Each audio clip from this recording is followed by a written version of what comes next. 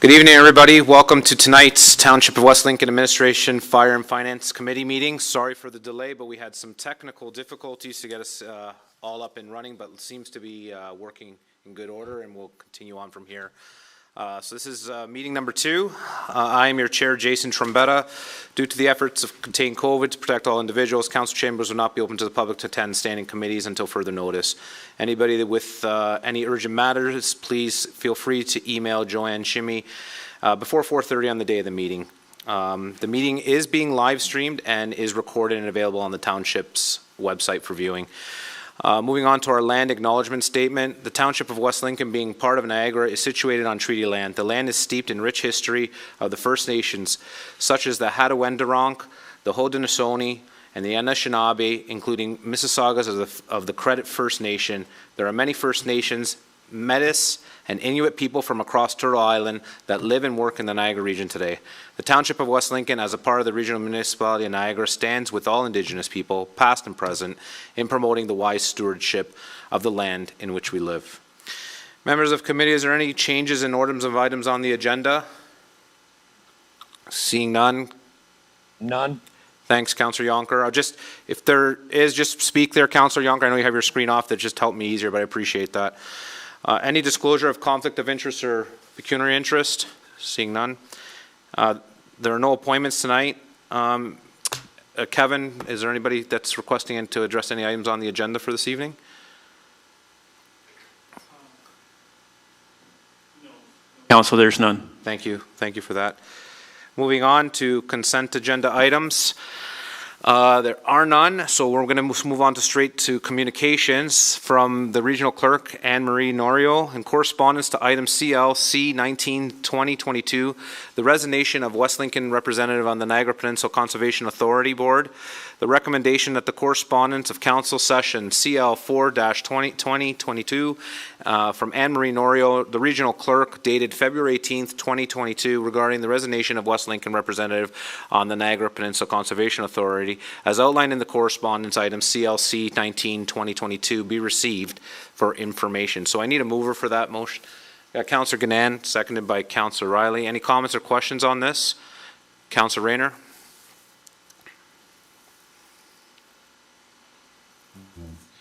Yes, why is this brought up? We already did this last week and we've already accepted the resignation.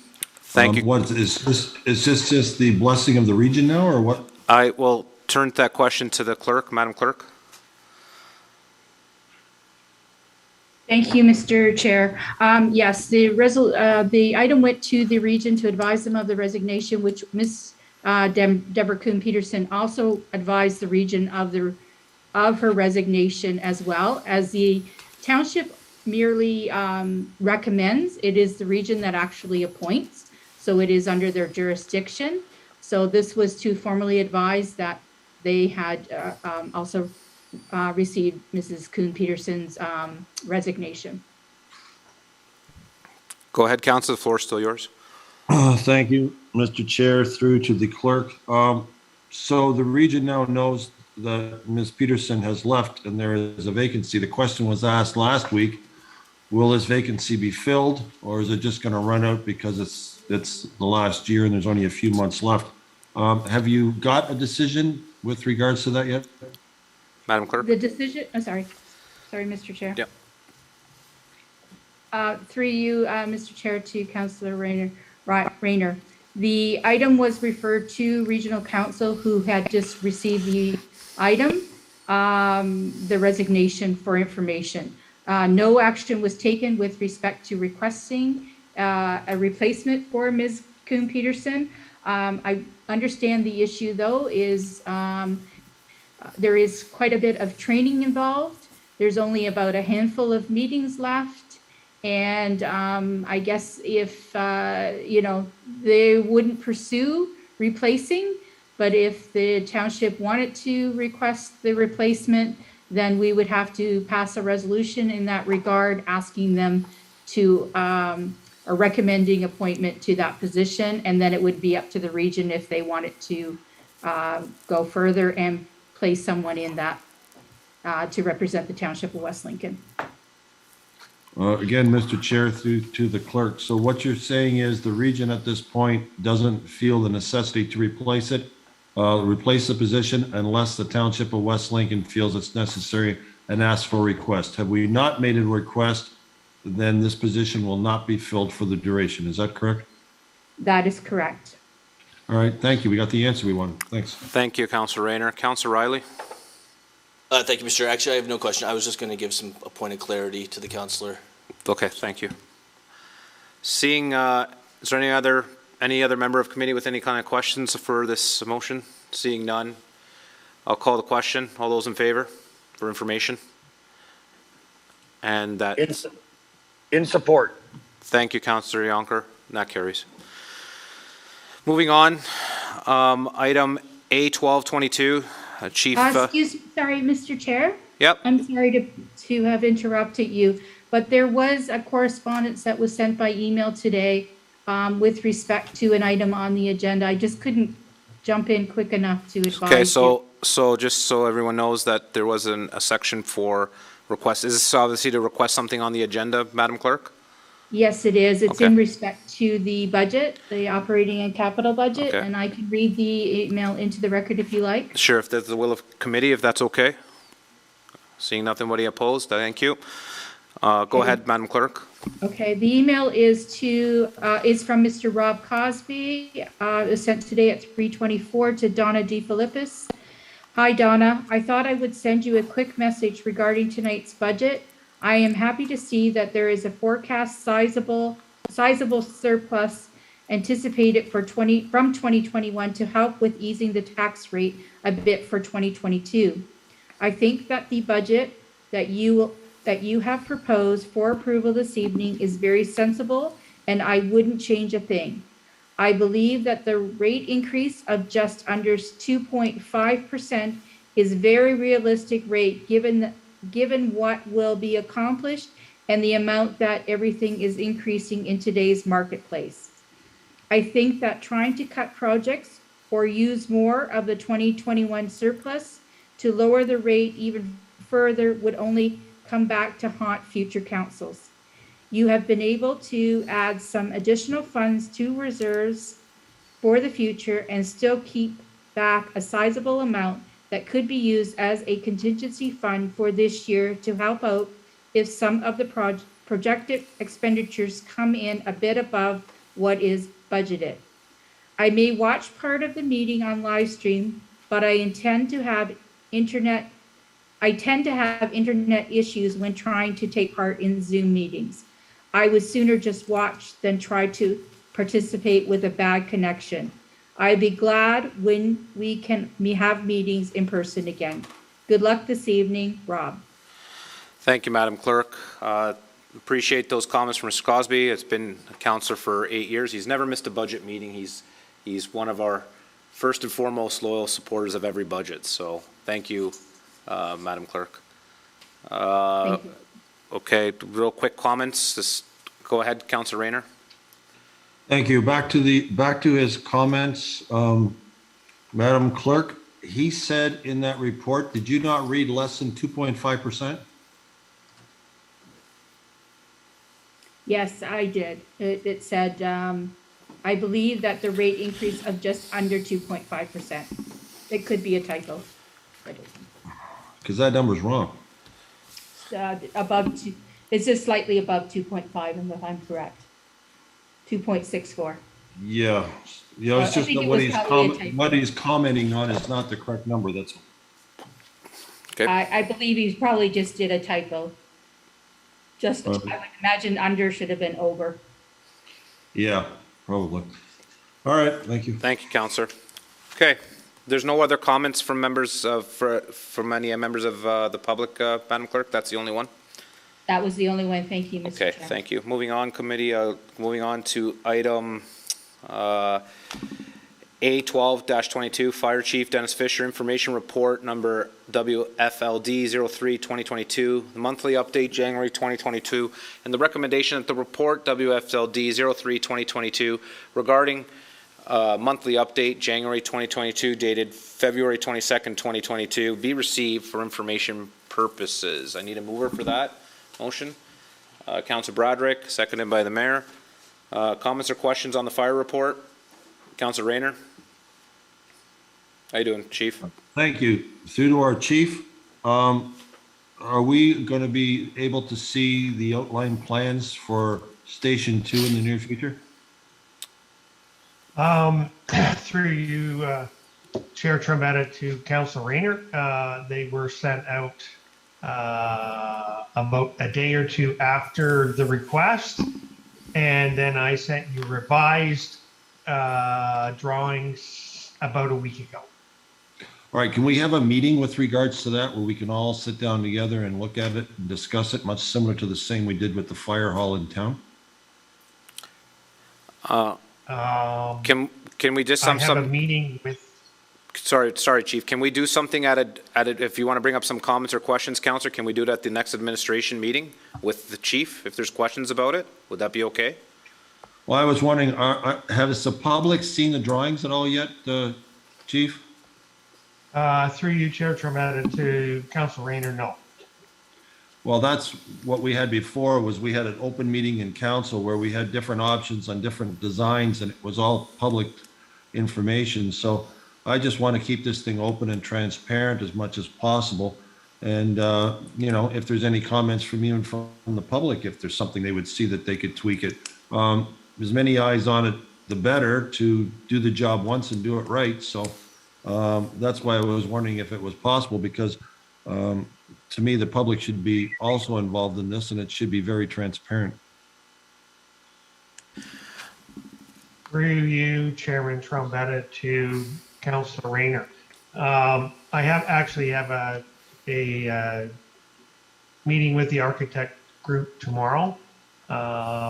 If it is the will of council, I can have Ramondo present at April's meeting, if that is the wish of council.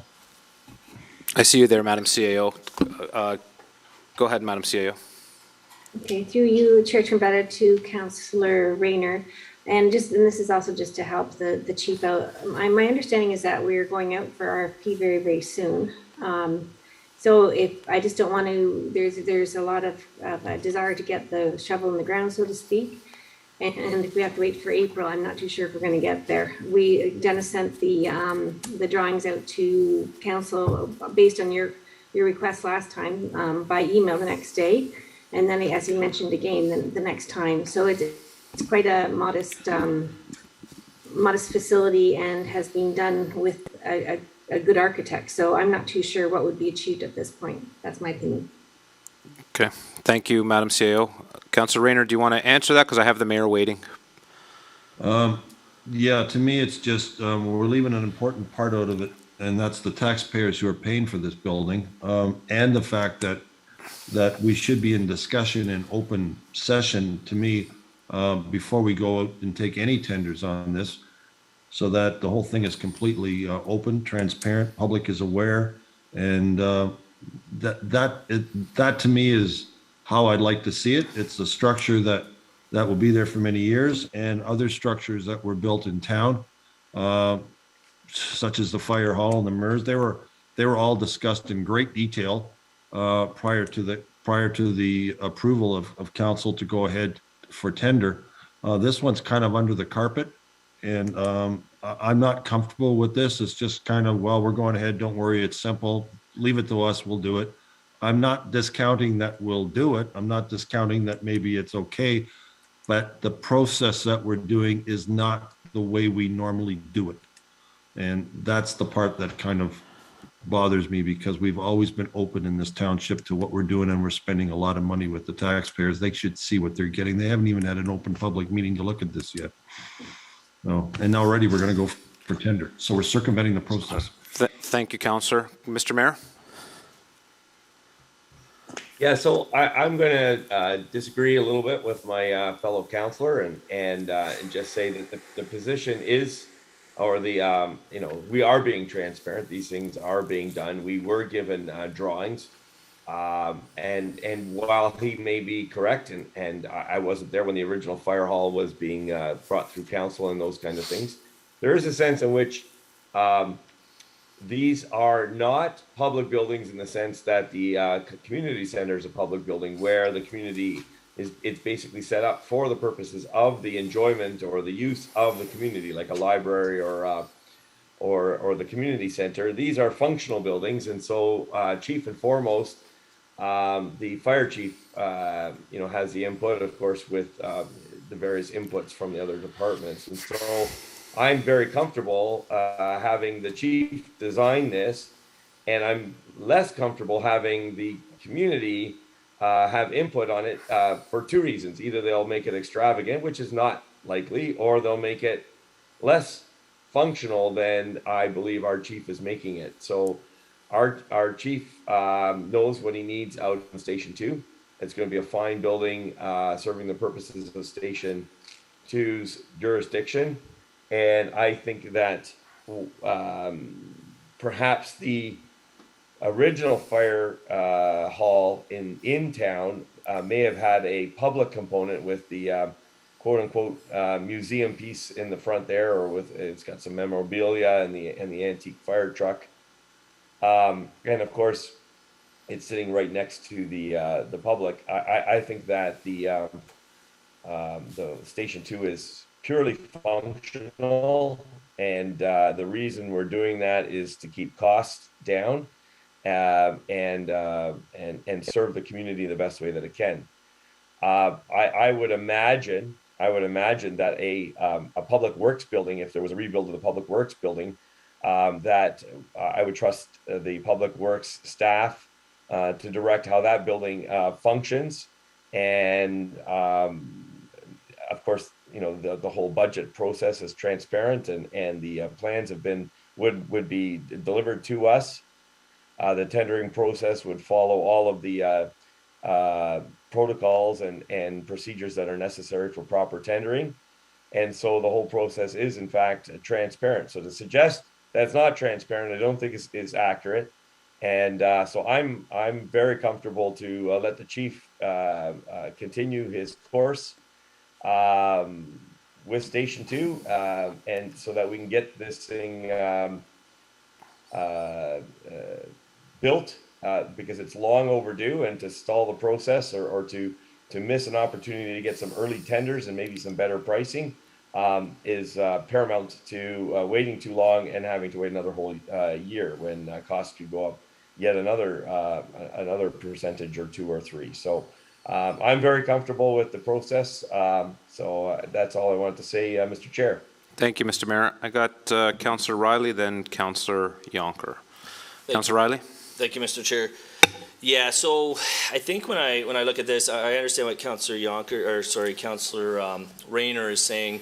I got a couple of questions. So one question is, I know we just did a renovation over the pandemic there, and I'm trying to go through the back of my mind. I don't believe we did any public consultation for that. Debbie, so if I can go through you, Mr. Chair, to our CAO.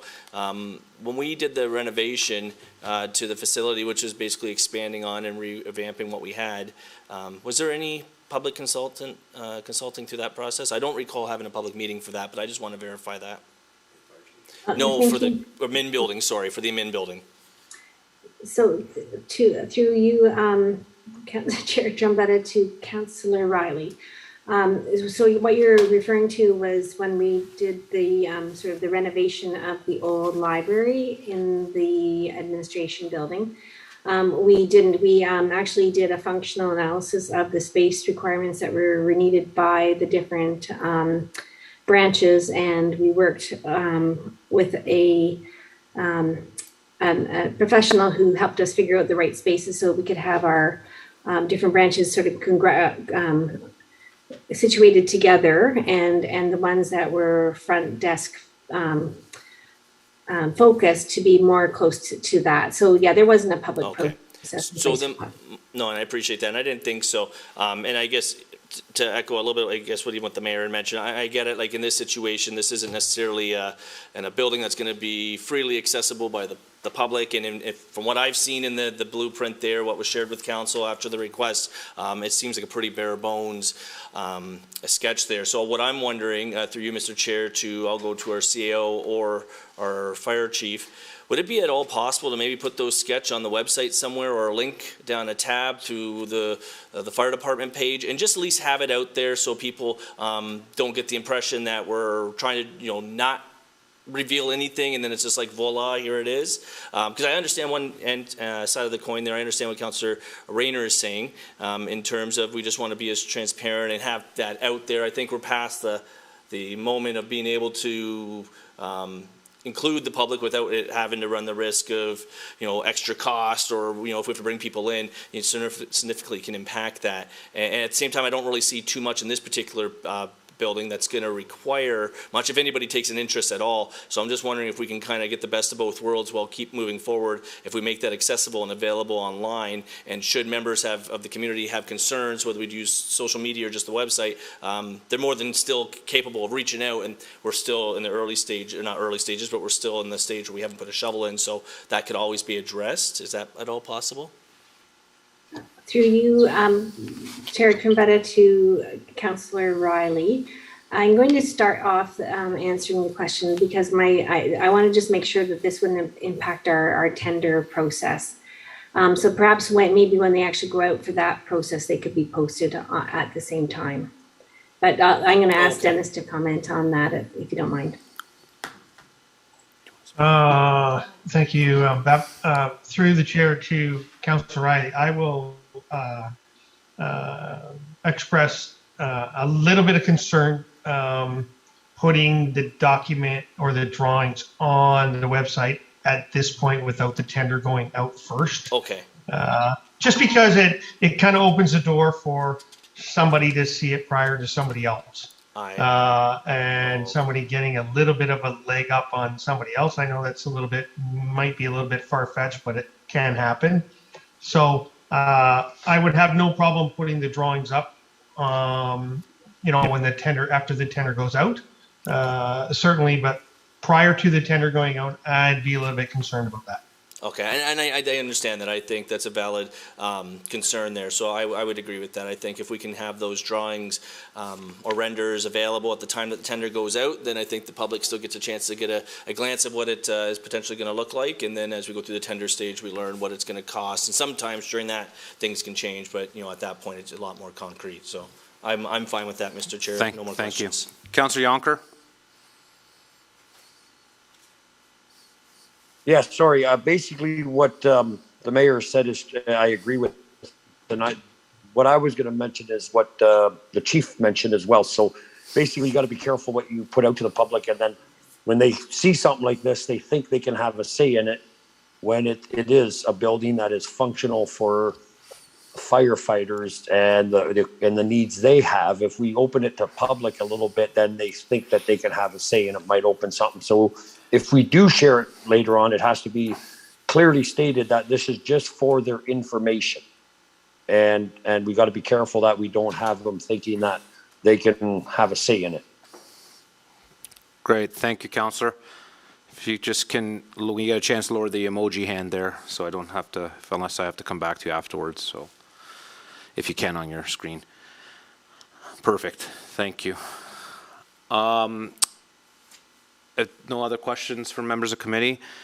I kind of agree with the chief. Once it goes to tender, obviously the process, you don't want to give another bidding, if it actually comes out earlier, some little leg up if it's released on the website, so I don't agree with that.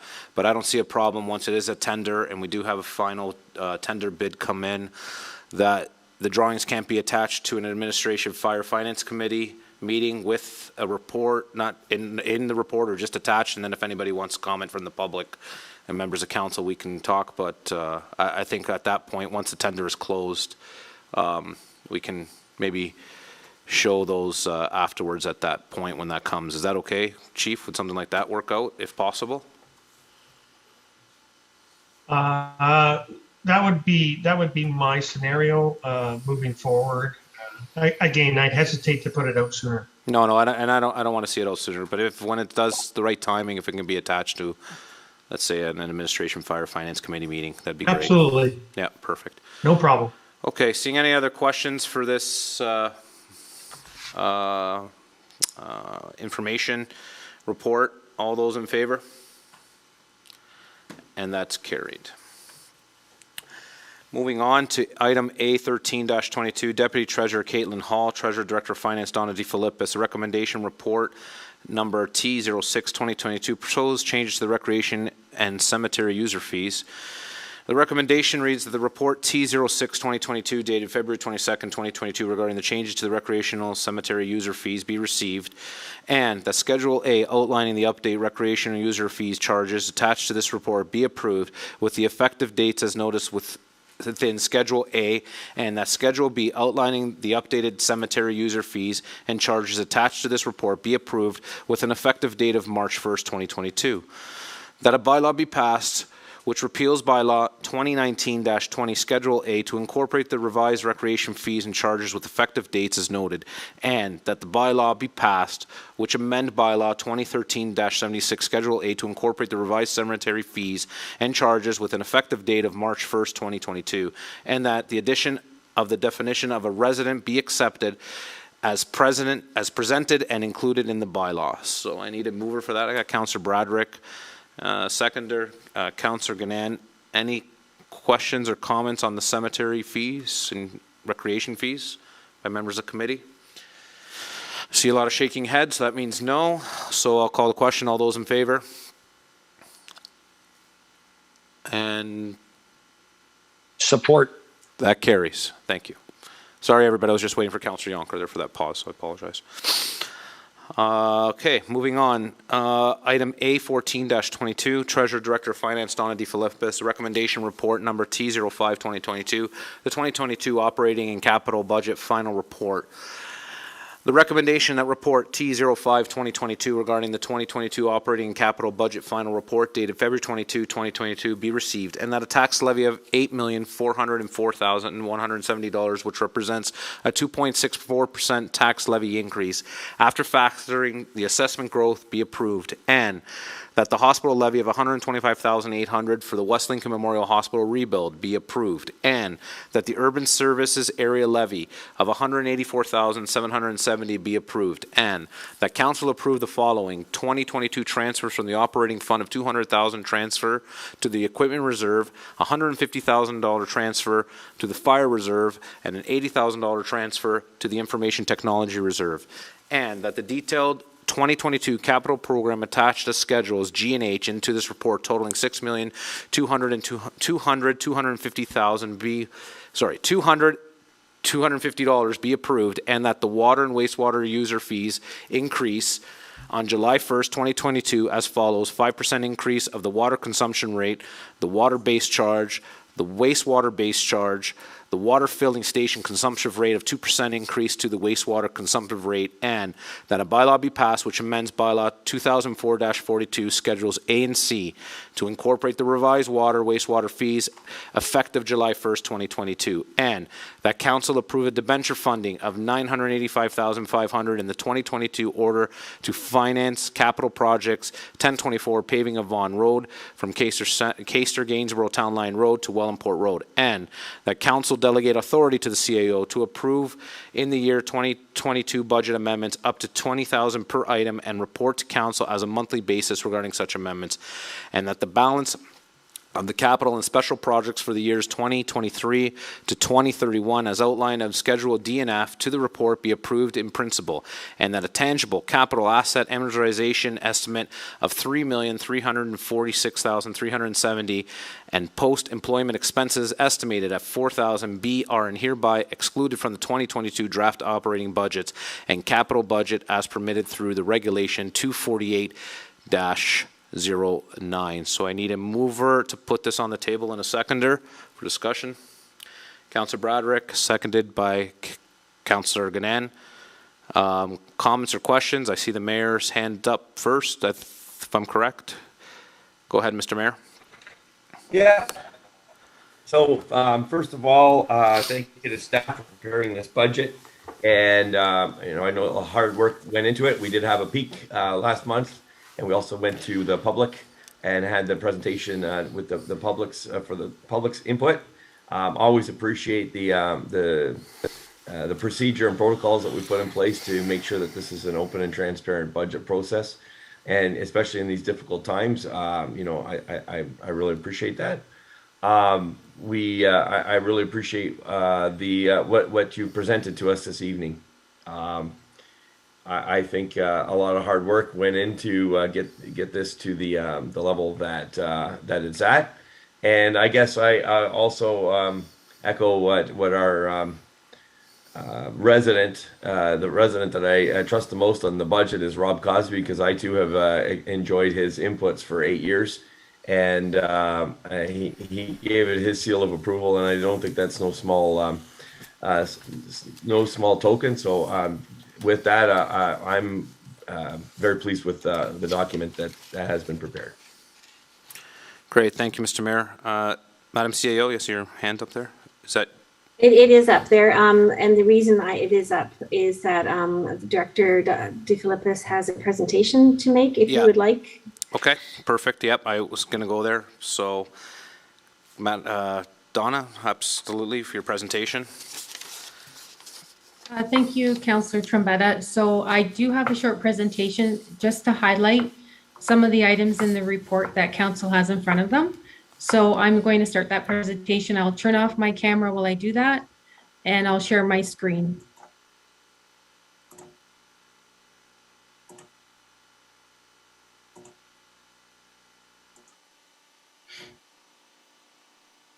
So can everyone see PowerPoint presentations? Good? Yep. Okay, thank you. Okay, so this presentation is short. It's just going to highlight some of the key items in the report that Council's seeing this evening. I just want to remind Council of some key things to always remember when you're looking at the budget. 1% increase to the tax levy is $80,500 this year. So if Council were to further reduce the levy by 1%, in terms of taxes paid, for the average homeowner, it would be a decrease of $13.96. On the other hand, if Council were to increase the levy by the 1%, it would be an increase of $13.96. Assessment growth is very important to the budget. In 2022, growth is 1.7%, or 137,000. This means that the first 137,000 increase in the tax levy does not result in an increase in taxes paid. And just one other reminder that in 2022 and 2023, there will be no changes to assessed values on homes. The valuation was supposed to take place in 2016. However, due to the pandemic, the province has deferred all that. So for most people, their assessed value, whatever it was in 2021, will continue in 2022 and 2023, unless they do some improvements to their properties. So the first chart that appears on this slide is what Council saw back in January. The first slide represents a levy of $8,512,170. As Council requested, we went back and had a second look at the budget in the hopes of reducing the levy. The second screen here represents a levy reduction of $108,000 for a new levy of $8,404,170. This represents a 2.64% levy increase after growth. The second chart you'll see, this actually represents the impact on taxes. The impact on the levy is a little bit different than the impact on taxes, as you can see from these percentages. In addition to looking at the base levy, staff had a look at the urban service area charge and were able to make further reductions to the streetlight budget. That allowed staff to lower the hydro budget by $3,600 and the payback to the contingency reserve by $4,470. This results in the urban service area charge being $5.62 lower in 2022 compared to 2021.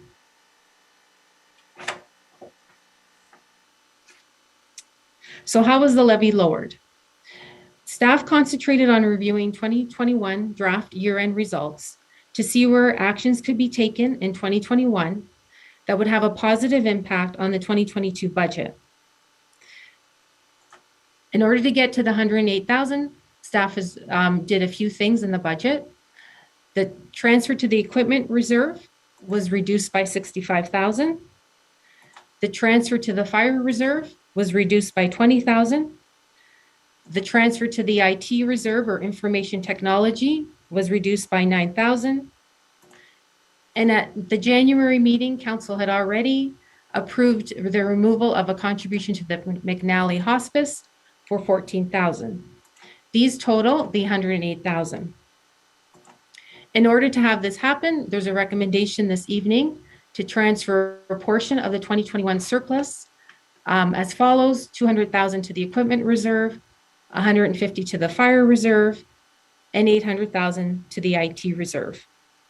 Now, these reductions have no impact on service levels. They're simply transfers to reserves, and that's how we were able to get the levy lowered. I wanted to share this slide for council so they can understand a little bit on how reserves are built, because I'm often asked, if we're transferring 150,000 into a reserve, why can't we reduce the contribution to the reserve by the same amount? And I think this chart highlights that nicely. So in both these cases here, the first one and the bottom one, the opening balance in the reserve has an extra 150,000 contribution made. For the lower numbers, this set of numbers, the contribution in 2022 was reduced by 150,000. The contribution in 2022 in this scenario was only reduced by 20,000. You can see what happens by reducing the reserve in 2022, the reserve transfer by 150. The reserve runs into trouble in 2025, so to speak. You can see it'll have a big negative balance. Whereas if the reserve contributions are kept steady, there's always a positive balance in the reserve and there's always funds. So you'll see that reserve transfers, we try to keep them steady, avoid big fluctuations, because we do not want things like this happening, because this would require a huge jump in the reserve in 2025. So I hope this helps explain this question I do get asked from time to time. Now, staff lowered the levy by 108,000, but this slide is some other items for consideration that council can consider if they would like the levy lowered more. And for each of these items, I'm just going to highlight the amount and what some things that council can consider if they were to reduce or remove these items from the budget. So included in the budget right now that council has it before them is an $80,000 transfer to the capital reserve. And that's to put as a placeholder the funds that'll be needed to pay off the debt that is required for capital project 1024, the paving of Vaughan Road. This project is for the hard topping of Vaughan Road from Caister-Gainsborough Town Line Road to Wellandport Road.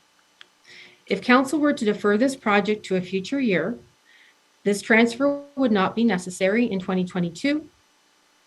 Consideration should be given that deferral of this project to a future year may mean that the current budget, 1.3 million, could require a larger budget in the future due to inflationary factors. However, if council were to vote and agree, you could reduce the budget by 80,000 if you were to remove this item from the budget. An item that was added to the budget and is included in the base was an addition of $25,000 towards road repair budget. This was an item that was a change order in 2021 and in 2022 has been included in the base. This is preventative maintenance on the paved road network. Repairing and maintaining roads in good condition ensures that roads last longer and saves the township funds in the long term, because it can avoid a huge replacement or rehab if it's properly maintained. However, if council does not want to include this service level enhancement in the levy, they could reduce it by $25,000. Also included in the budget is $18,880 to additional funds in the roads department for road assessments. In the past, road assessments were conducted maybe every 4 to 5 years and were treated as a capital project.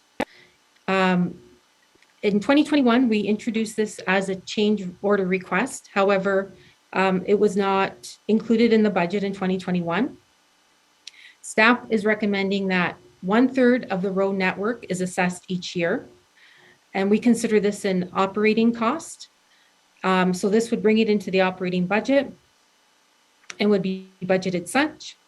If council were to defer this request and remove it from the budget, it would just mean that the township would be that much farther behind in having accurate condition information for one of their major assets.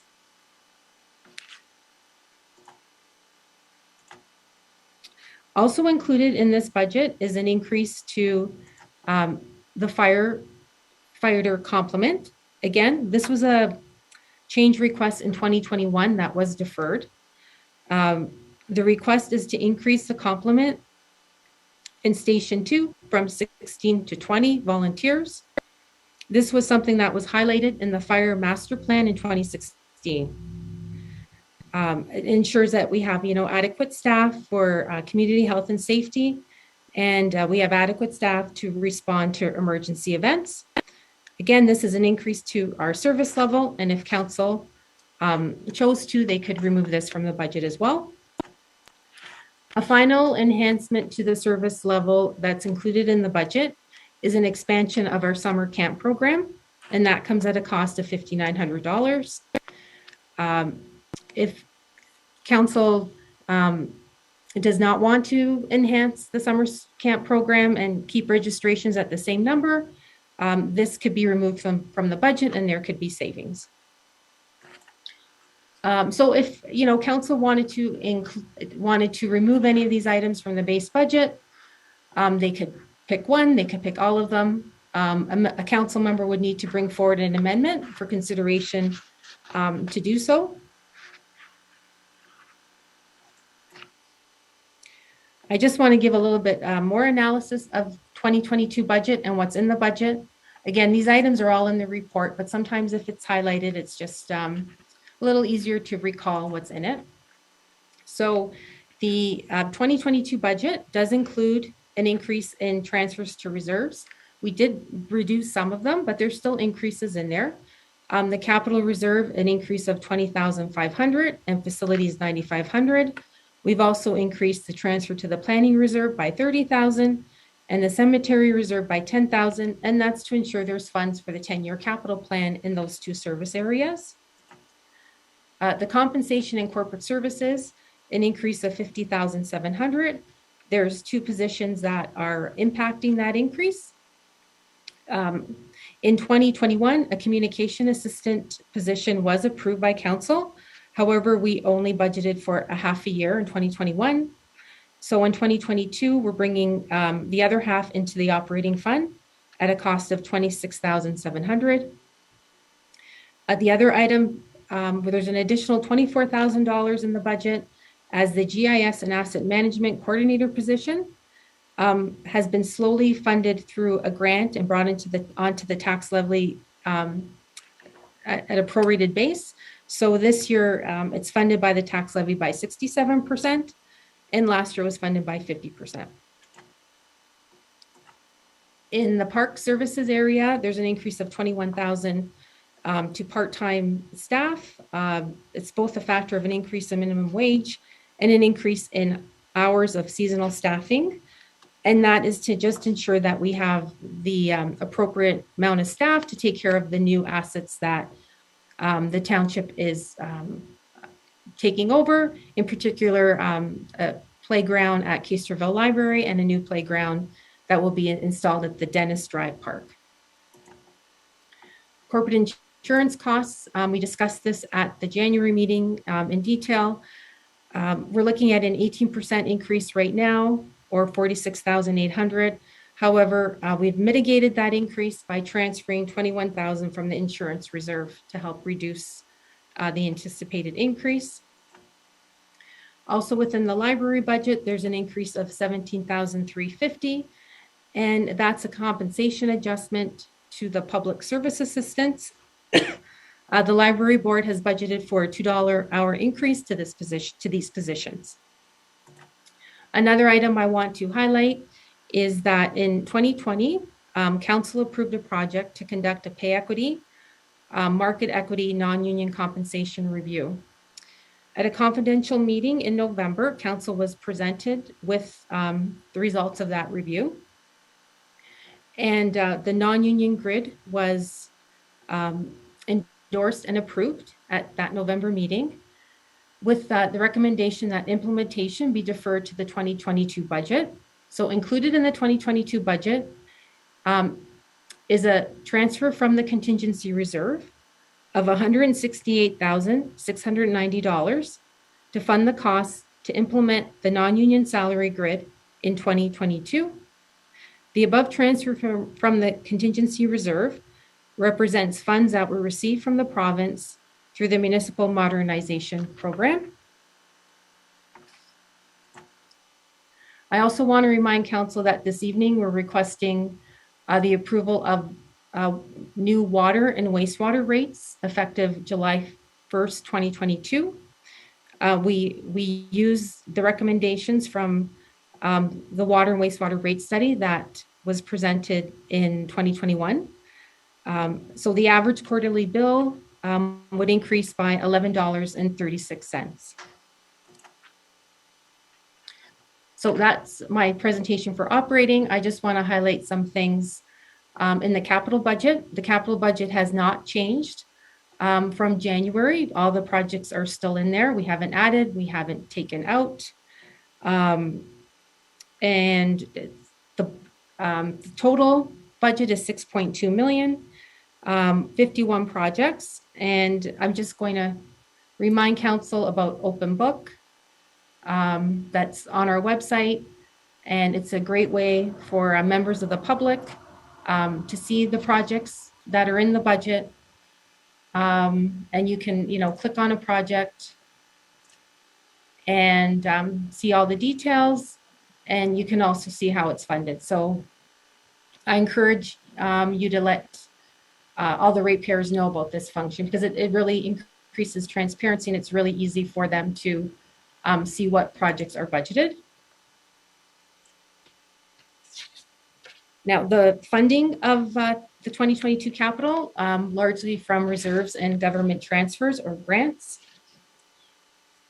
In terms of the 2022 capital by asset type, the majority is road infrastructure at 59% of the projects. Now, these slides look at all the 51 projects in 2022, and they're sorted by strategic plan theme. So under strong transportation connections, we have a rehab of Pearson Bridge at $1 million, the Vaughan Road hardtop that was previously discussed at 1.3 million.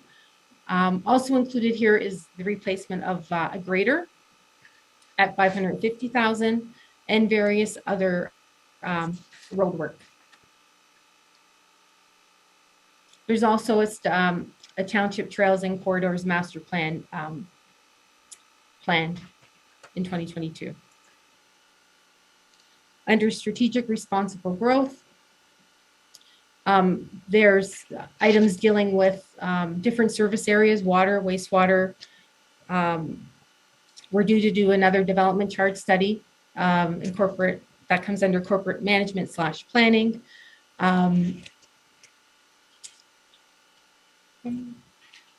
Under community health and safety, the largest item here is the additional funds we request for the replacement of Station 2.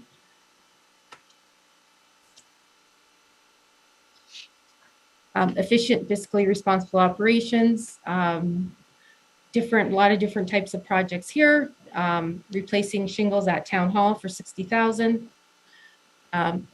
Environmental site assessment, that's the property that the township owns.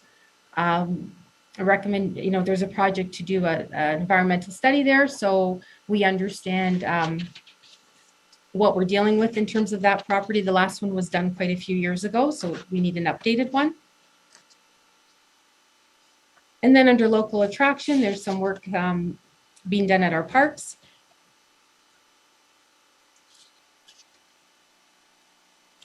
And then there's 2 studies under support for business and employment opportunities.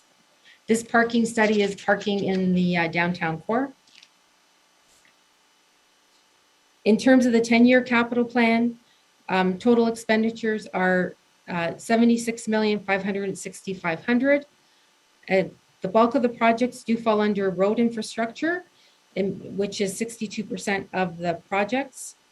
This 10-year capital plan also includes $5,575,000 of planned hard topping of gravel roads. This represents the planned financing of the 10-year capital plan.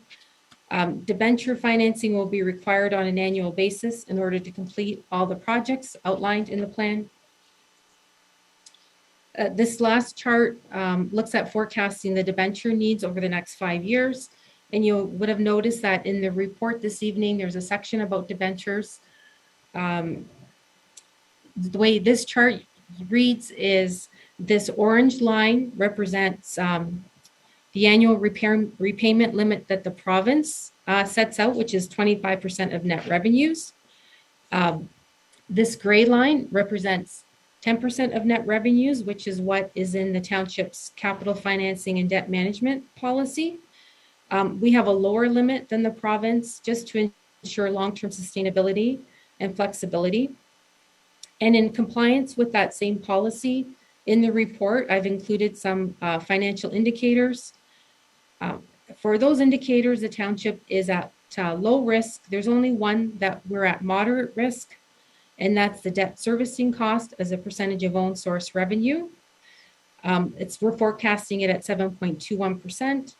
And 5% or lower is considered low risk.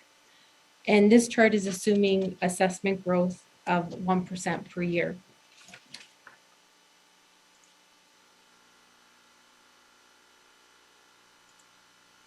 And that's the end of the formal presentation, Chairman Trombetta. Great, thank you. Director of Finance, Ms. DeFilippis, appreciate that presentation. I appreciate you coming back with some of the changes that were requested by council. I'm going to turn it over to members of committee. I got Councillor Riley and then I got Councillor Rayner to speak. Councillor Riley, go ahead. Thank you, Mr. Chair. Let me just bring it up here again. Yeah, I guess I want to start off as well as thanking our Director of Finance and all the staff that were a part of this. I know when we first got this, I think we were almost just pretty much at 4%, and I know when I made the suggestion of trying to get us between that 1.5 to 2%, there is several concerns expressed by staff, and yeah, even still, I'm happy to see that we're sitting in a lot better number than we originally started off. I do believe, I know we heard tonight from a resident who I have a great deal of respect and truly admire and certainly agree with him on more things than not. I am, however, I think we can just do a little bit better with this budget there, and what I mean by that is I think it's important for me to say as well, one of the things, I said it last year and I said this year at the preliminary draft budget, a lot of people are really, Mr. Chair, a lot of people are very are still struggling. Some people are still getting back to work. Some people have got back to work and they're playing catch up.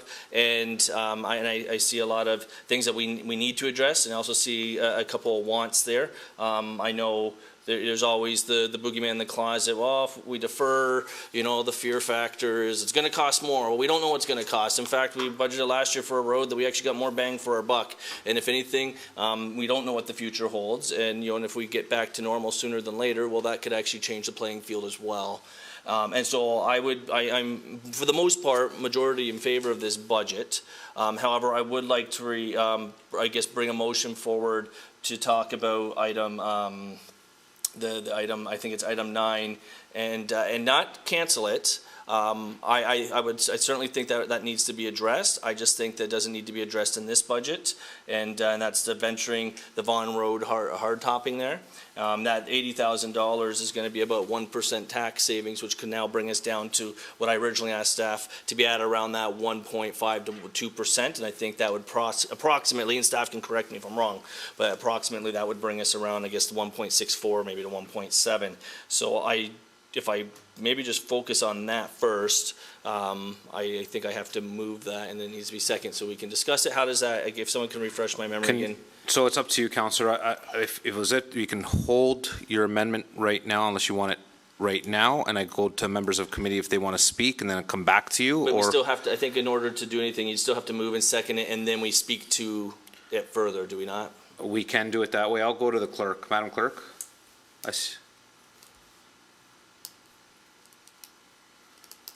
Thank you, Mr. Chair. Yes, if we can put a motion on the table to do an amendment to remove number 9, if that is the wish of committee, and we would have a mover and a seconder on that. Discussions can continue, and we would have to vote on the amendment first prior to The whole budget. prior to the original motion. Additionally, the motion will have to also include an amendment to number 2, which is the total tax levy amount and the percentage of the increase. Yes. Okay. That's when we come back around. So I think sorry, Mr. Chair, I think to be efficient, instead of just talking about it and then bringing it back and then talking about it again. Correct. I think I'll just put the motion forward, see if I can get a seconder, and then we can discuss where things go from there. So Councillor Riley has moved forward a motion to, just tell me to defer 9 till when, To Councillor? 2023 budget considerations. To the 2023 budget considerations. He has that amendment on the floor. He needs a seconder for that. Do I have a seconder? I got Councillor Rayner seconding that motion. So I'll turn it back to members of committee for comments on that amendment. Excuse me, sorry, Mr. Chair. We need to vote it? Sorry. No. Sorry to interrupt, Mr. Chair. We would also need the motion to amend number 2, which I think if you give Donna an opportunity, she could provide what that amount would be. Go And ahead. I would need that amount as well as part of the Sure. recommendation. Go ahead, Director of Finance. Through you, Chairman, to the clerk, we would also have to amend recommendation number 6. Because there would be a change in the 2022 capital program. Yes. Okay. Thank you, Donna. So, okay, so I need, so I'll need section 6 as well, and what that amount will be then as well. Okay. Do you want those numbers now or later? Sorry. Well, I think we could probably, why don't we let the conversation take place? My idea would be like to, and I see you, Mr. Mayor, you're not forgotten there, just, I see your hand. I see everybody's going to speak to this. Just let me open up the floor for discussion, and then we can get to everybody that's going to talk to this item there. So yeah, I think we'll wait for the adjustments, because we don't know if this is yet going to go through. Right now, we have it seconded by Councillor Rayner. So I'll turn it back to, obviously, members of committee for questions or comments. So we have it moved and seconded by Councillor Rayner, and I saw the mayor's hand. Go ahead, Mr. Mayor. Yeah, so I was going to recommend that we're going to have a bit of a work session here. I think it's going to shape up that way. So I was just going to say, hey, we can move through these very, very quickly. People have an opinion one way or the other on these things, but just to save Donna, she'll working this all out in details. Maybe she can just kind of record this on what's successful at the end, and then we can get the final document when we kind of get to the end. So I think you were alluding to that, Mr. Chair, and I think that's wise because it's just going to make this little process go a little bit quicker. And then to the actual, so that was with respect to procedure, and then to the actual motion itself. I just have a question. Deferring the repayment of that is not deferring the project. Am I to understand that correct? Through your chair, thank you, probably to Public Works or I think it's one to Donna. Go ahead. So you want it to Public Works, Mr. Mayor, or you want it to Mr. Director of Finance? I think Director of Finance, sorry. Whoever can answer it. Go ahead, Donna. Through you, Chairman Trombetta, to Mayor Bilsma. Debenture funding should be approved in the year the project's approved. That's best practices. You don't want to approve a project and not approve the financing. So if this project is to be a go in 2022, then the debenture financing has to be approved and we need to fund it all in the same year. Okay, thank you for that. And Mr. Chair, then I'm glad I asked that question because it seemed it seemed like a little like splitting hairs, but to me, we are deferring then the project. I would be opposed to that. So I have no further. I have the clarity that I need to vote the way that I would like. Thank you. Thank you, Mr. Mayor. Any other members of Councillor Yonker? And then I got Councillor Bradrick. Yeah, I would definitely not be supporting deferring this one more year. The residents out here in Ward 2 have waited a very long time for some road improvements. And Vaughan Road has been the road that the windmills companies used, and that those residents there have been waiting a long, I repeat, a long time for this road to get done. And I'm really excited to see that being done now. And I think we're going to be punishing a ward and residents there that have had dealt with a lot of frustration since the windmills have gone up. And I'm begging everybody at council not to support this and that we carry it through this year. Thank you. Thank you, Councillor Yonker. Councillor Broderick. Thank you, Chair. I'd just like to echo Councillor Jonker's comments. I think that part of our strategic plan certainly highlighted strong transportation connections. And, you know, you just have to look in these past 2 weeks and the effects on the gravel roads and what the weather has caused havoc on them. And we need to provide those residents in Ward 2 with finally some better quality roads and making our way towards dwindling down the amount of gravel roads that we have in our ward. Thank you. Councillor Riley. Thank you, Mr. Chair. Yeah, and so I hear that, and I understand that. I do also want to put. I still want to put out the reality of what this impact actually has on our community, and I think. You know, again, I hear from the residents, they're asking for us to look for things that are absolutely necessary. You know, obviously this ward definitely needs this, and I don't think anybody would take that away from this ward. They've certainly been put through a lot. I don't think majority of the people in this ward are going to be upset as long as our commitment is still to do this. If they have to wait one more year, I think if anything, everyone's going to be grateful for the little bit of cost savings we can do there. Mr. Mayor, you can shake your head all you want. You know, I have every right to express my opinion here. But what I do want to say is that I think you know, as we move forward with what we're going to do in the budget here, you know, we certainly can't just expect, you know, I guess what I'm trying to say is we can't expect the community just because it seems convenient now to constantly be shouldering all these costs.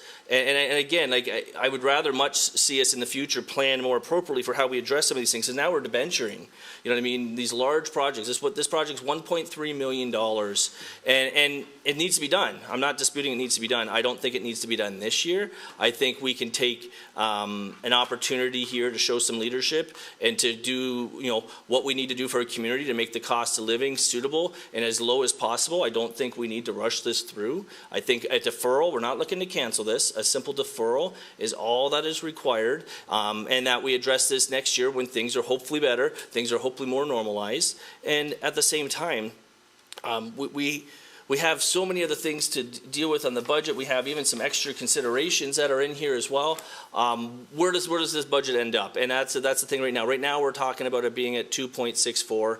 You know, if this were to be out, we're losing approximately 1%. If something else gets added in, we're going back up maybe a little bit over that. I think right now in this current climate, we need to do what is absolutely necessary to ensure that we're protecting the residents of all of West Lincoln and ensuring that we're able to get this tax base as low as possible. And I just think personally, I just think it's the right thing to do right now. And I hear the councillors from Ward 2, and I hear the mayor's concerns, and by all means, in no way am I discrediting the importance of this road and what it's going to mean to them. I just think at the same time, we have residents that want roads done everywhere, and we certainly can't meet that. At the same time, when we look at what the budget's presented, the budget's never presented to us in the climate of a pandemic. It's based on normal terms, and when we're back to business as usual, and we're not back to business as usual, no matter how much and how desperate people want to be, we're not operating that way, yet we still tax people as if it is business as usual. So again, I'll just leave it there, I guess. Mr. Chair, I do want to go forward with taking a vote. I'll ask for a recorded vote when the time comes, because I think there's an opportunity here to defer one project that can actually, help bring down the tax levy to a more suitable number that is going to be a happy medium for all the residents of West Lincoln. No matter how we do it, if we charge 1%, there'll be some residents who are upset. I think 2.5 or 3 is pushing it. So, as you know, those are my comments. Okay. I see Councillor Rayner turn his camera on. Councillor Rayner? Your mic's off, Councillor. There you go. Yes, I follow Councillor Riley on this. The timing of this is not right. I certainly want to get it done. I'm a guy who wants to get roads done, but this year has been a tough year. It's just everything's a mess out there. The government's frozen the assessment for properties and everything because they know everybody's in a pinch. And Ford's giving away money like crazy right now because he wants to get reelected. So your license plates don't cost you anything. So he's trying to do everything he can to help us have some money to do the things because inflation is going crazy. Gas prices, food prices. It's just delay it 1 year. Let's this thing rest and see where we sit next year, whether we're back or somebody else is back or if Ford dismantles all the region and makes a complete mess. I have no idea. But I think of deferring it 1 year is certainly not going to hurt, but it's going to help the people this year. And I think that's where we should be concentrating is right now because we have so much uncertainty. Thank you. Thank you, Councillor. Councillor Yonker? Yeah, I would really caution against deferring this because at the end of the day, like the wise fellow that's always out his comments there, Mr. You defer something, you're going to pay for it later. Our planning and our public works guys are suggesting we do for a very good reason. And if we don't do it, it's going to get more expensive to maintain it, and it's not going to get cheaper next year. And I would rather see we council get rid of the we stream, which has become as expensive and redundant, instead of stop getting roads repaired. So I really encourage council to really be careful here and let's get this work done. Thank you, Councillor Yonker. I don't see Councillor Ganan. Councillor Ganan? I do see her now. You want to put me on the spot? No, just well, I have not entered into this discussion because I actually have an item of that I think is very important that I want to add to this budget.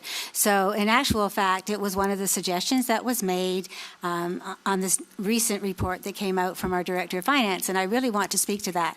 And I didn't want to muddy the waters in terms of what was going on with the discussion about the road. I certainly think that we need to commit to doing this road, but I do not personally see a problem with deferring it to the 2023 budget. We've had to do that in the past, defer some big projects. So moving forward, if it comes to a vote, I would support it that way, reluctantly. However, I see that there are some other things of importance that we actually need to consider before we're looking at exactly where we're going to end up. So thank you, Mr. Chair. great. Thank you, Councillor Ganan. Seeing no questions, I got a few of my own. Director DePaula, are you there? Yes. Hi, Director. How are you? Curious, Director DePaula, the AC adjustment has obviously increased with the price of oil. Am I incorrect? You're on mute, Director. Sorry. Yeah, that's correct. As oil increases, the price of asphaltic cement in the asphalt mix will go up. So right now we're probably in the midst of paying the highest price for AC content in asphalt that we've probably ever had in the years that we've done, obviously, roads and so on and so forth, correct? I haven't really checked the The index? price of the AC index recently. I'm not sure when it was last put out, probably in the fall. So it's hard to say, but yeah, if oil prices go up, I'm sure AC prices will go up as well. Okay. And that's only one thing that's concerning me right now is that we're paying, and I understand the urgency for certain roads, I get that, but we're paying at a premium right now is the problem. And I know people don't think it, I understand it's got to get done and so on and so forth, but right now, and we're all around us, we all know we're paying double or triple of what we actually should be paying for certain things. And that includes construction. I know construction bidding is not as competitive as it was. I know that cost of aggregates have gone extremely up. I know trucking costs have gone completely up. And I also know that the price of oil, which includes in this AC index, has gone completely up. So are we getting a good price for a road this year where we could probably paying more because we are doing it this year and not holding off on it because of the continuous costs that are rising, that we are just like anything that we're doing, and fuel costs and everything else. I think we do. I see you there, Councillor Yonker. I'll go back to you. I'm just giving you my honest opinion here. I think, you know, due to the price of fuel and the price of oil, which is driving these things. Now there is supposed to be. Now you can say, well, maybe it's never going to go down. I get that. I'm not disputing that. But there is something once we start getting motoring that, you know, which looks like things are in the rearview mirror for a bunch of things that, you know, we might be getting some normalcy back. But obviously there's some heavy costs that have been endured for many people in this community. And we just have to obviously see where we can maybe save some sort of money. So I'll go to you, Councillor Yonker. Yeah, I think if we're going to start playing the game of trying to figure out what cost notes is going to be next year, I think we got to be careful with that mentality, because I've never seen it in my 49 years where the cost of living or the cost of material on a job has gone down. And on that, just because of that comment, I understand what you're saying, Mr. Chair, but I actually think quite the opposite. If we can get it done this year, it's going to save us money, because next year it's not going to go cheaper, it's going to go up. Cost of living goes up, cost of labor goes up, cost of equipment goes up, everything goes up every year. Okay. So I disagree with you there, and I really think we need to just move forward, and I'd like to see us just have a vote, and unless Councillor Broderick wants to add, but I seen her hand go up. But I think trying to play futures is a game that you can never guess. And when it comes to costs, every year things go up. Okay, thank you. I just got Councillor Broderick, and then I got Councillor Rayner. Thank you, Chair. A question through you to the Director of Finance. In respect to a debenture, just for my information purposes and also to help us manage this conversation, the interest rate that we are going to be paying on that, if we are to defer this project on to 2023, then the interest rate is not, it's subject to change. It wouldn't be locked in. Is it locked in currently? How far along are we in that negotiation? Through you, Chairman Trombetta, to Councillor Broderick. So when it comes to issuing a debenture or debt, I mean, a municipality has to wait till the project's complete. So if I use 2021 as an example, for the paving of, I think it was concession 5, we issued the debenture in December because Infrastructure Ontario wants the project completed. So the interest rate I'm using right now in the budget, come November, December this year, it may change. And obviously I would come back to council to let them know. Again, in 2023, I don't know what the rates would be. But, you know, they are projecting higher rates effect in March. Everyone keeps talking about it. But anytime council approves a debenture, we really don't issue it until the project's complete. So even the rate that's available today might not be the rate that's available later on this year. So we're not locked into anything. Oh, thank you. That clarifies a lot. I think, we all need a crystal ball in order to predict what interest rates are going to look like in, another month or even another 6 months or even a year from now. Listening to all economic reports certainly looks like, they're going to be on the rise. They're historically low. And as the economy starts to wake up and goes forward after this pandemic is behind us, it just brings more questions about really delaying this if it's a good strategy to save dollars, as the interest rates may climb up as the year progresses and into 2023, that may have a negative effect on delaying the project as well. So that's just another point of context. Thank you, Councilor Browder. Councilor Rayner. Thank you. Councilor Yonker mentioned in his 40 some odd years, he's never seen prices go down. Once they go up, they keep climbing. A year ago, a 2x4 was $11. It went from $4 to $11. It's not $11 now, it's back down. So things do go up. The price of lumber went through the ceiling last spring. The price of lumber has come down considerably from what it was last spring. Last spring, a 3/4 sheet of plywood was $100. It's not $100 right now. It's less than $100. It's affected by the economy. It's affected by the good old economics 101, supply and demand. When the United States has a major hurricane like what wiped out New Orleans and flooded it and broke the dikes, price of lumber went crazy because everybody had to rebuild. Price went up.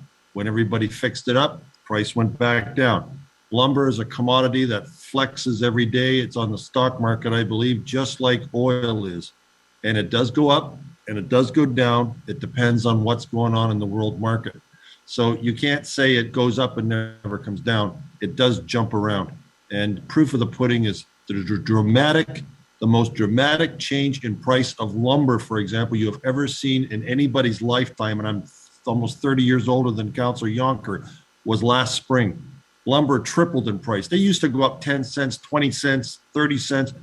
They went up $5, $8, and then they came down. There was no more dramatic example than there was last year. Great, thank you, Councilor Rayner. I got Councilor Riley, then I got Councilor Yonker. Go ahead, Councilor Riley. Well, I was just going to call the question at this point because everyone's had a chance to talk to it multiple times, including Councilor Yonker. So,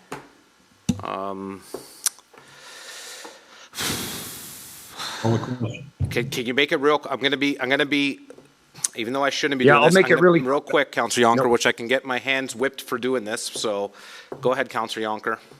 Cost of living. I was talking cost of living. Commodities go up and down, but your cost of living and your overall cost of things have always gone up in average. That's what I meant by what I said earlier. Not lumber or whatever, but Thank you. I agree. Call it to order. Thank you, Councilor Yonker. Okay, do you want, Madam Clerk, do you want the vote first before we get Jonna to do the adjustment, or just go through with the vote first? Yes, Mr. Chair, I would suggest that we put the First Amendment that was put forward by Councillor Riley, seconded by Councillor Rayner. And I'm not sure, I can read the recommendation. I just want to make sure with Donna that I'm correct. That recommendation number 9 of report RFD T05 2022, 2022 operating capital budget final report, being the debenture funding of $985,500 in the 2022 to finance capital project 1024 be removed from the recommendation, and that further discussion with respect to the paving of Vaughan Road from Caister, Gainsborough, Town Line Road to Wellandport Road be referred to the 2023 budget deliberations with the possibility of including this project as part of the 2023 capital budget. Does that sound okay, Donna? Councilor Riley? Thank you. Oh, sorry. And yeah, if the mover and seconder are good with that. that's good with me. Okay. Just, if you just give me a second. Did you want a recorded vote, Councillor Riley, on that Yes, I one? did call for a recorded vote there. Okay, thank you. Just give me a second and I'll just preparing that, okay?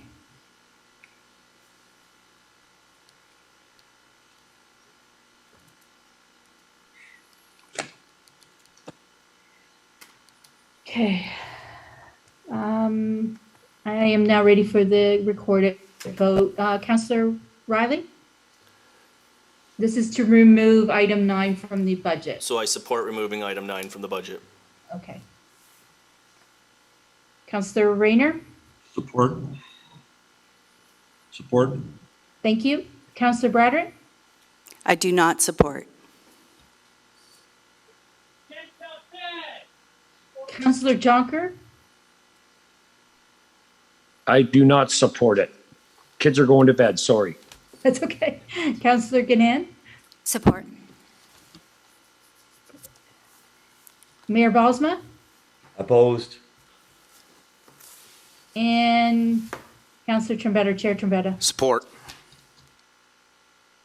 Okay, so we have 4-3, it is carried.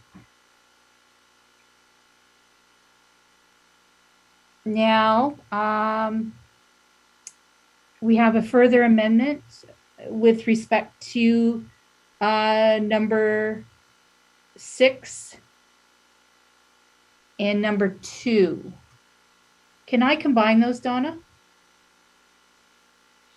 I'm just wondering, through you, Chairman, to the clerk, can we wait on those in case there's more items that council brings up? Yes. Okay. Okay. Thank you, Mr. Chair. That's what I was going to suggest Okay. as well. Thank you, Madam Perfect. Director. Okay, so that was taken care of. Now you have that on the record, Madam Clerk. Councillor Riley, you started this conversation. Yes. I don't know if there's anything further, or can I move to other members of the committee? Well, that's consumed a lot. I might come up. You can move to other members. I might come back to something, but right now I'm content with that. Okay, so I'll turn to any other members of committee. I got Councillor Gannon, and then I got Councillor Rayner. Councillor Gannon. Okay, thank you, Mr. Chair. I'm very sorry. So first of all, I'd like to also start by thanking our Director of Finance and her staff for putting this extremely detailed budget report together. It's very clearly outlined, very well detailed.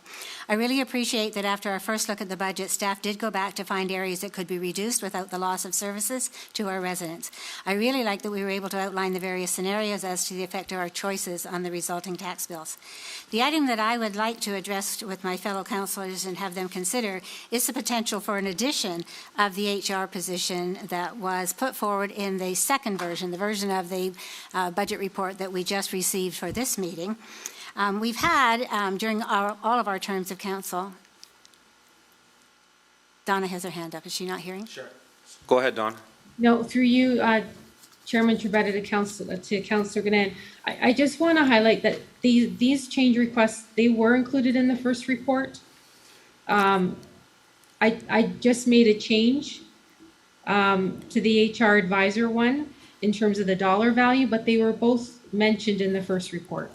Okay, I'm sorry, thank you. But I just really want to speak to that, so I didn't go back that far. I know that there was no discussion about it, I should say that, in the first go-around, so thank you. So during our time of council, all of us, we have had a change in many positions. We've had a new CAO, a new clerk, we've changed the deputy clerk a couple of times, we've hired a chief building official, we've had a public works recreation director hired, a drainage superintendent, an interim library CEO, and that was just sort of came to the top of my mind. But all of those positions required HR support, and we don't have an HR person at all. So that put additional work on the shoulders of our clerk and of our CAO.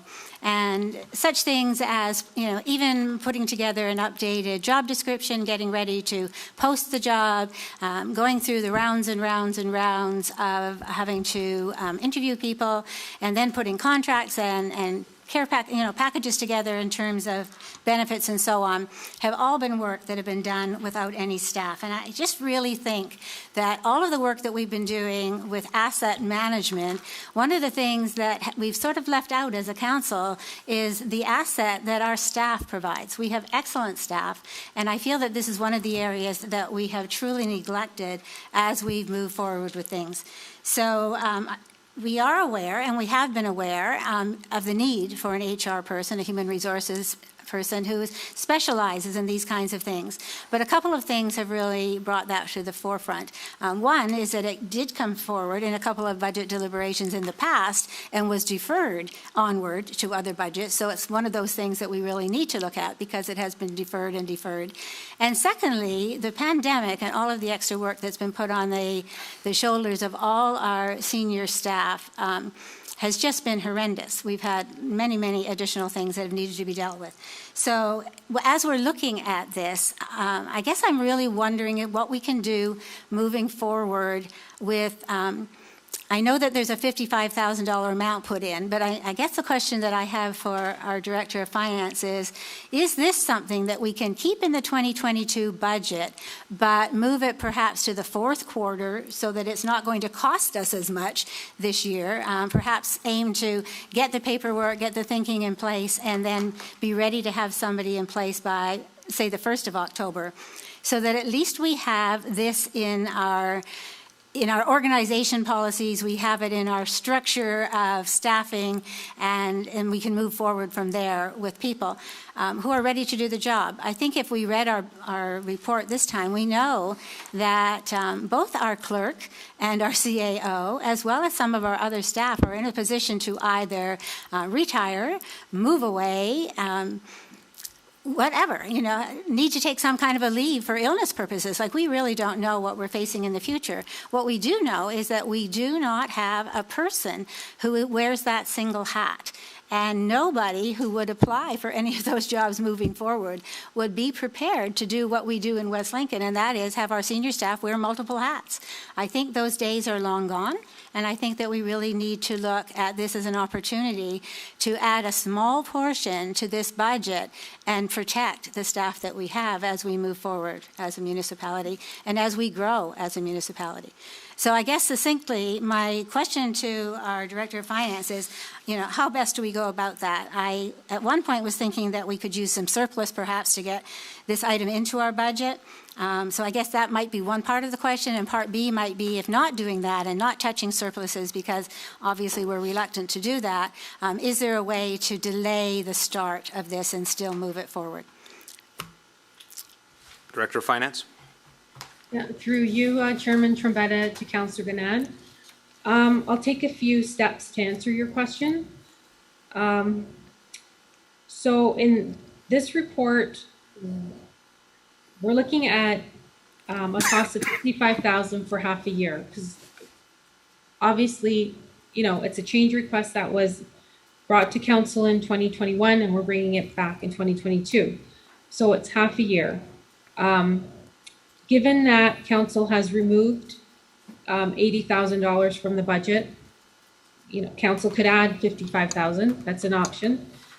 The other option about October, so instead of starting halfway through the year to have the position start the last quarter, then I would budget $27,500 in that case, with the remainder of the position coming onto the 2023 budget. So that is an option, or council could approve it for the whole year at 110, given that the levy is still lower than what they saw in January. So there's really three different ways you can look at it. Thank you, Director. I would be really interested to see what other members of council even think about this. So, thank you. Not sure if I had Councillor Rayner next after Councillor Ganand. Did you have your hand up, Mike? Not, I can't. Okay, go ahead. Thank you, Mr. Chair. 110,000. We're trying. I guess there's a number of things. That's an addition to staff again. 110,000 is a lot of money That's over 1%, based on 80,500 equals 1%. So we're adding probably 1.25% to the tax base. I know it's more work for staff, but by the same token, I don't know, I'm gonna be blunt. Staff are well paid, and if they have to do it, then that's part of the job. The perception out in the marketplace and the perception that people have here in the country is they're not getting a bang for the buck in the town right now because half the people are never there, and they have difficulty sometimes communicating, difficulty with phones. There's not a good feeling that we're getting a bang for our buck right now. The perception is that there's no control. There's no monitoring. How do we know we're getting the job done when half the people aren't there?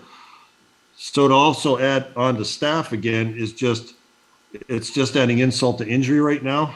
Maybe it fits down the road, but at this point, I think our people, our CAO and the clerk are paid well. If they have to have the responsibility to do it, well, so be it. That's just the way it is. And I can't see supporting this in any way at this time. We're not a big city of Hamilton, city of Burlington, big corporation. We do have a lot of information and support we can get from the region. They've done it many times, and I'm sure that their HR is more than willing to assist any concerns we have. After all, we give them 55% of our tax dollars. So if we need to get a little extra from them out of that, I would think they would do it. So at this point, I mean, we're trying to cut the budget right now. We're trying to just save $80,000 on Vaughan, and we just got slapped with 110. So now we're flip-flopping going the other way. And this is increasing staffing, which at this time is not perceived well for the people in this township that they're getting a bang for their buck. So I at this point, I think the timing is wrong. I don't say it's not right down the road, but I think at this time, when we're trying to cut back and there's a lot of concerns, this is not the time to add staff. Thank you. Great, thank you. Councillor Riley? Yes. Sir. Actually, I see them. Okay, never mind. And so I got that correct. Sorry, I saw you looking over there. So thank you, Mr. Chair. Yeah, I guess just to kind of gather my thoughts here, I kind of understand what Councillor Ganan was, I guess, originally inquiring. She understood that we were trying to make this more economical, and I think that was the idea, seeing if we can commit to this without having to worry about impacting the levy, and if this could be transitioned in, just like we do other things. And maybe the idea is at least getting the wheels going in motion. If we could, are you okay? Yeah, I'm okay. Sorry. If we could, again, we're just spitballing ideas here, but if this was something we wanted to support down the road, we do this all the time where we'll put money in the budget for a position to be filled later. And I'm wondering if there's an opportunity of doing that there, if there's an opportunity of putting in, I have no idea what is a realistic number, but let's say, and to echo a little bit of Councillor even Rayner's concerns or remarks there in terms of, you know, if we're, one instance, we just saved $80,000. Now we're going to go put 110. I don't think if we're going to commit to this, we should do the whole shot. I think if anything, we definitely need an HR at some point. Is it this year? I don't necessarily think so myself, personally. However, I do think that we don't want to necessarily leave this hanging as well. And maybe we commit some small portion that we've just saved to putting that position in play. And so I guess what I mean there is you know, and we're using the number 55,000 here. You know, if I were to say, let's say we put 11,000 over the next 5 years, if we were to do bump up, then we would have that covered. And it could be a slightly bigger number than that or a slightly smaller number than that. But I think that would be a one approach that we could, and then in 3 to 4 years from now or 5 years from now, or even next term, maybe the next term of council decides, hey, listen, these guys committed 10,000 to getting the position started. We'll just take the leap because things are normal, things are better, people are happy, and then we address it then. The position wouldn't be filled in theory. Even I think from, if I understand Councillor Ganan's idea was to October, which is literally just before the election. So I guess my question to you, Mr. Chair, to the Director of Finance is, could we, if we were to go forward with this, could we just put a smaller amount of money towards this just to get it started, and I guess what your thoughts are on that. Director of Finance. Yeah, through you, Chairman Trebetta, to Councillor Riley. I think what Councillor Ganan suggested, hiring later in the year would represent, you know, if we budgeted for 3 months, it would be an increase of 27,500. The thought of, you know, adding to the budget each year until you get the amount in the base. What we do with some positions are, with the GIS position, we use the modernization grant to help us get there. Slowly bringing that grant in, we started with the grant to fund the job, and then we slowly brought it on the tax levy. By hiring, you know, late in the year and only budgeting for a quarter, you're doing a similar thing in that you're only bringing part of it onto the levy this year, and then you would be bringing part of it next year. And then at the 55,000 is bringing the position in halfway through the year. So I don't know if I answered your question. So I think a little bit there. And so I think, to make my statement even clearer, I think I would, if we were to go forward with this, I would feel comfortable going at it in a more transitional, casual pace than maybe doing a full commitment right now, whatever that, I know we're saying for about half the year.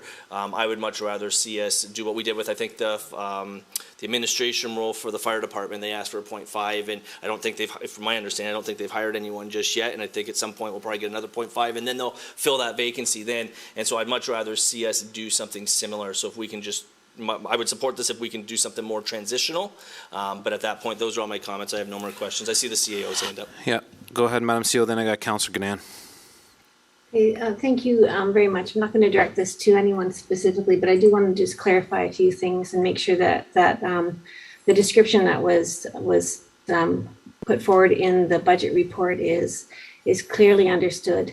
I need to be very clear in explaining that the region no longer provides HR services to the township. They moved off of that, and that was explained actually again and reiterated in the November special council meeting. We don't have that. The one thing they do is they do some job evaluations for our unionized positions, and that's all. On top of that, the township, and the reason why we put this forward again is that there is a very big possibility that with the potential for retirements of some incumbents, there will be no contingency planning in place. Good management and good leadership looks down the road and makes plans to make sure that we're ready for changes in an organizational structure.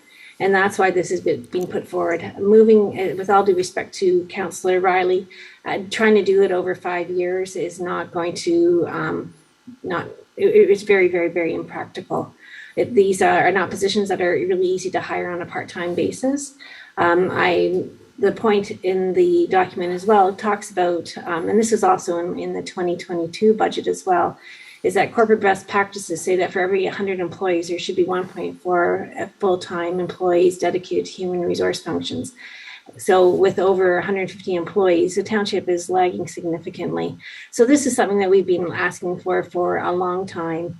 And I would respect council's decision in this regard. It's my job to make the case and to make sure that you're understanding how significant this responsibility is. And it has certainly come to light during COVID, where and we, to Councillor Rayner, yes, we're paid well, but we are working 150% right now, and that's not really sustainable either. So my job is to make sure that council is aware of the risks, and now that I've done that, it's up to you to make the decision. So if I could just make one more. Yes, and then I got Councillor Gannan. Okay. Go ahead, Councillor Riley. I want thank you, Madam CEO.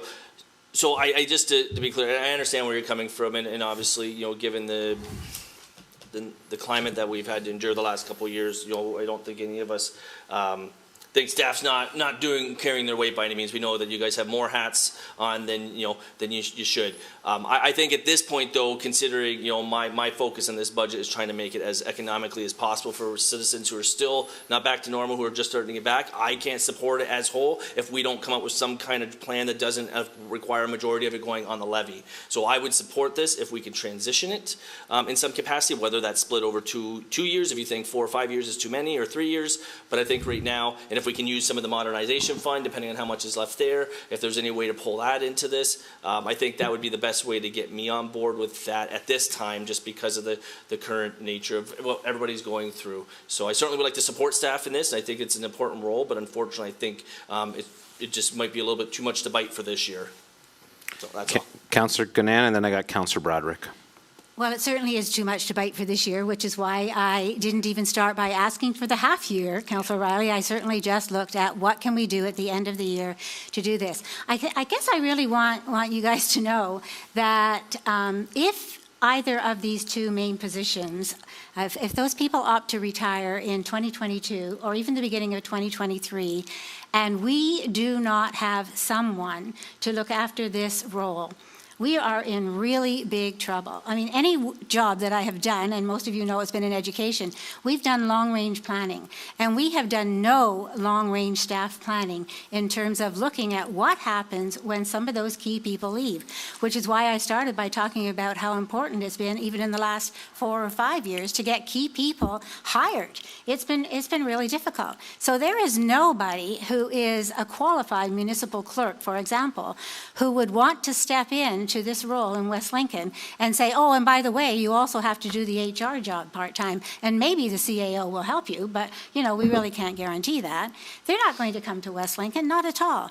And if the CAO were to leave, by the same thing, there is no experienced CAO who would be looking to come to West Lincoln where they say, oh, but you have to wear 6 other hats. And one of them is HR, and it's going to take you, you know, an additional 50% of the time on top of your job just because of all the hiring and the procedures that need to be put in place to do that, and the time it takes to interview, the time it takes to schedule the interview and to get people to come. We need to look at having somebody who is in a good position to do this job, or we are leaving as a council. We're not doing our job, and we're leaving the municipality in one awful mess in terms of staffing. I'm sure that in other jobs you have, you know, HR people who look after all of the contract negotiations and those kinds of things. This municipality is no different, and as we grow, we have to face up to the fact that we need to have people who can do those jobs. That is an expectation of the public as well, is that people are there prepared to do the work that needs to be done. And it's just not at all sustainable to say, oh, well, somebody will step up and do that, or we'll give that job to somebody. You need somebody who has credentials in human resources to be able to manage today's market. Yeah, thank you. So I got Councillor Broderick next, then I have the Councillor Rayner, the Mayor, and Harold. So just to let all the members of the committee know that this is one of the most important meetings of the year. So we have time. There's no rush. Your comments are all going to be heard. Again, it's one of the most important year as a term of council that we have to be here. So again, I'll get to everybody. So please, if I skip over you, my apologies, but I will get to you. And again, I'd like to hear from, I'm quite sure everybody wants to have their voices heard. So Councillor Broderick, and then I have Councillor Rayner, then the Mayor. Thank you, Chair. Thank you very much to Councillor Gannon for bringing this forward. I agree with the majority of her comments. As an organization the size that we have, we definitely need to do some contingency planning for our staffing so that we're secure and going forward with good direction in the result that some of our senior managers may, you know, retire, leave, go on leaves, etc. Unfortunately, I wish that it may have come up a little bit later in our discussions, because I'm a bit fearful that what may come later in our discussions is the non-union salary review discussion. And I want to ensure that before we load on another position into our mix, that we are fairly compensating our current staff. And so I'm not really sure if I can piggyback this on in any way, that we also discuss the non-union salary review and get that on the table in the event that any council member sitting here tonight was going to bring that forward to have it removed.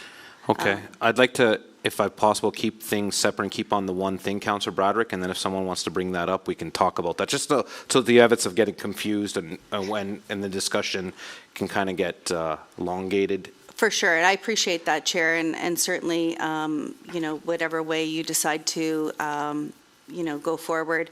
I just want to, and before we added another staff member, I want to ensure that the current staff complement is being properly compensated going forward. So that's the reasons for my comments. Thank you, Councillor Broderick. Councillor Rayner, then I got the mayor, then I got Councillor Yonker. Your microphone, Councillor. Sorry, Councillor Ganan's comments with what do we do if we're caught if somebody leaves? I've been here longer than anybody, as everybody knows. And I'm on my 4th CAO. And when they left, we replaced them. That's what you do. We didn't need an HR to tell me what to do or tell them what to do. They knew what was the qualifications that were necessary. And we proceeded to interview and we proceeded to hire. And I've gone through this now many, many, many times with the top position in the organization. So I'm just saying I've seen it done. I can't see the need for the HR.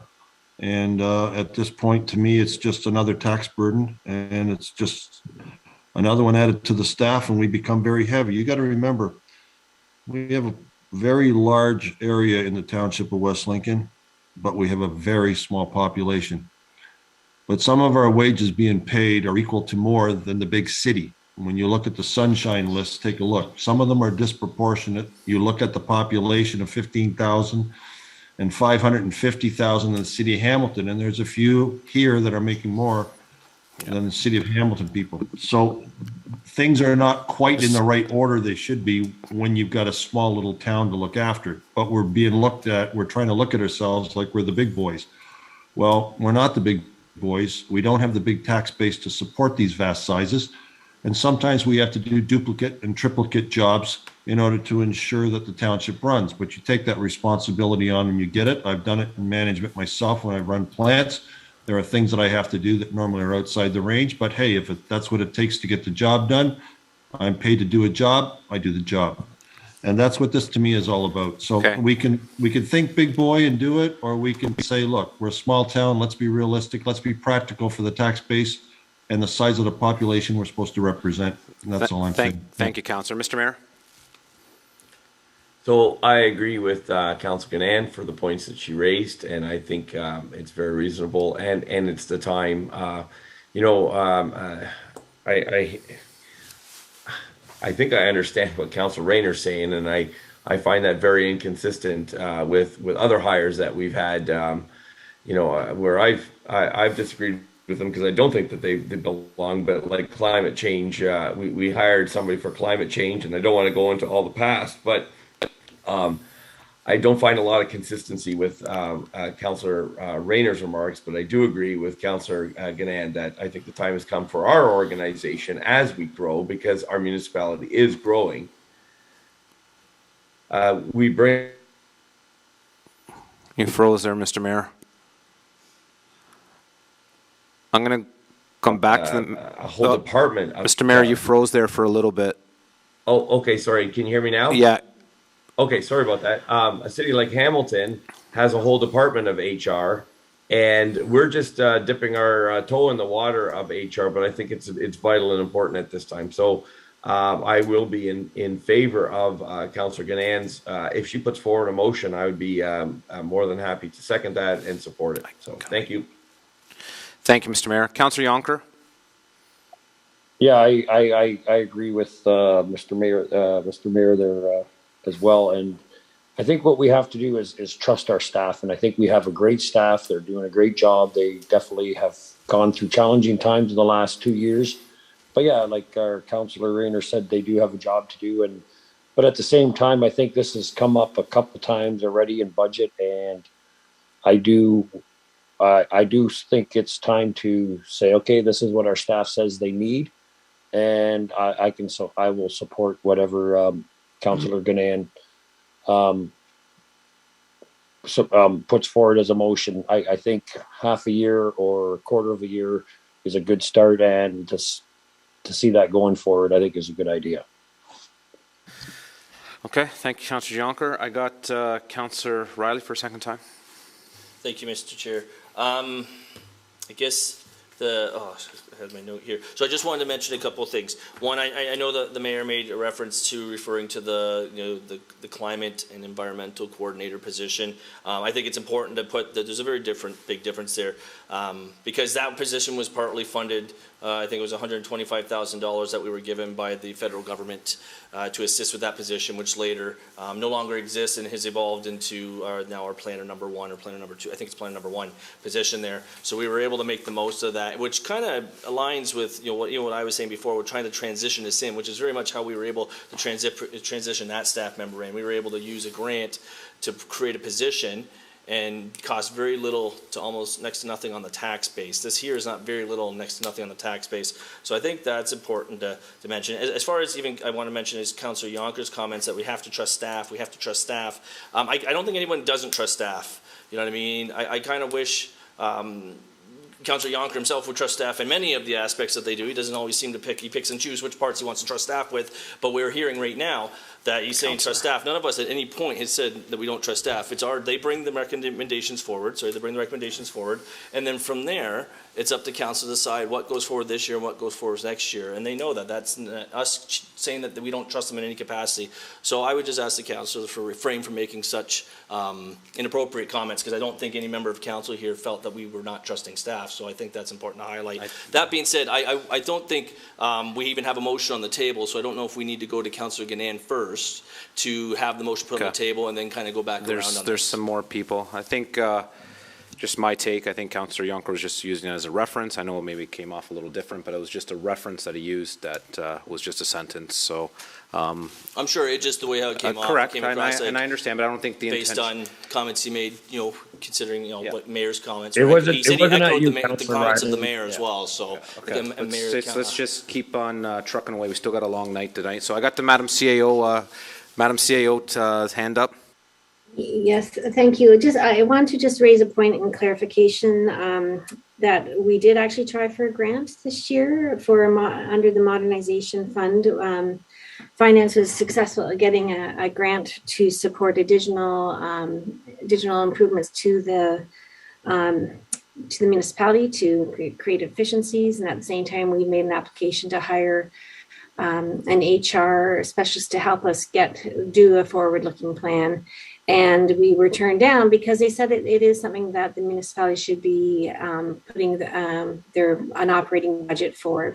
This is something that is a base cost that the municipality should be looking at. So I just wanted to make sure that council was aware that we did try to get a grant, and it was approximately $55,000 to $65,000, and we were not successful. So thank you. Thank you, Madam CAO. Again, everyone, there's no rush tonight. We're here because this is an important meeting, so everybody's going to be able to speak if they want to go 2 or 3 times, just to keep the bickering to a minimal, because it's going to intend for a longer evening than expected. But I got a couple comments for the record. I'm a little torn with this one. There's no doubt in my mind that let's say staff does need it. The request comes from SMT that this is what is requested, and then that's the job. They bring it to council, and it's council's decision to decide on it. Where it gets a little tough for myself to decide on this is that, we had one big contentious item come forward to us and requesting money, and we denied them.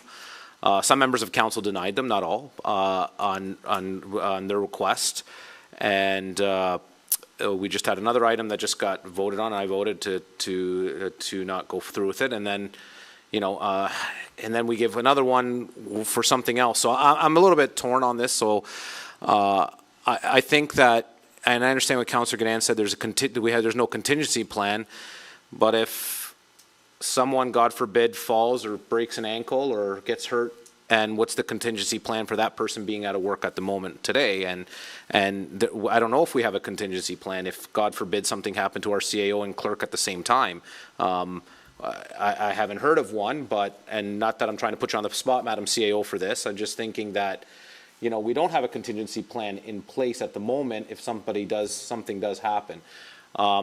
I do believe that this year is an important year. We know we're having an election come forward. There's no doubt that Councillor Ganan also mentioned that, we're having senior staff that's possibly heading, there's no definite date, but people heading to retiring or getting to that age, and we have to look ahead. But I think those are decisions that's going to come in place with the new council or any new senior new members of the SMT, and they will have to decide as that moving forward. I don't know, for us to do it now, for myself to do it now for 6 months, I think that's more of a definite answer for SMT and the new members of council to bring forward. So at this moment, I'm going to refrain from voting on this. So I'll turn to any other members of council who want to speak.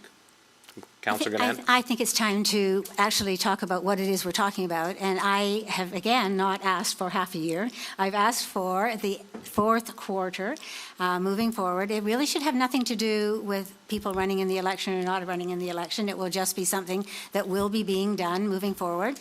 And moving forward, any new council then would start with at least having a human resources person in place to help with the training sessions at the very beginning as we move forward into what the expectations of the new council are.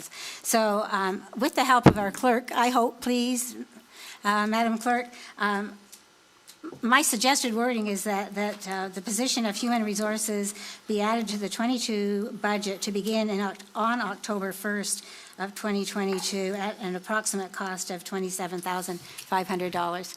And at least if Joanne can help us get an actual proper motion out there, then we can vote on it or not and move on. I think everybody knows my position on it. I just think we need to, you talk about a new SMT team. The present SMT team is asking for help. They asked for it last year.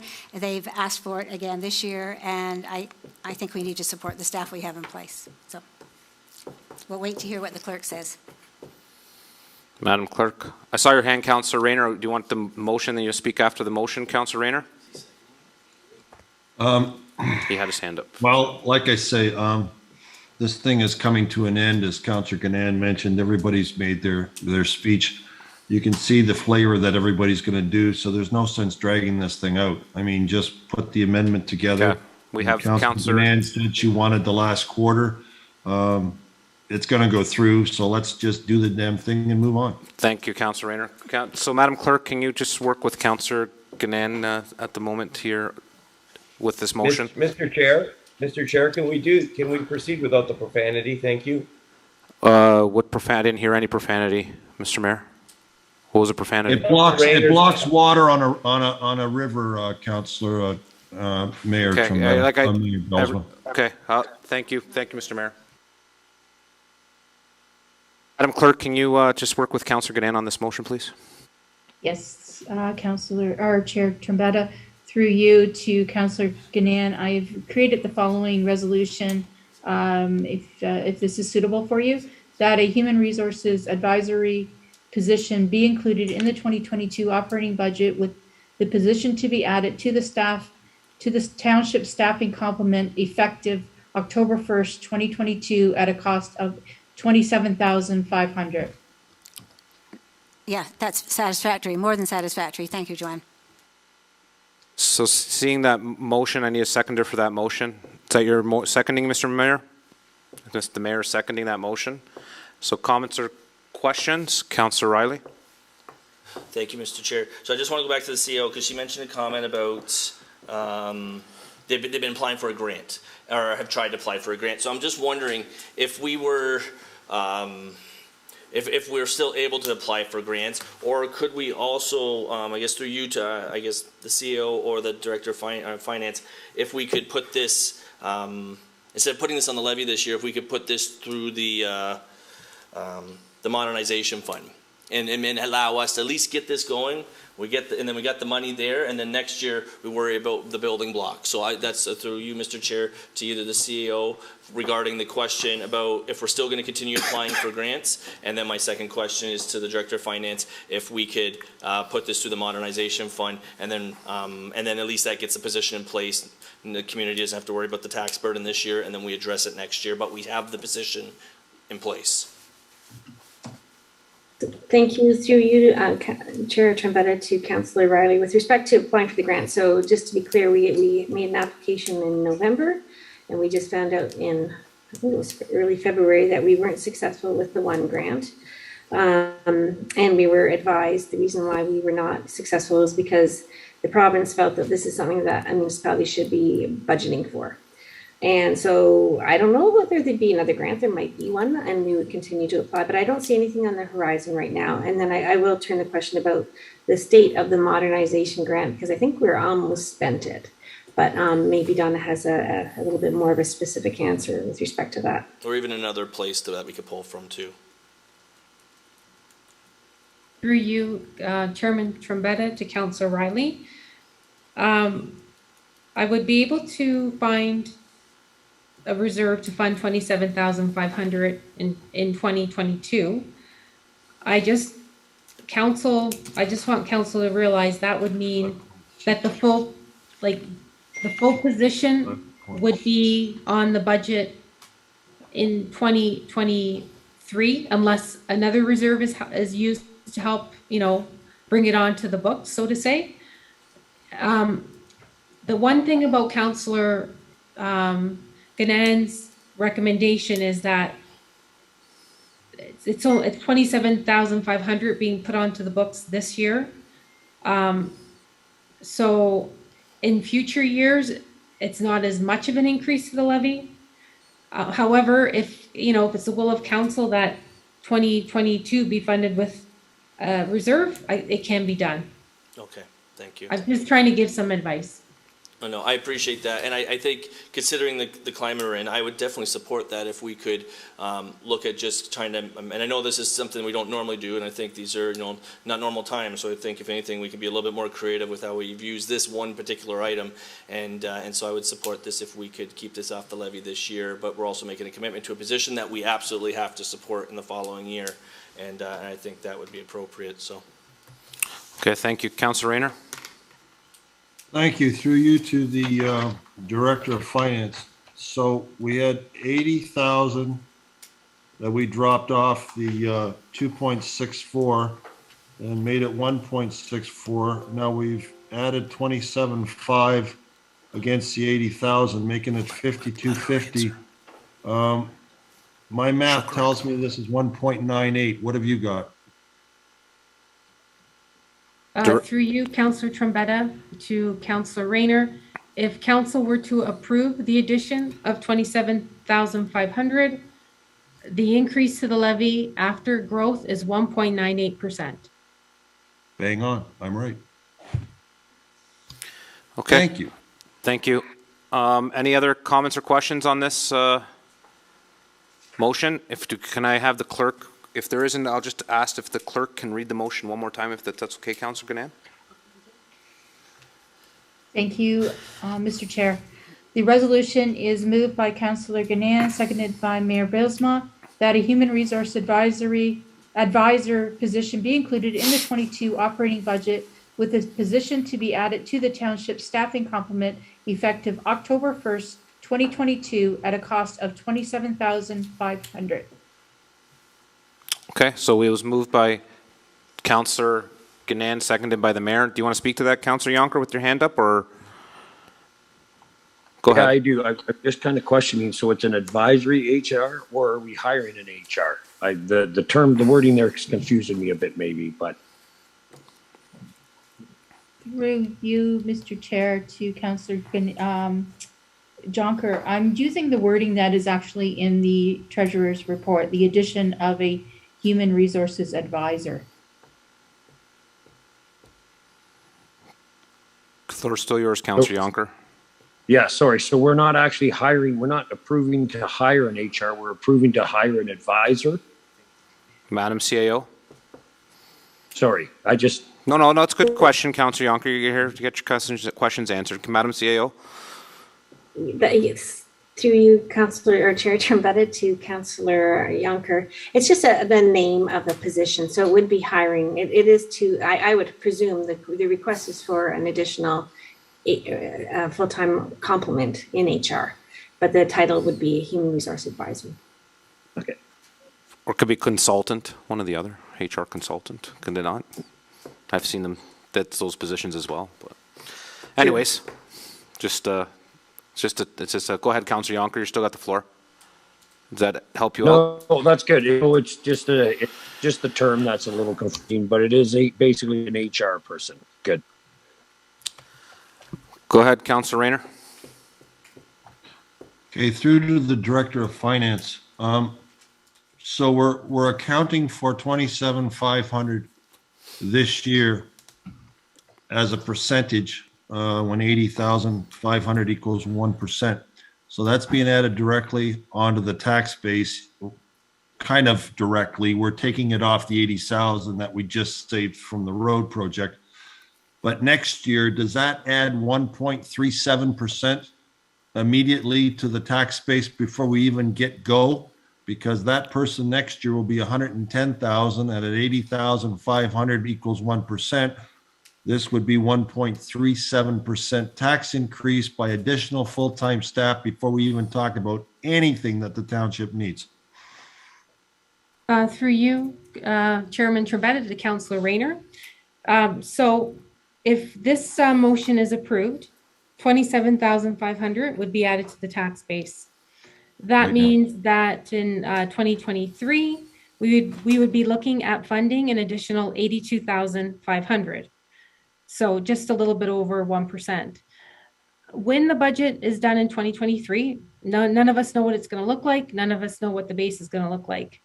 The council of the day may see a budget where part of that is funded from reserves to help get it onto the levy slowly. Like, I cannot predict how it would get funded in 2023, but the addition would be 82,500, which would just be a little over 1% using 2022's levy. Through you to the director, I don't understand that number. You're taking the 27.5 from the 110,000? Through you, Chairman Trombetta, to Councillor Rayner, yes, because the 27,500 is included in the base in 2022. There would not be a need to add it again. But this is starting in the fall of 2022, correct? That's what the motion is, yes. So if you hire in the fall of 2022, you're going to use up the 27.5 December 31st, 2022. The 2023 budget would be the entire 110,000, would it not? Through you, Chairman Trebetta, to Councillor Rayner, the budget in 2023 would be 110,000. However, when it's compared to 2022 already includes the 27,500. So that's why you're only looking at an increase. Well, I shouldn't say only, pardon me. The increase would be 82,500. The increase is not 110 because 27,500 would be in the base of 2022 if council approves this resolution. Thank you. Thank you. I have also Councillor Riley here. Go ahead, Councillor Riley. Thank you. I kind of wonder if, through Mr. Chair, I kind of wonder if there's some confusion there, because remember, I've been asking if we can transition this in. And so what we have before us right now is it factored into the levy. This is not any friendly amendment to how we're going to pay this. If this gets approved as is, this is 27.5 that's on the levy. My question, and I think this is me, Councilor Rayner, is trying to figure out where the 110 comes from. My suggestion was that let's ease it in. You know, we know that these positions, you know, we have other positions in the municipality that have gone unclaimed. You know, I think we have a bylaw position that we haven't been able to fill yet, if I'm not mistaken. And so I also think, you know, we're being a little, I don't know where this compares to market value in terms of what other HR personnel get paid, especially one that's going to be, I guess, the head of their own department. And so we're assuming this person is going to be employed come October 1st. We don't know that, which again is all the more reason that I think it's appropriate in this time only that we, as we're just trying to get this implemented, that we fund this through a reserve. That seems to be the easiest suggestion there that our director had mentioned as a possibility, and that next year we figure out more so and we plan now, but we focus on what that transition is going to look like. Whether it's we put 10,000 on the levy this year and we do the rest on the reserve for the 27, and the next year we bump it up another 20 or 30 or 40,000, and then the year after that maybe it's fully covered. That's year 2 of the following term, and so that's, I don't know, again, this is where I think we need to focus on easing it in, because I'm concerned on one respect it's going to get shut down, and on the other respect we have an opportunity here to potentially bring this position in and build on it that way. But if we're looking at how we're trying to cost save here, and Councillor Rayner has already alluded to, we made the effort to reduce the levy down to, I guess, right now, currently sitting at 1.64. We go and put another 27 back on, we're basically just under 2%, which is still a really respectable budget. But I think if we want to try to hold that line around 1.6 to 1.7, then we want to really focus on how we can transition this position in moving forward. So again, I just wanted to mention, I think the other thing I wanted to ask you, Mr. Chair, if maybe through you to the clerk, just to confirm my understanding, if we vote on this as is, can I bring a motion right afterwards suggesting how we're going to pay for this? So instead of making an amendment and messing things up now, is that just a motion after, or a friendly amendment that can happen after, whether or not it gets approved? Because we could be debating this and maybe it doesn't get approved, and here we are worrying about pennies and nickels for nothing maybe. So to the clerk, I was asking if this gets approved as is, can I bring a motion right afterwards asking for it to be funded through a different method, or is this being approved to just be funded directly from the levy? So just let me be clear, because I'm a little confused myself. Councillor Ganan's motion does not state how it's being funded in the motion. It's just to support the position. Madam Clerk? Through you, to you, Mr. Chair. The resolution states that the Human Resource Advisory position be included in the 2022 operating budget. Okay, so she has, so Councillor Rice, she has a motion on the floor, which was seconded by Mr. Mayor. We have it open up for comments. Yeah. Now, if that does pass, then it's in the budget. Then it's in the budget. So if the vote doesn't pass, then you have, I think you can be able to put something through. But if it does pass, it goes in the budget. Okay. So then I guess the other question is, if we were to put the motion forward, granted we hear from everyone else and see what they think about that, is it best to kind of talk about how that's going to be funded now before voting on it? Well, right. No, because what's happening now is she has the motion on the floor. If she gets the support, then automatically it's in the budget. So if we make friendly amendments all the time to these. So this is what I'm trying to get at. Maybe I apologize if I'm not being clear. Then you have to go to the person that put forward the motion. So then I guess my question is, through you to Councillor Ganan, would you be in support of funding this through another option instead of going directly to the reserve? For the 2022 year, to be clear. So if you recall at the very beginning of what I had to say, I asked our director very bluntly, can this come from reserves, especially because we have a surplus from last year still that is not defined as to where it's going. So if it could be done that way, that was my first question. And then the second part of the question was about what happens if we put it just in the fourth quarter of the year.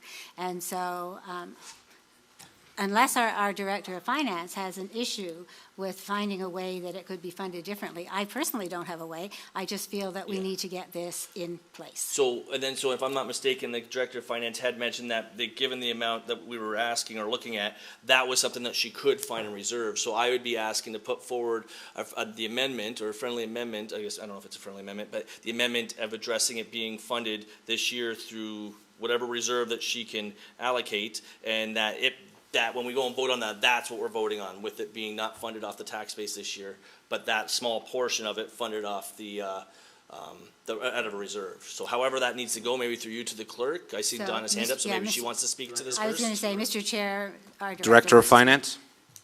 Yeah, through you, Chairman Trebetta, to Council Riley. I just want to clarify then, the way I answered Councillor Rayner was based on the 27,500 being in the base. Correct, yes. And that is why I said the increase would be 82,500. If council were to fund this using a reserve, and I would say the contingency reserve, that means that when we get into 2023, there would be nothing in the base, So we'd have to look at how 2023 looks to see how that position would continue to be funded. It could be 100% on the levy. It could be, again, something that gets transitioned in by using a reserve. So I just want to clarify, when I answered Mr. Rayner, I was assuming it was in the base. And that part I understood, and I think that was part of the original confusion when I started talking there as far as understanding where he was coming at. And so I think, again, this kind of goes back to what Councilor Gannon had said in the beginning and what I had suggested is that I think this is a great way to transition that position in.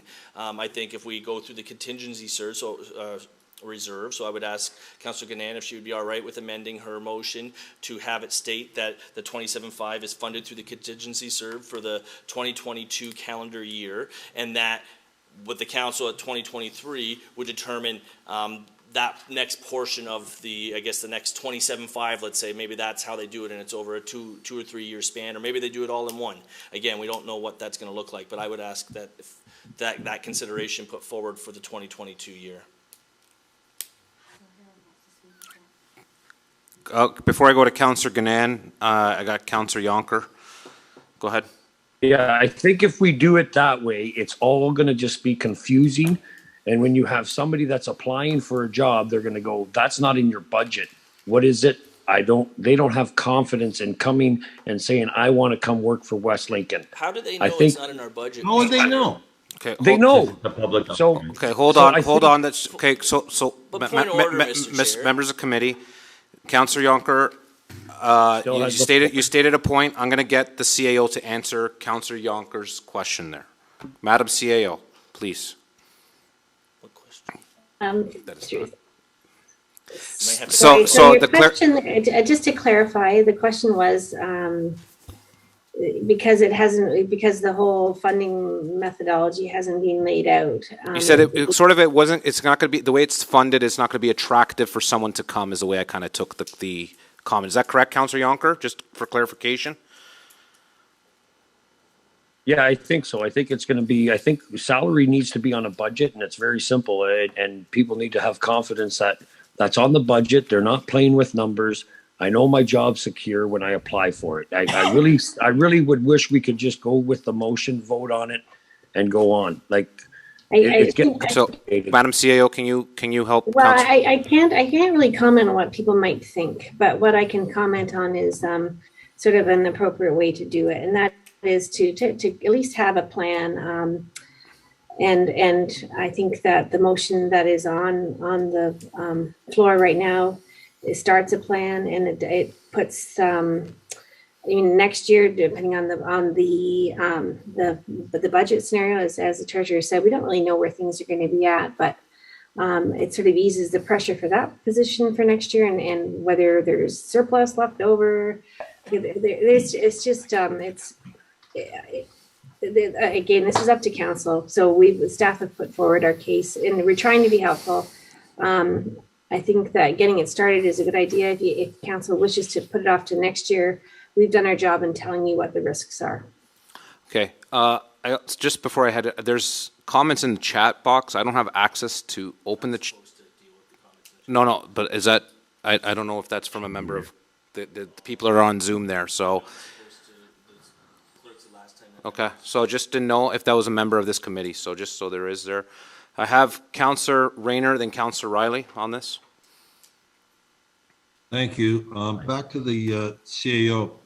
The number is 110,000, but my experience, does that include, we used to include back when I was working in the private sector, 25% for benefits. It may be 30% for benefits now. I don't know.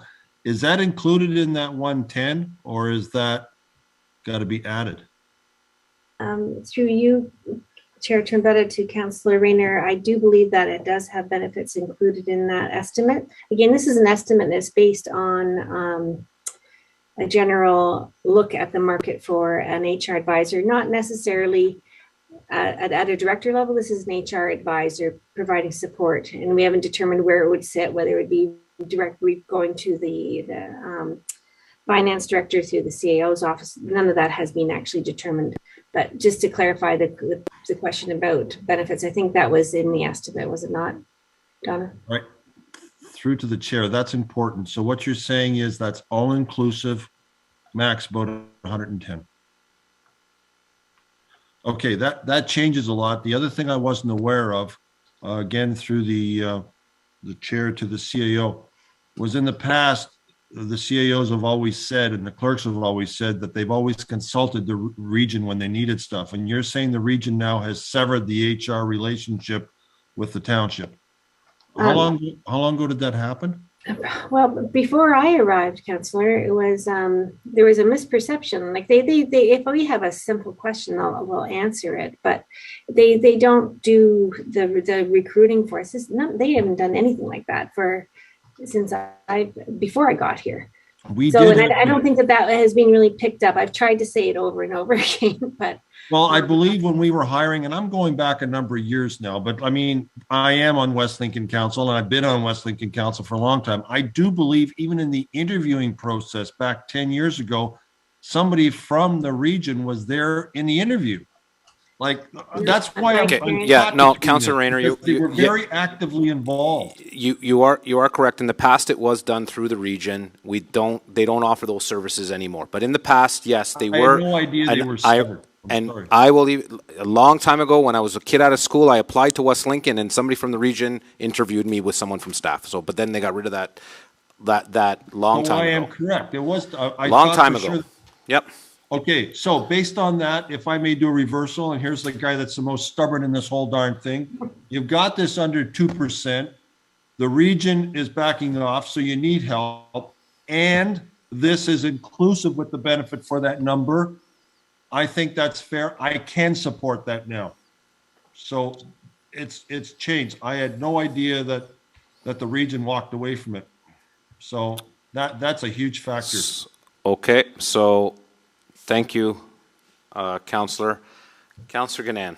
Okay, so we've been around and around and around, and I think that although it would be a really good idea to have a friendly amendment and try to do this some other way, that really, as I'm sitting here listening to everybody talk, is a little bit counterintuitive. If we really want to get this moving, then we need to get it moving. And it will be much easier if the first portion of this, the 3 months of salary, is buried in the base, not buried so much, but is already built into the base, and we just move forward with this position. So I didn't expect, I knew it would cause some discussion. I didn't quite expect all of this much. That's okay, Councillor Ganan. But I certainly am ready to call the question on the motion as it exists, and let's see what happens. Okay, so we had the motion. I'm not going to have it read again. All those in favor of Councillor Ganan's motion, please indicate. And that carries unanimously. Thank you.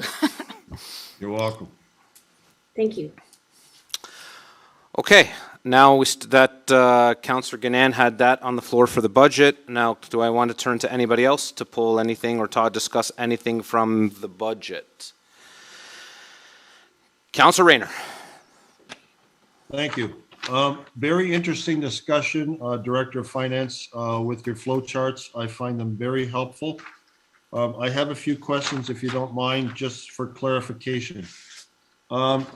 When you were talking about costs that could be looked at or deferred, you mentioned a number of things like deferring Vaughan Road, enhancing the road repair, road needs assessment. You put a dollar value to some of these, and some of these you did not. This one, for example, increase in volunteer firefighter complement from 16 to 20 at Station 2. What was the cost?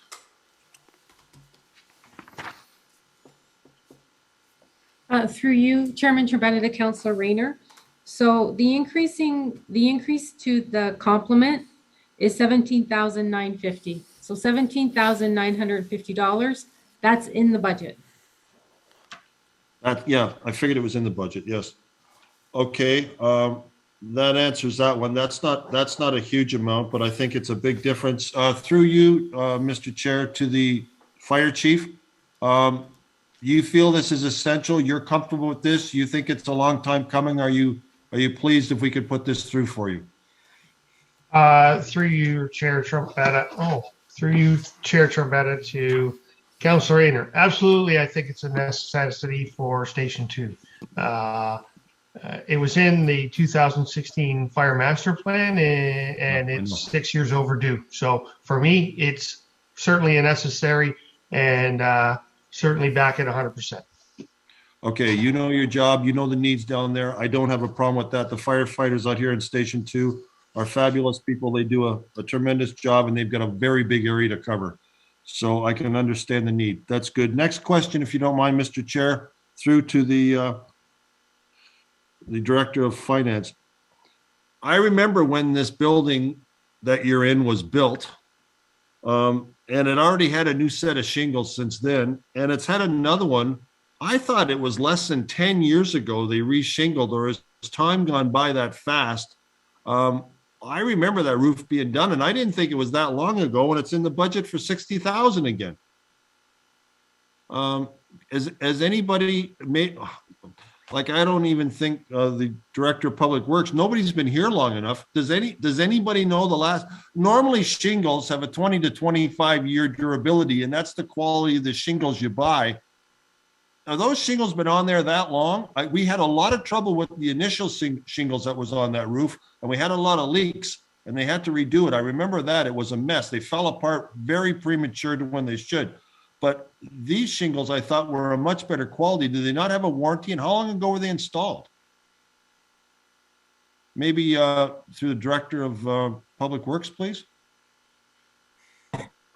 Through the chair to Councilor Rayner, I'm sorry, I don't have that information at hand, but I do know that we're having, do know that the shingles do need to be replaced. There's leaks in the roof and stuff like that, but I really don't know how long they are. I could look into that further, how old they are.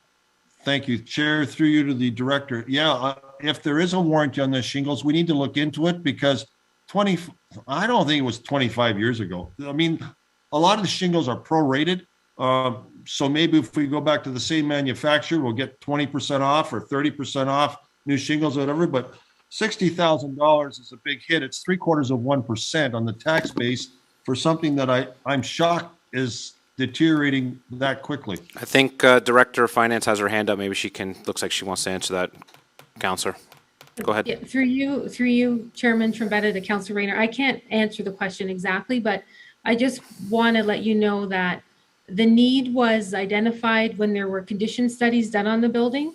So in relation to asset management, we had all our facilities reviewed to see what all the different components look like and what shape they're in. And that one was identified that it needed. Frozen on me. Sorry, Councillor Yonker, can you just mute yourself there for a second? Yeah, it was identified as a need. It would take me a while to look up if we did do the town hall roof. It's possible that they do portions of it and not all of it at once. Maybe. I'm not sure 100%, but that's the best information I can give you quickly. Okay, I have one more, Mr. Chair. Go ahead, Councillor. The Director of Finance mentioned at the beginning a number of items, and one she said was a reduction to the transfer of the Information Technology Reserve of $9,000. That was taken off in order to help reduce that number initially. Is that correct? Okay. Yeah. My concern is, and don't take this the wrong way, but we've had a lot of IT problems.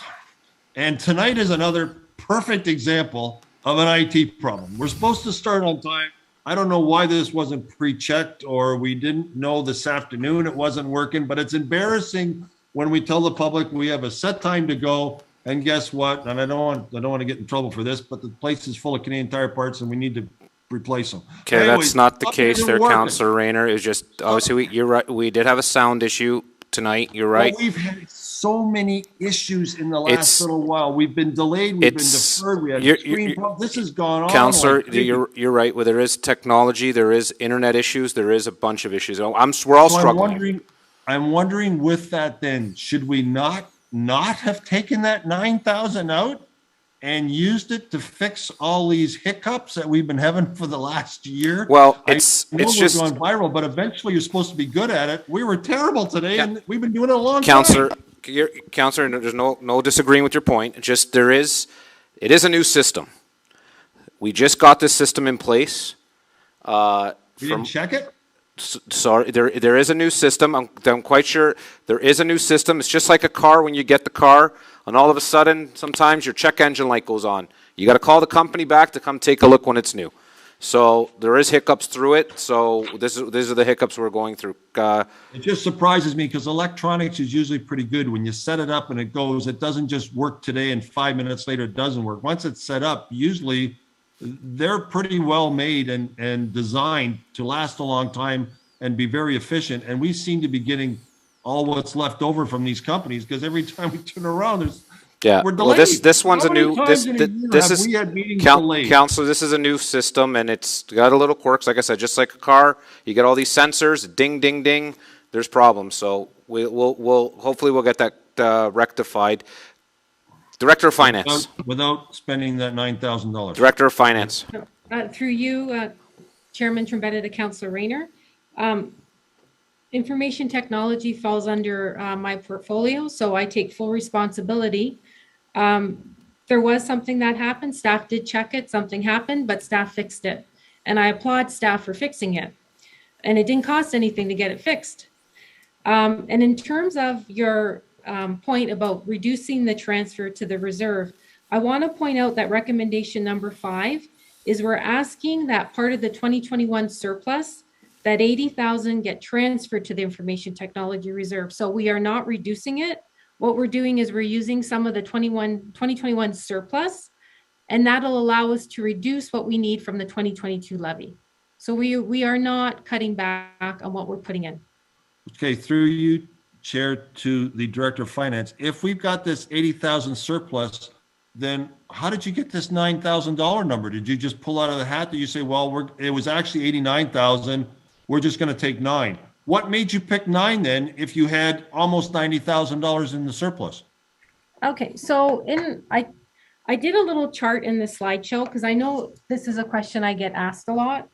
And I forget what slide number it was, but I try to try to explain how reserves are built. So, Councillor Trombetta, could I show the slide? It might be easier for me absolutely. to explain. Absolutely, Director Okay. of Finance. Absolutely. Just give me a minute to bring it up.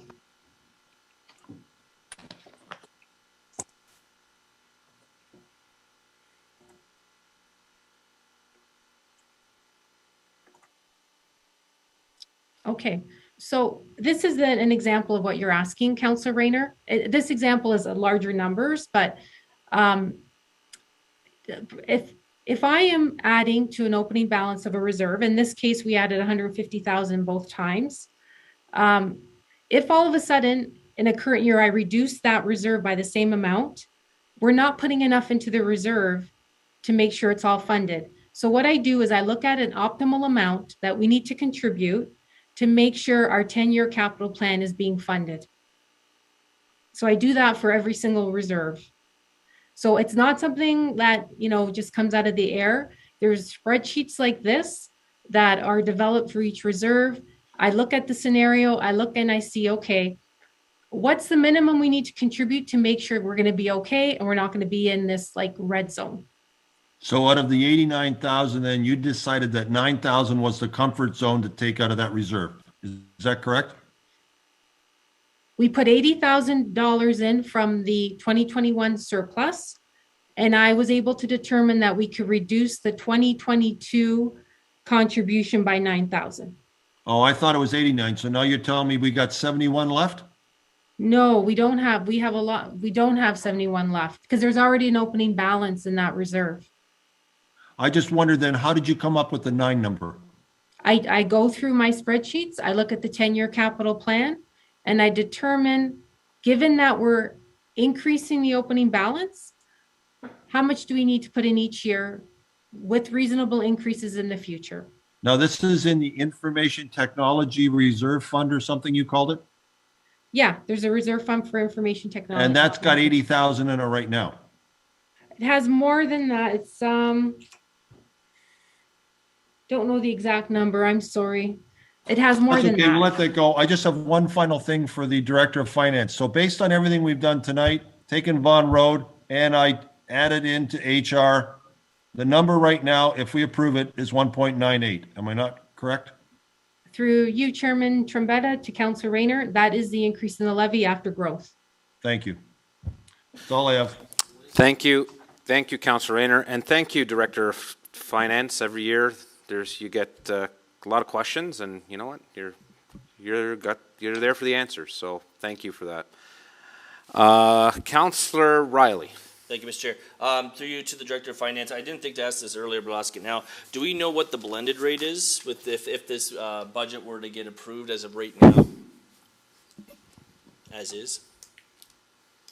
So you want to know what I apologize, you would like to know the blended rate with these two adjustments? Yeah, I want to know what the blended rate is with the region. So between With these two adjustments added? Yes, sorry. Correct. Okay, can you give me a few minutes and I'll do Yes. that for you? No problem. Okay, just.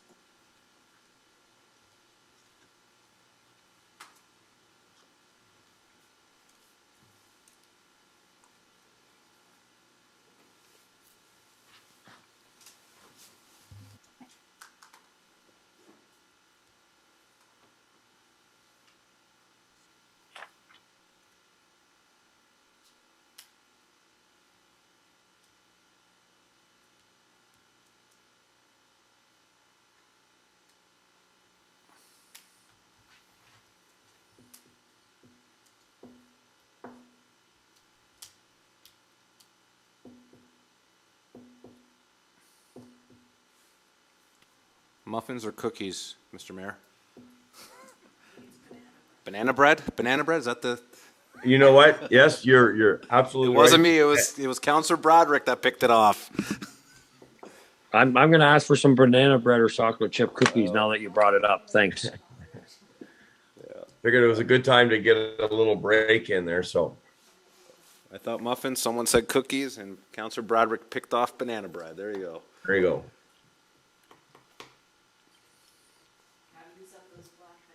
Yeah. Are you guys jealous? Well, there used to be a table full in the corner over here of stuff. I know. There. This is no longer here. No longer.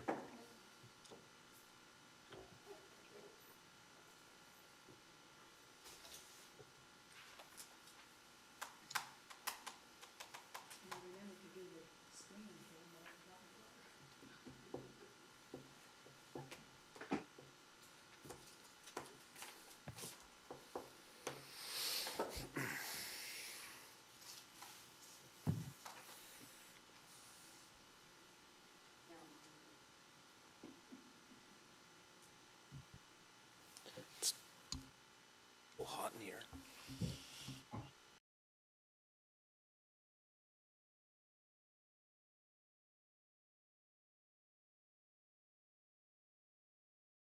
Chairman Trombetta, can I show my screen? Yep, go ahead.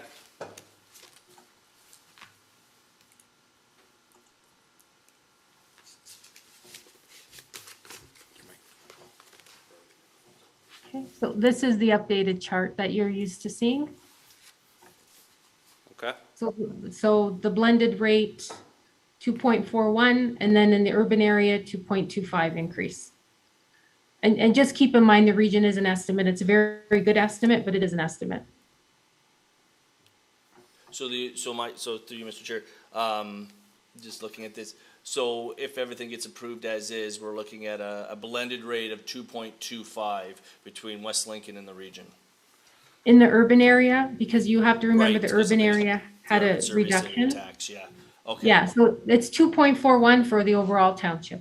So for the township that's the blended rate though. Yes, Overall we're for looking, it's this line here, if that So- helps, this total. 2.41 blended, and then the urban area is 2. And that means our portion is 1.82%. Yes, before the hospital, yes, ours is 1.82. Okay, thank you. Oh, excellent. Well, I have to admit, this is a pretty good looking budget, considering what we've had to deal with in the past, and considering what we're addressing and considering what we have coming ahead. So given all that information, I certainly look forward to supporting this budget. Last year I opposed it, but this year I have no reason to oppose this. This is an excellent budget, so I'll support it as it is when the time comes to vote. And I think for the sake of transparency, Mr. Chair, I'll call a recorded vote when it comes time to voting on the budget as is. Okay, thank you. Does anybody else want any comments on the budget as we are? Okay. Seeing none, I guess you've seen the budget in front of you. We had it. Who's the mover and seconder here? Would have been who brought us in.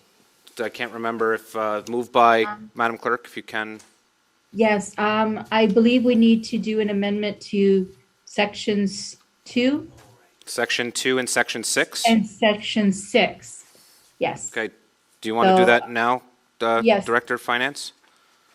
Yes, through you, Chairman Trombetta, to the clerk. So recommendation number 2, that a tax levy of $8,351,670. So it's 8,351,670, which represents a 1.98 tax levy increase after factoring assessment growth. Okay. Yeah. So What was the increase again? Sorry, Donna? 1.98. Thank you. Okay. And then section 6. It's just the amount, right? Yes. So what would the amount change to from 6,200,250? It's 4,900,250. So 4,900,250. Okay. So I think I have the recommendation ready, Mr. Chair, if you'd like me to read it. go ahead. You go Or ahead. I should say the amendment. Yeah, just we can read the amendment. Go ahead. That section 2 of the recommendation contained in report RFD T0522 regarding the 2022 operating capital budget final report be amended by deleting the following: 8,404,170, which represents a 2.6%, and replacing it with 8,351,670, which represents a 1.9%. And that section 6 of the recommendations contained in report RFD. Madam Clerk, hold on. Donna has her hand up. Put 1 together second. decimal, please. Yeah. Go ahead, Madam. It's Director of Finance. 1.98. Yeah, Correct. oh, sorry if I did say it wrong. I have it Okay. written 1.98.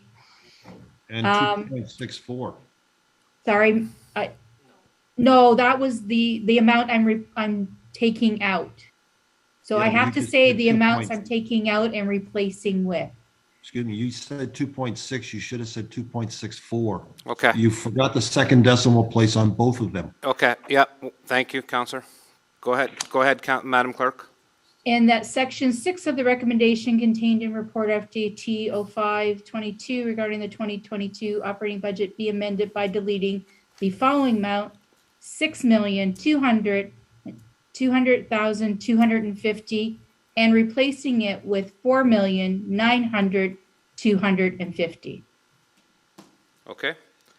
Seeing that, so we had a mover and a seconder for those amendments. So I do need a mover and seconder for those amendments, Madam Clerk.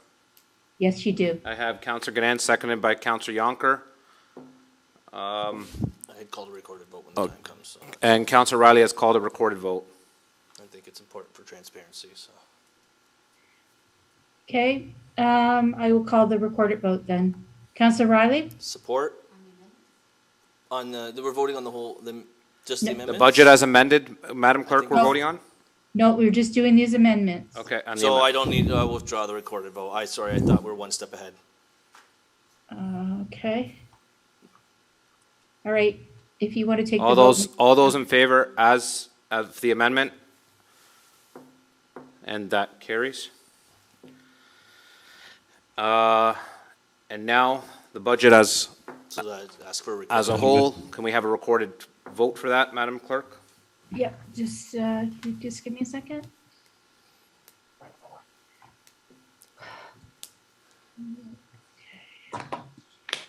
take the recorded vote off? It's not letting me go, take it away.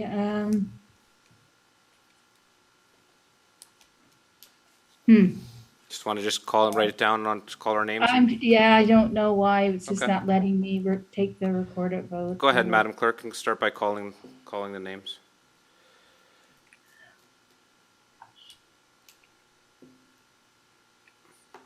All right. Shoot, I just lost the recommendation. Okay, sorry, I'll have to rewrite it out, but this is the amendment. I'm sorry, who moved and seconded against? Because I have to start all The over. budget, I think, was moved by Councillor Ganan and seconded by Councillor Rayner at the beginning. No, I think it was. Oh, the mayor, sorry. Okay, that was the amendment. I have to just recreate it. I have to cancel it in order to go on. Okay, the original motion was moved by Councillor Braderick and seconded by Councillor Ganan, which will be as amended through the Yes. amendments that we just provided. Yes. And you wanted a recorded vote. Yeah, of the final, I guess, budget wants a recorded vote as amended. Okay. Councillor Riley? Support? Councillor Braderick? Support. Councillor Ganan? Support? Councillor Jonker? Support. Councillor Rayner? Support. Mayor Balsma? Support. And Chair Trombetta? Support. Thank you. It's carried unanimous. Okay. Well done, members of committee. It was a vigorous debate. Well done, staff, for answering these questions. Again, I've always stated it's one of the toughest meetings of the year as a councillor, so good job on that, everyone. Moving on.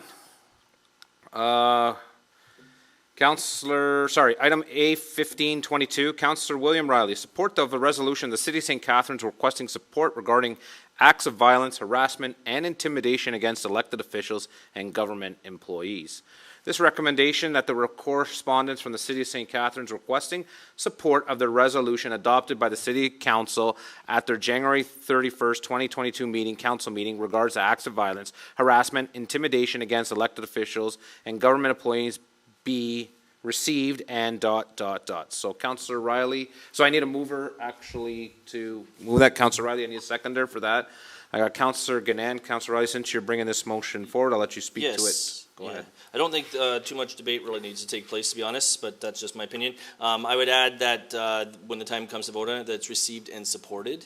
I think, for those who maybe have not seen the recommendation or understand what's going on through Niagara, and through actually not just isolated to Niagara, in many municipalities, I know more recently we've heard some stuff in the news regarding a councillor in Mississauga as well. Some councillors are, and elected officials are being targeted and intimidated and threatened, and whether it's a brick going through their window or graffiti on their property or someone keying their car because they're upset. I think it's important that as West Lincoln supports something like this, so that we're seeing more support coming from other municipalities as well, that we stand united in supporting this. I suspect that, if I'm not mistaken, in just the timing of when this came through our email versus, I think, a motion that was just passed to the region shortly after, I think we'll be addressing this as whatever the region has coming down our way. But this was St. Catharines that had started this, and I would like to see this council support this and take a stand as that kind of nonsensical behavior, because I think it's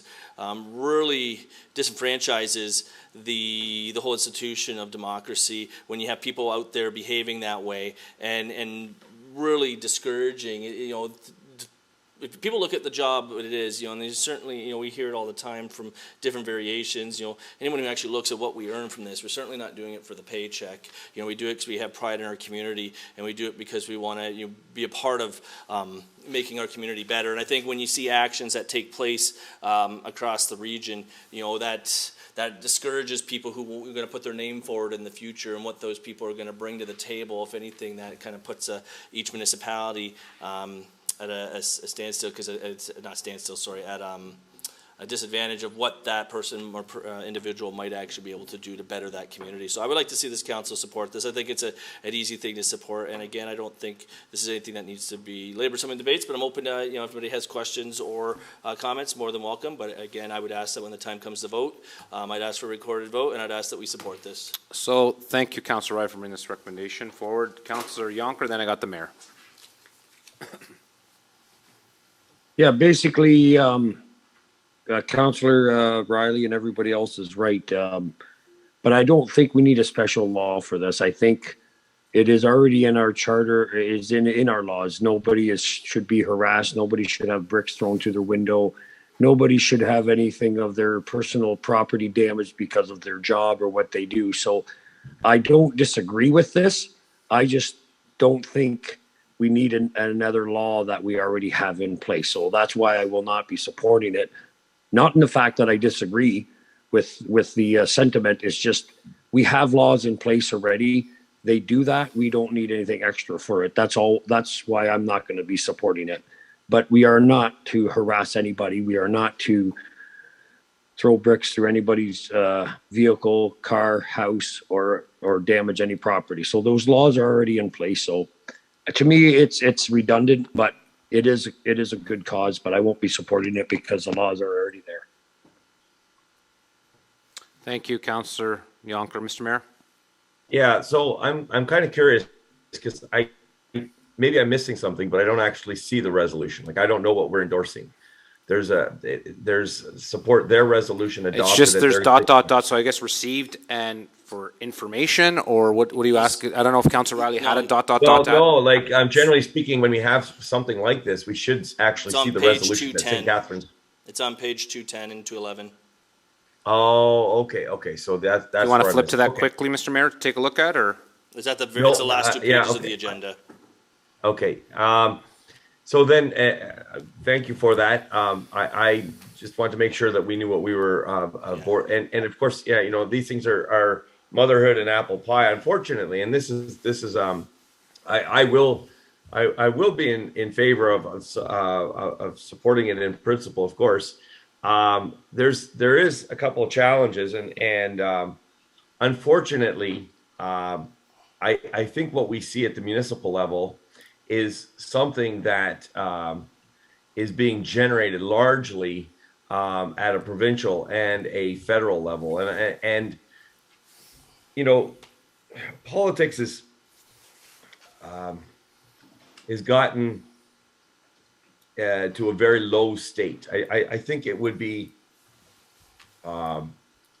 undeniable that we have that anybody in Canada today, 2022, would say that we are some high watermark of political debate or some high watermark of being able to exchange ideas in an open and a genuine interest of hearing all sides of a debate. And I look at some of the things that have just been transpired recently, and I look at even our own prime minister, who has really heated up the rhetoric. He has admitted that he supports protests that he agrees with. The implication is that he doesn't support, and he thwarts protests that he disagrees with, and that kind of sentiment, I would say, is very common. It's not very democratic, and that kind of rhetoric, some of the rhetoric that he publicly stated with respect to a very peaceful protest is the kind of heated discussion that I think trickles down, and it's unfortunate that we see these heated debates trickle down. I guess it's not surprising when the leaders of the land don't entertain the same decorum that we would expect to see a little bit more on a local level. And I agree with Councillor Riley. Nobody should feel intimidated. They should be able to freely express their positions. So I find that disingenuous. But I also want to just say that it's something that even members of this council do struggle with from time to time. And even There was an incident last night where, and I'm not going to say anything because I've spoken to the individual, and I don't want to call them out. But even last night, there was a situation that I think if we analyzed it, had some form of intimidation attached to it. And I think it's very easy for us to slip up. So not adopting the character and nature of the federal example, or even the provincial examples, I think we would do well to check our own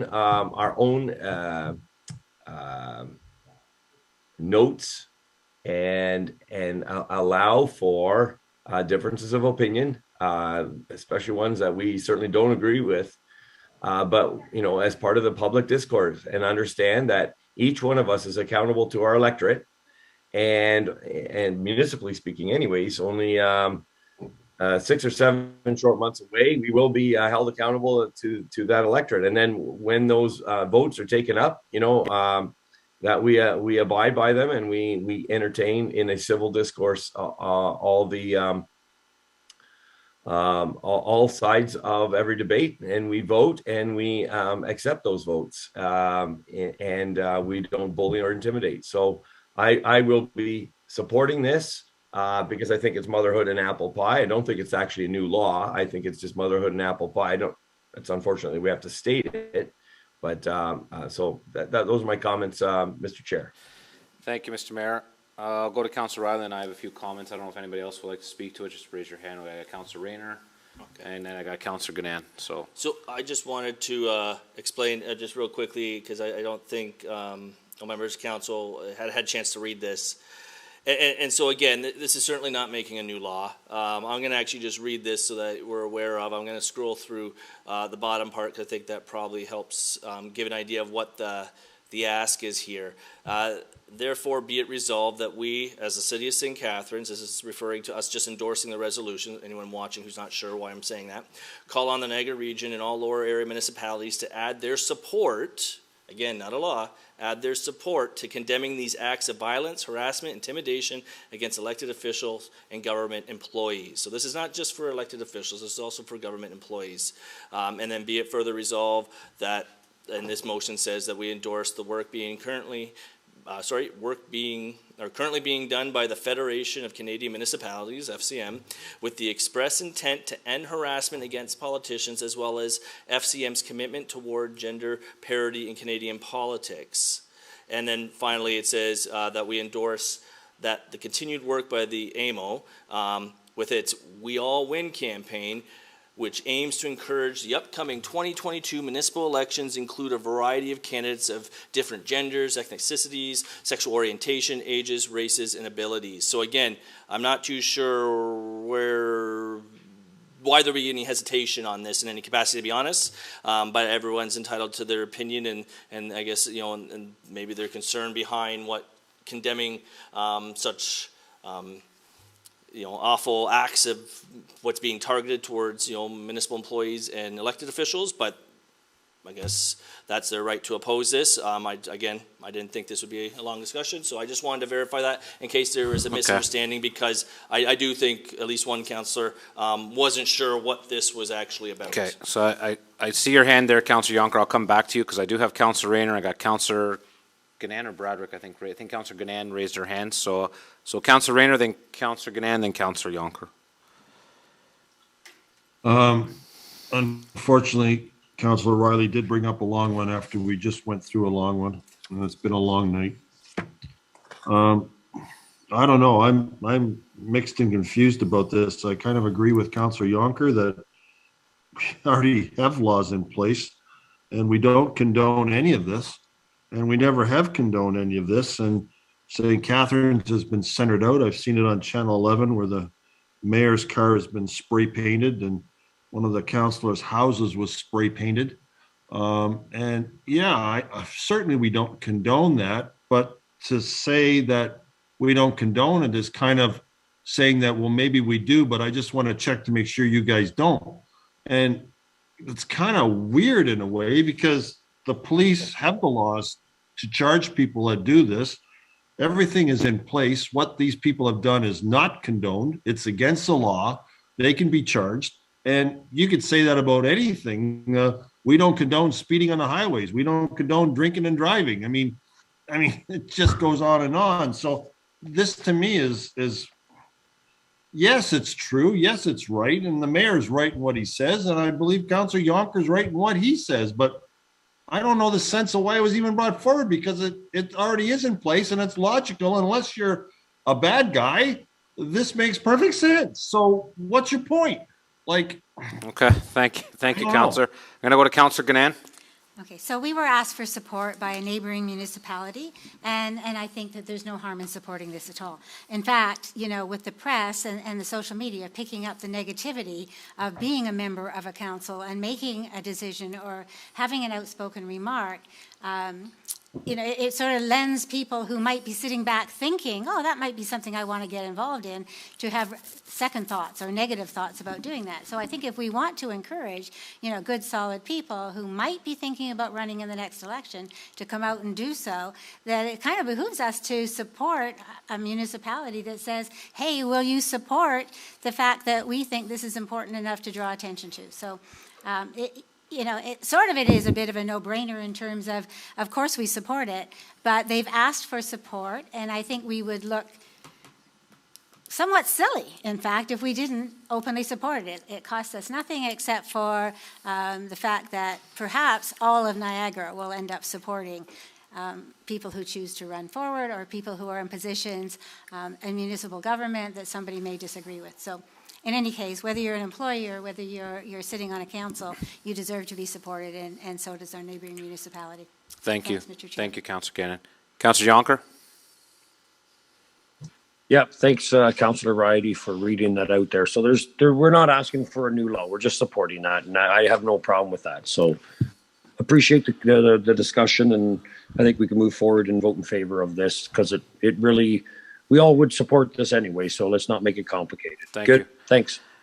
Just got a few comments I know everybody made some comments on this. You know, these resolutions come from all these neighboring municipalities, and I've been getting resolutions put on councils by councils, and we've been supporting them. I really haven't seen much come out of these resolutions, but I am in favor of this. If we don't support it, it looks like we're supporting acts of violence. That's what happens when it comes to this stuff. So yeah, you know, it's unfortunate when that does happen to members of council. You know, like the mayor said, you know, it starts from the top and trickles down. But the reason why it trickles down is because, let's face it all, we're more accessible. We're easily accessible.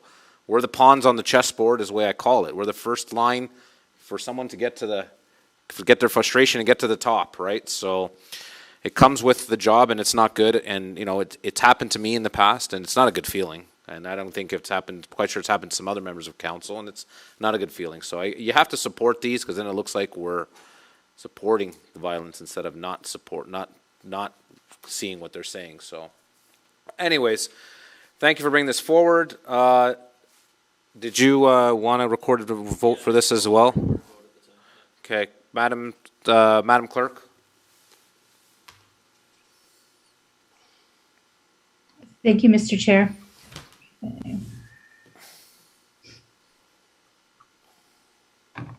Councillor Riley? Support. Councillor Braddard? Support. Councillor Gannan? Support. Councillor Jonker? Support. Councillor Rayner? Support. Mayor Balsma? Support. And Councillor Chair Trombetta. Support. Thank you. It's 7-0, unanimous carried. Okay, thank you. Moving on, any members of committee, for verbal updates? Seeing none. Members of council, any other business of informative nature? Councillor Gannan. Could have been an update, I suppose, but just a good news story. The West Lincoln Chamber, no, they had their AGM as well, but the West Lincoln Community Care had their AGM recently. And one of the good things that came out of it, that I just think if the public are watching at all, is that close to $60,000 was recouped from West Lincoln Community Care through donations that they could redirect. So electronics go where they're reimbursed, you know, for what they send. clothing products that are donated that are not usable to us or to anyone else go to CP and Kidney, and they pay us. What else goes out? Bottles at the landfill that can be returned to LCBO or the beer store or whatever. We gain money from that. So just close to $60,000 that would have gone to landfill has come back in dollar value to the community care that obviously continues to support our community. So I thought that was just a bit of a good news story that residents should know that their donations, whether they're useful directly to clients or to be sold in the store, still are useful in a different way. So thanks for the support. Thank you. Thank you, Councillor Canan. Any other members of committee? Business of informative nature, anything? Seeing none, moving on to new business. Any members of council in new business? I got Councillor Riley. Yeah, I have one item new business. I just would like to bring forward the chat with the clerk today. I'm just going to put it through as, if council will entertain the motion, community concerns. Okay, so Councillor Riley has an item of new business. I need a seconder for that motion. Councillor Canan. So now we just vote whether or not to bring the.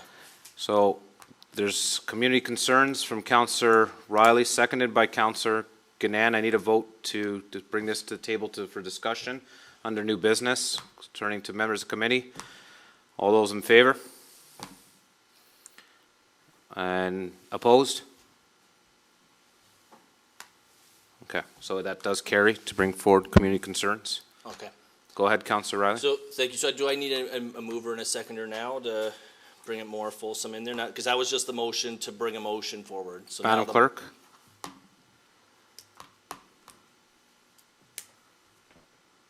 You're on mute, Madam Clerk. Sorry, Madam Clerk, you're on mute. It's okay. It happens to all of us. Sorry. Yes, we could bring a motion forward as to what Councillor Riley would like to discuss so that there's an open, frank discussion on the matter. Okay. So I would move to address concerns from the community, which was why I call it community concerns. So I don't know if you need a seconder at this point, or is this already open? Madam Clerk? Yes, it's okay. Well, yes, the motion is already. Right now, so it's for discussion. So yeah. Okay. So I didn't know if you. I'm sorry, I misunderstood, No, Councillor Riley. I thought you were bringing forward another motion to address. Yes. Those concerns or whatever the case may be. So I'm sorry, I misunderstood. But if you're just bringing it forward now for discussion and bringing a resolution later on, that's fine. Correct. Okay. So go ahead, the reason I brought this through is, as many of us are aware, we've, at least a few of us on council have been inundated with, phone calls and emails and messages from all sides of our municipality with concerns that they kind of looking at council for what we can and can't do. Sorry, not so much can't do. I guess what I'm trying to say is there's been very concerns regarding a member of council who's taken part in an illegal occupation. Point of order. We're going down this road. Go ahead, Mr. Mayor. What's the point of order? Let's hear it. If he has a motion, that's fine. But if we're going to discuss members of council, then we are way off base. And so I'm going to ask for that this gets dropped. If there are concerns about a matter that we can discuss with. Can I go to the clerk, Mr. I'll go to the clerk, Mr. Mayor. Thank you. I'm sorry. I'm sort of lost here myself. I'm not really sure of what the point of order is. I believe it's. If we're going to discuss members of council, then it has to go into close at the very least. Doesn't necessarily have to go into close if the vote doesn't pass. We have to take a vote. If you're asking to put a motion forward to go into confidential, then you have to call that vote. I will be. You know what? I'm going to be asking the integrity commissioner to rule on this as well. That's perfectly fine. So that's fine, Mr. Mayor. I think we can refer the matter to closed session, Mr. Mayor, and it would be taken to vote. But it's specific to personal issues relating to identifiable individuals, then it is allowed under the exemptions of closed session, and the matter would have to go to a resolution to vote on going into closed session. It is discretionary. Sorry. As soon as you said one member of council, then that's an identifiable individual. So this would have to go into closed. That's my point of order. Okay. So he's waiting for. So, sorry, Mr. Mayor, do you want a motion? Do you having a motion to go into closed? I'm saying if we proceed as is, I will be registering a complaint with the Integrity Commissioner of potential slander and discrimination against between councillors if it proceeds. If we're going to single out any individual, any identifiable individual, then I'm sure, 100% sure, that we will be transgressing the code of conduct. So, and as well as probably other statutes. Okay. So your point of motion's heard, Mr. Mayor. I'll turn to Councillor Riley because he started the conversation. We'll see how he's going to steer it, and then you have the entitlement to say what you need, Mr. Mayor, if you want to call it again. Thank you, Mr. Chair. So I am going, Councillor Gannon and I have talked about this in the last day, so I'm going to turn to Councillor Gannon to read the resolution that I would like to come forward at this time, and you can decide how you like to proceed afterwards with the Integrity Commissioner. Okay, so through you, Mr. Chair, we do have a resolution, and this is it. I'll read it as it is. So that on behalf of the Council of the Township of West Lincoln, the Integrity Commissioner be and is hereby requested to undertake an investigation into the actions of Councillor Harold Jonkers, including his leadership and involvement Point of order. in the Trucker Freedom Rally convoy during the period from January 28th to February 21st, 2022 in Ottawa, and including the parade/convoy that took place on February 21st, 2022 in West Lincoln, which may be in violation of Section 4.1 C, D, F, and G, Section 7.1, 7.2 G, and Section 10.1 and Section 10.2 of our municipal code of conduct. Thank you. So, Mr. Mayor, here you have. So he was identified. Mr. Mayor, hold on. I don't think Councillor Gannon wrote that herself. I'm quite sure she got it. It looks like this motion was written up with Councillor Riley and discussed with the clerk. So obviously you have a point of order with the motion that was discussed with the clerk. Then I suggest you pass the question to the clerk on what your point of order is.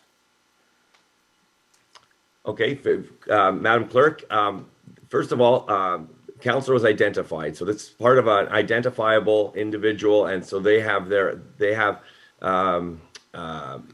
level of confidentiality. There's no rulings. There's no. This is certainly not a part of the public. I also understand that dealings with integrity commissioners are subject to confidentiality, and this is already obviously, and as far as I'm concerned, this is actually a how would you say grounds for a dismissal right off the bat because it's already been identified. If Councillor Gannon or Councillor Riley have complaints that they would like to file with the Integrity Commissioner, they can do so to their heart's content, and that is dealt with in a very secure and confidential way. That if the Integrity Commissioner decides that there is no the complaints are vexatious or frivolous, they may be dismissed in such a way that it does not impugn the reputation of a fellow councillor. So to make this part of a council motion is completely untoward. So, it Mr. makes Mayor, it public right away. Mayor, I hear your point. I hear your points. The only question I have is, it's not that this is a new thing that came. It's not that the clerk, seems to me that it's not that the clerk was surprised that this was brought forward. So I'm quite sure under the Municipal Act, I think the clerk did review this. So well, I'm just stating it's not something that someone decided to write at their kitchen table today. So if the clerk if obviously if it went to the clerk, then the clerk under the Municipal Act, then you're saying then the clerk is not doing her job correctly? She's not an Integrity Commissioner, she's a clerk. I mean, point of order, point of privilege, Mr. Chair. Okay, Mr. Mayor, that is out of line. Now calm down. I need you to calm down, Mr. Mayor. That is out of line. We just, Councillor Yonker, I'm trying to keep order here. It's not I'm trying to keep order here. So now, unless you guys would like to be muted, I'm trying to strike this in the best way possible. This was obviously the clerk knew that this was coming forward. The clerk obviously put this recommendation under new business. So under the Municipal Act, which she well knows, better than I do, I'm quite sure she had some dialogue with the CAO, because I'm quite sure she had to let her boss know that this was coming forward, okay? Because that's the way we operate here in West Lincoln. This was brought forward. So if the clerk decides to bring this forward with the recommendation from council and put it through to give them, I don't understand where you're calling a point of order. You're calling point of order on the clerk? Because no, my point is very simple. There are ways and means that both Councillor Gannan and Councillor Riley can put forward complaints in the confidential manner in which Integrity Commissioner complaints are engaged. Okay, so now if the clerk did it in this manner, then we need the clerk to answer it, because so she knows the Municipal Act. and that's why I'm challenging. Okay, so, and please refrain from insulting staff. That wasn't appropriate, Mr. Mayor. It was not. It came off a little rough. It's not right. I'm just saying. It's not right. I'm just saying, please refrain. Thank you, Madam Clerk. Thank you, Mr. Chair. Okay, to explain under the Township's Code of Conduct Complaint Protocol, specifically under section filing of a complaint, a formal complaint, and sorry, I had it a second ago. There is a section that permits council to pass a resolution. Sorry, it's section 1.1C.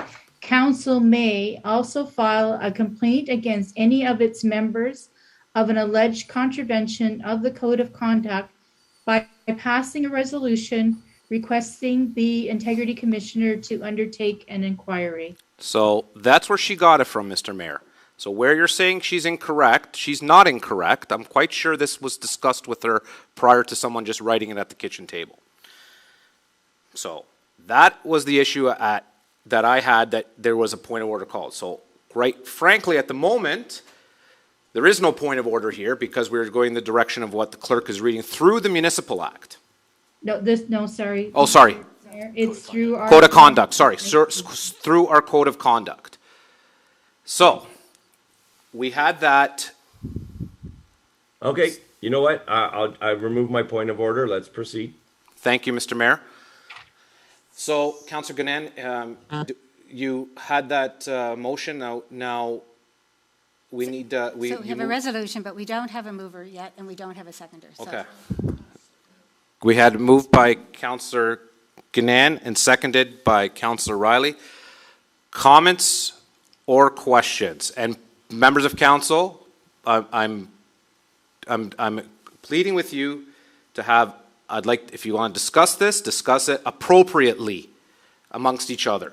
I'm forewarning everybody, that goes for members sitting in this gallery and members sitting at home, appropriately, please. I'd like to continue, to be honest. Go ahead, Councillor Riley. Thank you, because I had the floor originally before all this kind of unraveled. Again, and I think I have to go back a step here because, you know, I think in the beginning there, you know, the mayor had called a point of order, and at no point did we mention any names at that point. We were trying to bring it forward under discussion to express concerns we've heard. We're still receiving emails. Even a few minutes ago, I'm still getting emails from concerned residents within our municipality about behavior and actions that they, at the very least, seem to think are inappropriate and unacceptable for any elected member. So this is why we have this motion before us. In no way are we necessarily committing to making a ruling. We are asking the Integrity Commissioner to review the information that's before them and to come back to council at a later date and give us a ruling on whether or not the individual is, I guess, a violation or contravention of the Code of Conduct. I personally don't see why, if there's nobody who feels like they've done anything wrong, should oppose it. If anything, they should welcome it, because should it come back and there's nothing to report, then that to me seems like a victory for them.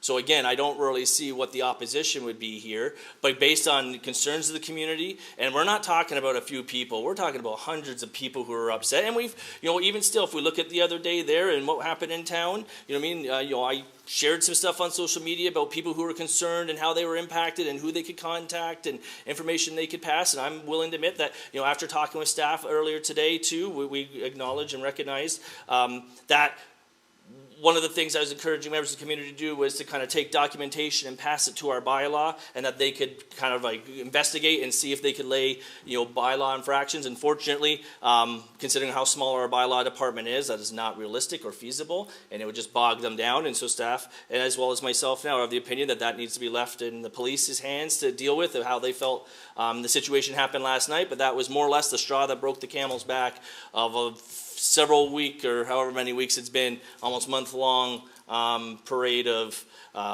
concerned residents coming forward, not feeling heard, feeling upset, feeling ignored, being confused between whether it's emailing staff, emailing us. We've all attached those emails, and then now just kind of grasping for what else can be done. And the amount of complaints that we received is you can't excuse it, you can't ignore it. So the whole point of tonight was to have a conversation. Hope that if anything we could have some positive dialogue.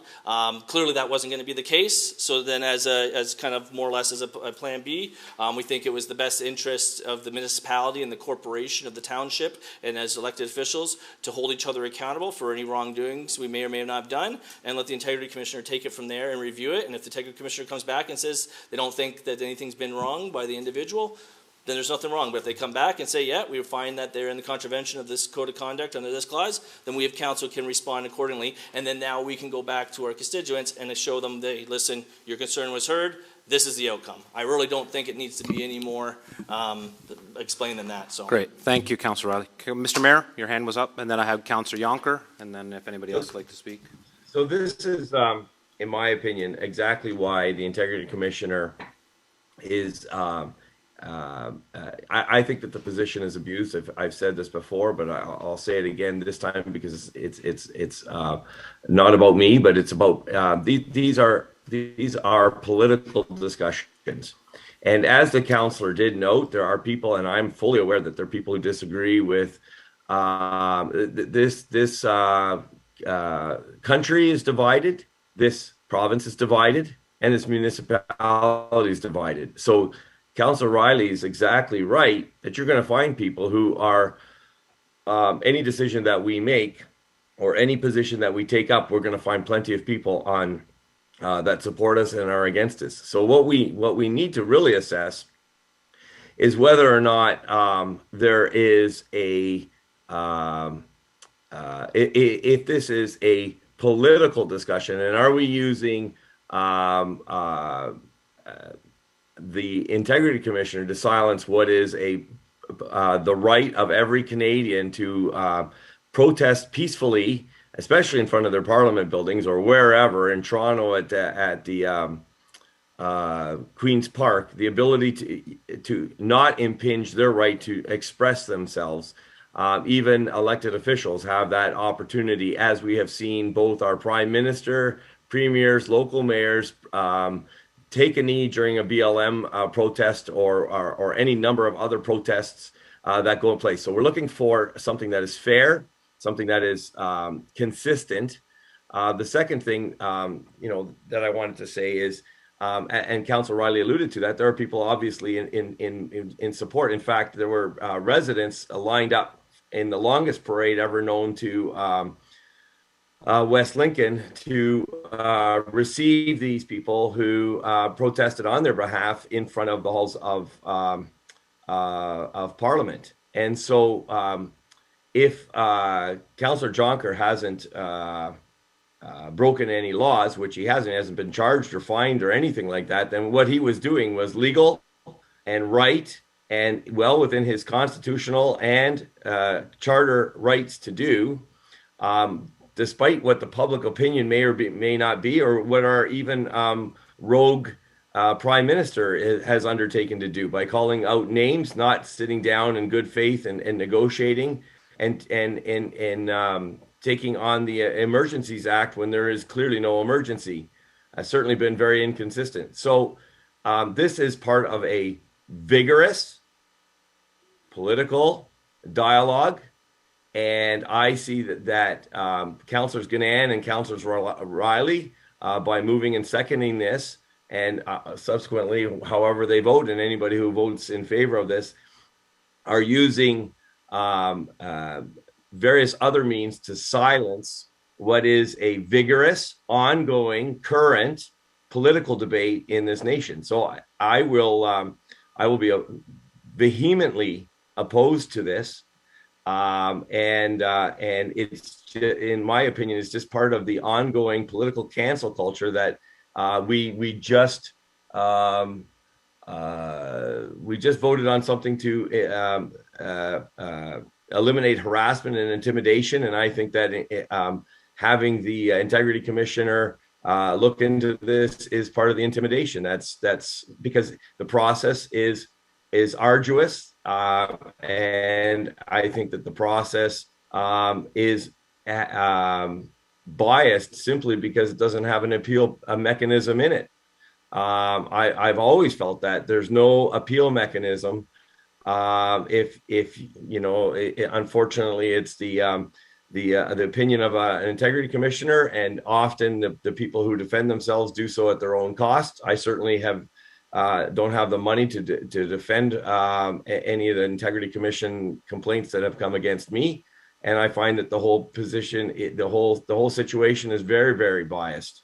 And so you pit country bumpkins such as myself up against the $350 an hour lawyer from Toronto.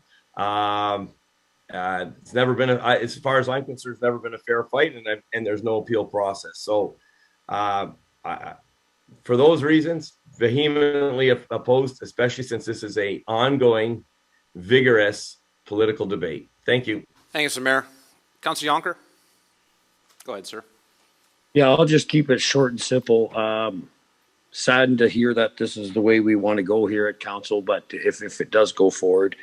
But I just want to express to council, for the last 5 weeks, all I've heard is nothing but love and support. Tears from people who have been suffering through what we have gone through for the last two weeks, for the last 2 years. And also, I did not expect what last night. And I'm very thankful that it happened, because it was an emotional time for us as well as anybody else involved. And I can tell you that the tears of that I was shared with by our neighbors were heartfelt and humbling when people that I didn't know lived just around the corner came up to me last night and thanked me profusely, like very clearly, with tears in their eyes, for what we've done in Ottawa.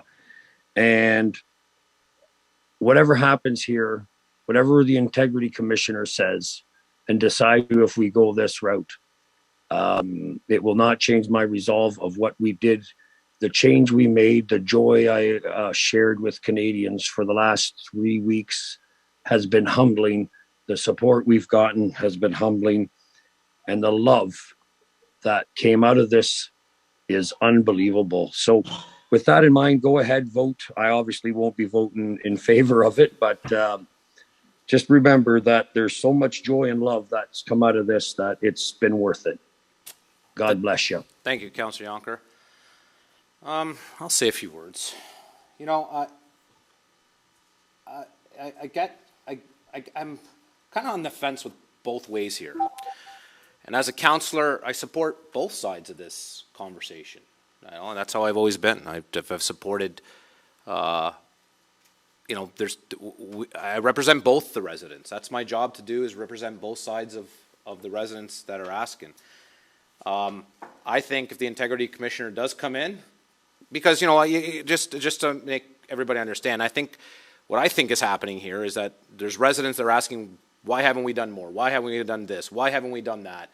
And maybe if the integrity commissioner comes in, the integrity commissioner is going to say, yeah, Harold, councillor didn't do anything wrong. You guys, so I can go back to the residents and say, see, I told you so. We listened to you. And the integrity commissioner said you didn't do anything wrong. And that's it. So it shows to the resident too that, and I think, to be honest with you, that, being honest, I don't think, and I'm going to say this bluntly, when Euro Cup is playing, and everybody, and I'll just be honest, and I know this is a total different side note, when the Euro Cup is playing and Italy won the Euro Cup, there was people parading around with flags and honking the horns and blocking streets, Clifton Hill and James Street in Hamilton, and you know, we're going to have World Cup again this year, and that's going to happen again. So to me, I understand there's a political movement on that, but what is the difference of someone cheering for their country, in support of their country, and blocking streets for a soccer game, or, you know, then there's other people that are very passionate in what's going on in their country and cheering and honking. I find them on the same sort of level. People might not think it that way. You might think that, you know, but there's still people blocking the streets for many things. And, you know, I understand there's bylaws, and there's bylaws even for this when people were parading around, I guess, for, again, and I'll use it again, Canada's going to be in the World Cup in Qatar in November, and we're going to see a bunch of people with Canadian flags parading in the street again. So what is the thought process going to be? It's going to be almost the same thing that's kind of happened, right? And I know why people are parading, and they're passionate for what's going on and trying to show that. So I think that the Integrity Commissioner comes in, and I don't think that they're going to find Councillor Yonker doing, you know, unless something was charged criminally. I don't think something's going to happen here, but at least you can go to the residents and say to the residents, we heard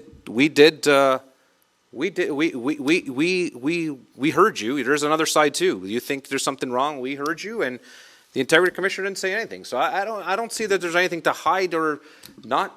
I think we're making this sound more harsh than I think the outcome is going to be as a whole. I think the Integrity Commissioner is going to say there's nothing wrong here and move on. So I understand where some of the residents come from, and they want to speak to it, and they want us to answer, and you're answering to your constituents. I get it. So again, let the Integrity Commissioner come in. If it came in for me, let it come in. I don't care. It is what it is. I got Councillor Gannan, and then I got Councillor Yonker, and then Councillor Bradrick. Okay. So I just want to be very simple here. I really, really appreciate your heartfelt response, Councillor Yonker, because I know that you felt a lot of support. However, while you were feeling a lot of support, we were getting numerous, I don't know how many, phone calls, conversations on the street, conversations wherever we were, emails, messages on Messenger, saying, you know, while Councillor Jonker is there, you know, are we paying him in West Lincoln while he's there on a different agenda? And then they started to be, well, this has gone on a long time, and we don't support that. And so, what are you guys doing about it? And questions like, what's council's response to this? Does everybody support this cause? Is everybody supporting him there? Is West Lincoln supporting him being there? And so I think, I mean, the mayor hit it. There's a divide. And so it is sort of incumbent upon us to make sure that we are doing something in response to those people who don't feel so positive about the things that are being done, or don't feel that what started off as perhaps a very peaceful protest turned into something that people identified as more as an occupation. And as that increased, then the number of calls we got increased. And then unfortunately, your wonderful welcome back party that you so appreciated turned into something that was not appreciated by people who were trying to put their children to bed on a school night, or people who just got their baby down to sleep, just all of those kinds of things. So this is really just an intent for the rest of council who are so inclined to support having somebody outside. It's our only avenue. We have no other way to show that we are doing something to represent the other residents who are not perhaps as enthusiastic about the cause. So that was the reason that this came forward. Thank you, Councillor Gannon. I got Councillor Bradrick and then Councillor Yonker. Thank you, Chair. I am on the cusp of making a decision one way or the other. I think that Councillor Jonker participated in a way that was about not Councillor Jonker. He participated as Harold Jonker, a concerned Canadian citizen, and that at no time other than a media representing him as Councillor Jonker did I ever hear him speak of himself as a councillor there in Ottawa. I feel as though it doesn't meet the threshold of involving the Integrity Commissioner and would allow for the community to make the decision one way or the other if they support Councillor Johnker come this October if he decides to run again in Ward 2. I will not be supporting this. Councillor Yonker? Yeah, here we are trying to save our constituents money, and yet we're going to go to a commissioner at $350 an hour and waste their money. Like I said, there's going to be, and the mayor said, there's both sides to this. And the only time the council, my job came into call was when somebody called the media on it. Other than that, I did not represent West Lincoln there. I represented it. The nurses, the doctors, the workers, and so many other Canadians who have lost their ability to provide for their families.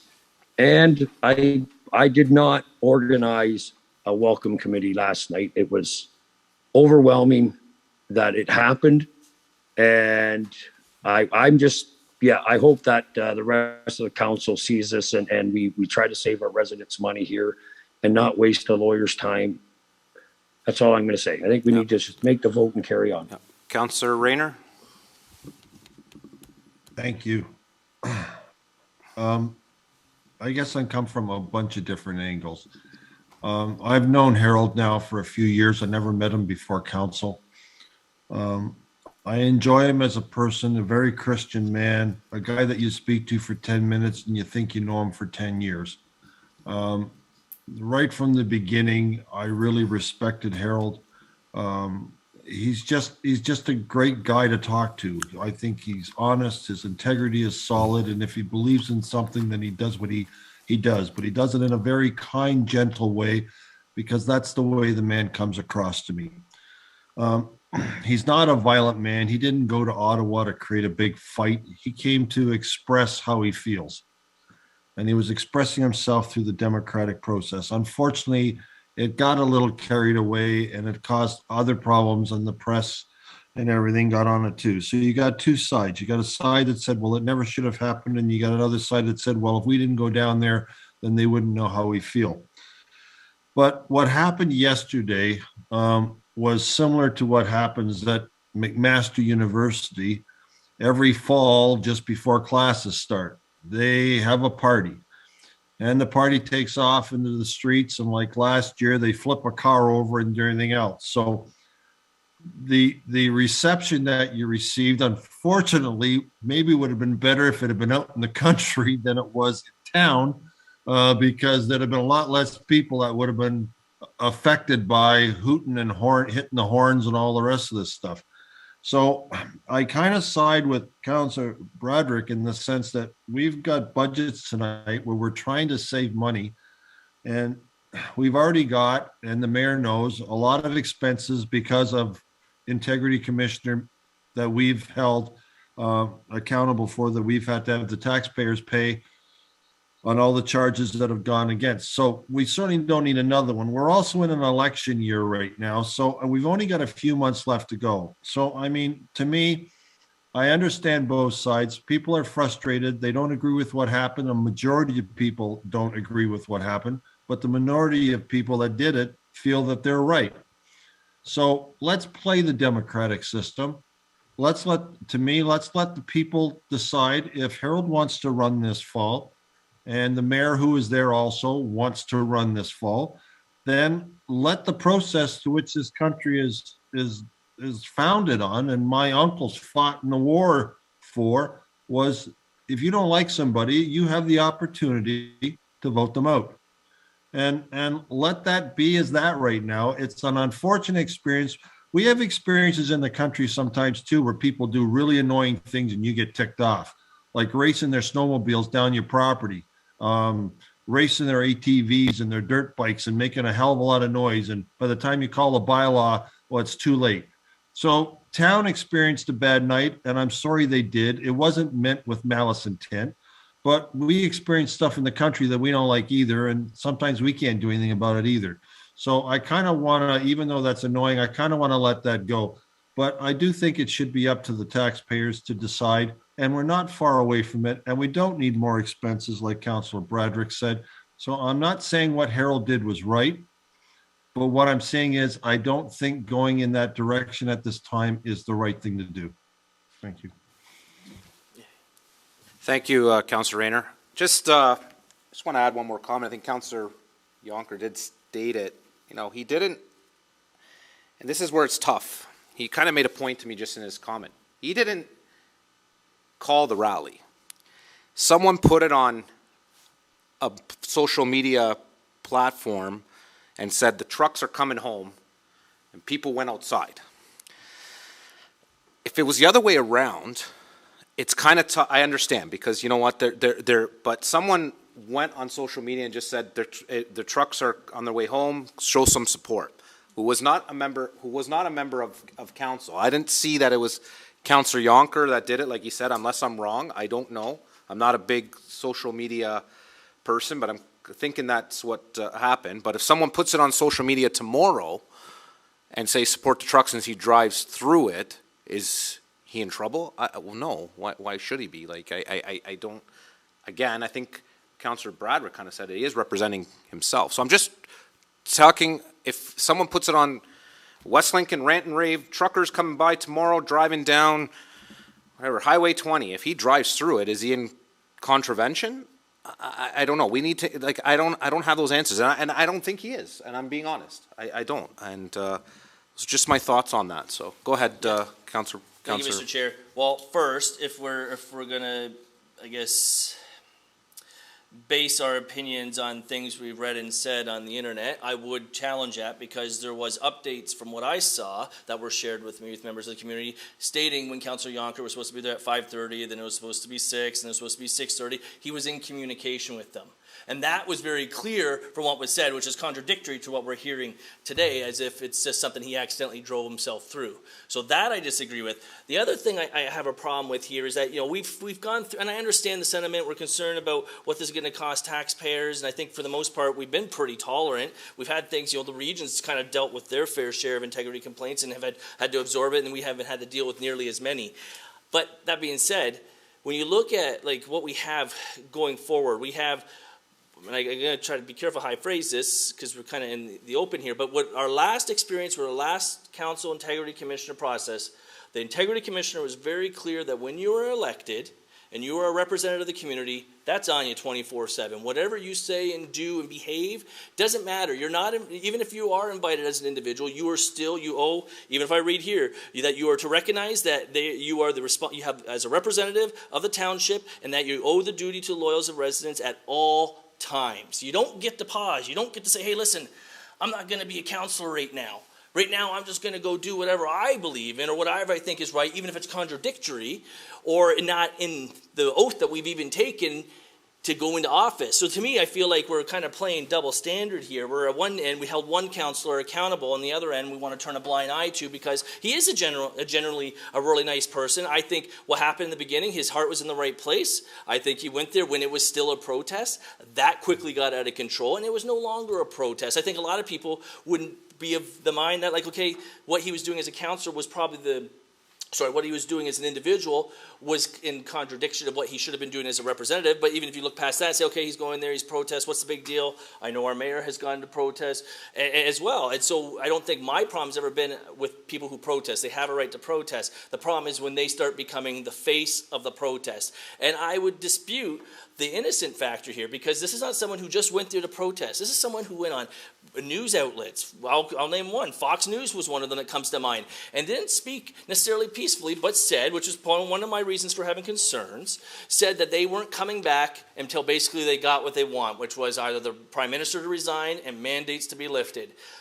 That's not how protests work. You don't give orders and threats and demands. That's why I think to some extent the federal government has labeled them the way they have, because they haven't gone there. Protests go there and they protest and they get their message heard, and then they go home and they regroup, and then they find out another way to get their message home. They don't go there and block trade and block commerce and disrupt the community and interfere with other people's lives, hoping that they'll just join the fight because they're just so miserable themselves having to endure the whole process. that they'll come about it and then something will be forcefully. That's undemocratic. Okay, Counselor, I know you're bringing up some points and you're able to bring some points, but the motion is about what happened. I know, and that is in relation to the individual Yeah, hands. point of order, because he's actually spewing stuff that's not true. But it's not and in the motion. What's said by It's the really not in media the is not But it true. would The be in the city of motion based on the Ottawa items that is were actually in highlighted more and that were lockdown going to than be when we were there. reviewed. Can we just have the vote and move on? Councillor Yonker, you do not have the floor. You've not been recognized. Hold on. Through the chair, Counselor, the thing is, Sorry, the motion states, the motion states what was, the way you wrote the motion was what you said what happened transpired last night. Nothing in relation to what's the motion say? The motion's, sorry, read it again, please. Calm down, Counselor. Nobody's listening. That's the problem. Counselor, You guys Counselor. are jumping to conclusions. Counselor, we have a right as members of council to ask the questions to each other. I get that. And quite frankly, to tell me that no one's listening. But you're that's- not, because if okay, you but listen to the original motion, it's Mr. hard Chair, to you would understand what's on the table. You think it's related to last night. Please call the motion back. Counselor, can you actually read out the motion that you have memorized? Because I don't have it memorized. So obviously I don't get remember. that. So that's why we need to ask for that. Well, that's what I'm trying to hear. Okay, then go and ask so- for that. That's all I'm saying. Go ahead, Counselor. Okay, so Mr. Chair, I do have the motion. And so in actual fact, we were looking to have the Integrity Commissioner, so here we go again. On behalf of the Council of the Township of West Lincoln, in other words, all of us who are involved with this, the Integrity Commissioner be and is hereby requested to undertake an investigation into the actions of Councillor Harold Jonker, including his leadership and involvement at the Trucker Freedom Rally / Convoy during the period from January 28th to February 21st, 2022 in Ottawa, including the parade convoy that took place on February 21st, 2022 in West Lincoln, which may be in violation of section, and then the sections are all named. So 4.1, subsection C, D, F, and G, section 7.1, 7.2G, and section 10.1 and section 10.2 of our municipal code of conduct. So what we're looking for is just to have the Integrity Commissioner take a look on behalf of council who, in fact, are trying to represent the residents. So, sorry, I'll let you go. I just want to finish. No, the floor's all yours, Counselor. Go ahead.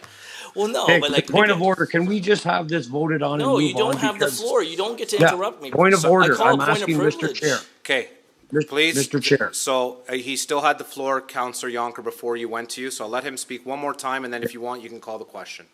Thank you. Counselor Rayner has his hand up too. Do you mind to just, go ahead, Okay. Counselor. So again, to wrap this up, the whole point of bringing this forward, as Councilor Ganea mentioned, was to have the Integrity Commissioner look into this. I mean, this could be a win-win. If they got nothing to worry about, they shouldn't even worry about opposing. I get it. Maybe there's integrity at stake, whatever. What I do want to say is that just because you think that you have, like, these absolute freedoms, you can just go do whatever you want to do, you're not exempt from consequence. And again, we would be going contradictory to the very ruling that we had to go forward with the last code of conduct, which was based on the opinion of our paid Integrity Commissioner, which is that we are in the role of our council or mayor, regional council, whatever your role is, the full time while you're in term. At no point do you get to separate from that. If we don't want to support this, then you're basically saying, forget the code of conduct. From here to October, there's no code of conduct. And at that point, I put the motion forward to remove the code of conduct so we don't have these problems again moving forward for the remainder of this term. So to deny this would be going against our very principles in our code of conduct. So you might as well also remove that at the same time if you shut this down. And I do want a recorded vote when the time comes. Counselor Rayner. Your mic's off, Counselor. Can you turn your mic on? Thank you. I know Council Riley has a passion for this, but bottom line, in past experience, we know we spend a lot of money on the Integrity Commissioner, and the result is usually almost a waste of time. It's usually, or similar to that. So to prove a point that you're guilty, you're not guilty, but if you're guilty, there's no consequence because the penalties are so minute and minor that it's almost ridiculous the amount of money you spend just to prove the point that you were right, the guy was wrong, and that's it. But there's no penalty. So, I mean, so to spend all this money, even if he is found that it's a violation, there will be no consequences. We know that. We've got past experience on that. It's a no-brainer. So other than just for the point of winning the argument, you're going to spend a lot of money. And, you know, I appreciate and understand both sides, but at this point, our term is almost up. We're going to be a few months from now, we're going to be in lame duck. And let's just let the electorate decide. That's it. Thanks. Councillor Yonker. I agree with the last comments there, and if the Integrity Commission was to do proper investigation and whatsoever, we would spend a fortune. So just saying that, can we call it to a vote? And I do agree it needs to be a recorded vote. So could we just move on to voting for this so we can get on to our Public Works Recreation Arena Committee before it's too late? Hope it's not a big one. We might have to have a motion if we don't make it in time. So that's what I was wondering already. So can we just move to point of order? Can we just move to the vote? It's Councillor Yonker. It's not a point of order. I know. Can we just move to the vote? He spoke to it, so you can't call. Can you make it very? Yes. I just want to point out one last quick thing that I know Councillor Rayner mentioned the concern for money. We're making some pretty big assumptions of what this is going to come back at. We don't know. We've never seen or experienced anything like this. So if this is the attitude or the ideology going forward, then again, I think we need to add an amendment to this that once this fails, I need to bring a motion forward to remove the code of conduct because we're not even complying with it because we're concerned that there's only a few months, 7-8 months away before the next election. So just know if this fails, I will be bringing that forward at the time because I don't think there's any reason for it. But people are still allowed to bring, as a councillor, you're still allowed to bring it personally by yourself as well. It doesn't have to be the whole. No, I get. So it really is not if this motion is defeated.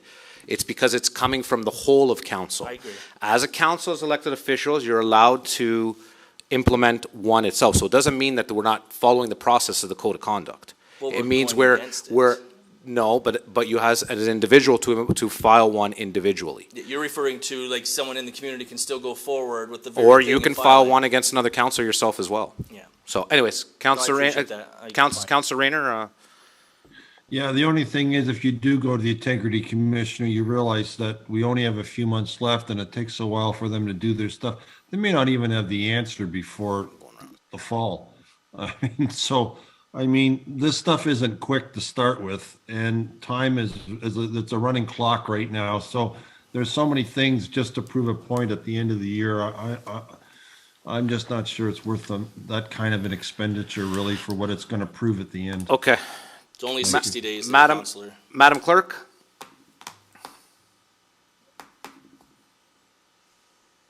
Yes, Mr. Chair. Councillor Riley did call a recorded vote for this.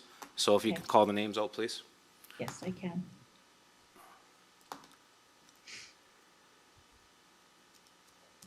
Councillor Riley? Support. Councillor Braderick? I do not support. Councillor Gannan? Support. Councillor Jonker? Do not support. Councillor Rayner? Mic's off, Councillor. Right, do not support. Mayor Belsma? Opposed. Chair Trombetta? Not in support. The vote is 5-2, lost.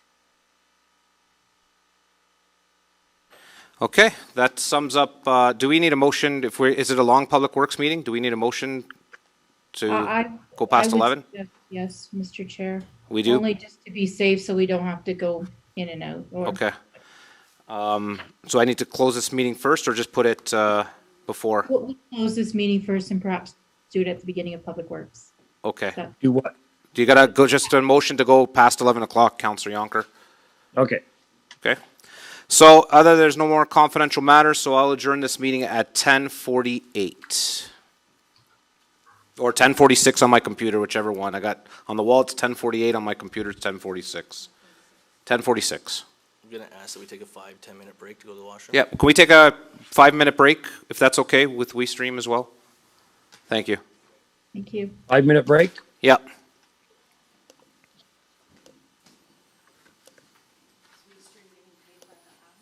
I don't know. We've had some 7 to 7:30 ones.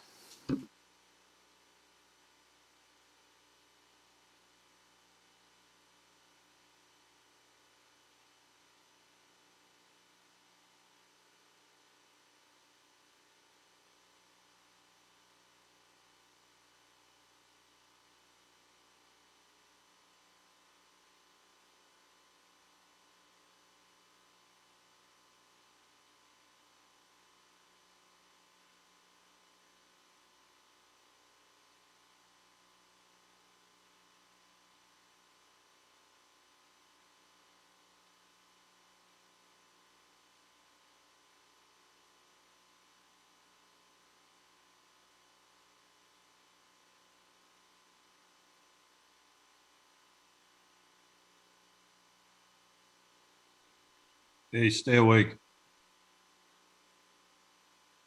Caught you napping. Who? Me? You. You look totally beat. I am beat. I am totally beat. How's your eyes? Did you have both another one just done again? Yes. Yeah. Yeah. So let's say exactly almost to the year. It's just age. He said it won't Yeah, happen. just He age. said. Yeah, yeah, definitely age. Sure. What did you do? Have laser?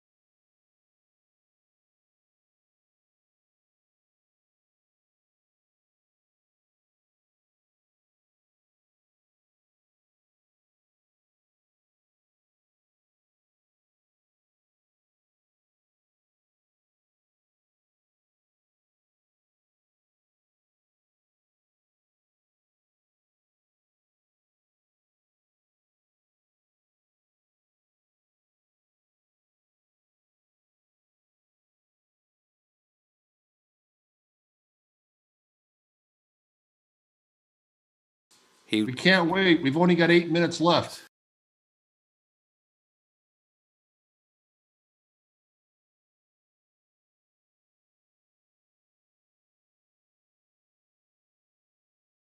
We've already started 15 minutes late. Let's go. Counselor, why don't you just sign off and leave, like you always do? All right, Hey, you want me hey, to do that? guys, You're mad at me now. let's so that's not why you're say saying that. Not mad Let's at you. move on. Counselor Let's move on. Yonker, okay, Apologize okay, to our Let's stop always. wasting time. Counselor Yonker, the floor is yours. Okay. Are we ready to go? He says yes. Yes. Okay, meeting number 2 of Public Works Recreation Arena Committee held for February 22nd, 2022. Due to the efforts to contain the spread of COVID-19, protect all individuals, the council chamber will not be open to the public to attend standing committee or in council meetings until further notice. The public may submit comments for matters that are on the agenda to J. Shummy at West Lincoln for 4:30 p.m. on the day of the meeting. Comments submitted will be considered as public information and read into the public record. This meeting is being live streamed as well as recorded and will be available on the township's website. The township of West Lincoln, being part of Niagara region, is situated on treaty land. This land is steeped in the rich history of the First Nations, such as the Hatiwana Dondrek, the Haudenosaunee, and the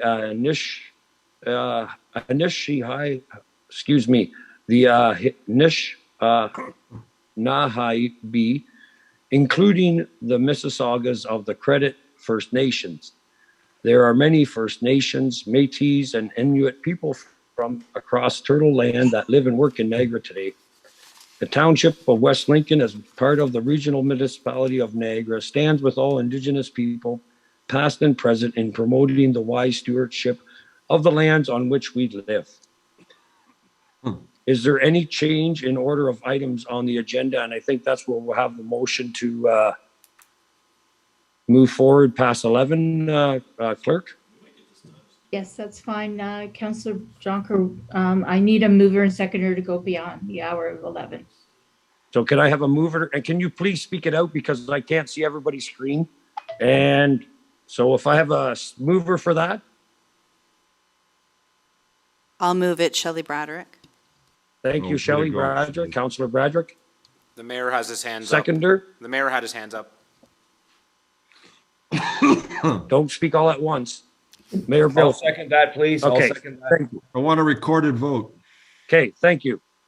All those in favor? Support. Support. Support, everybody? No.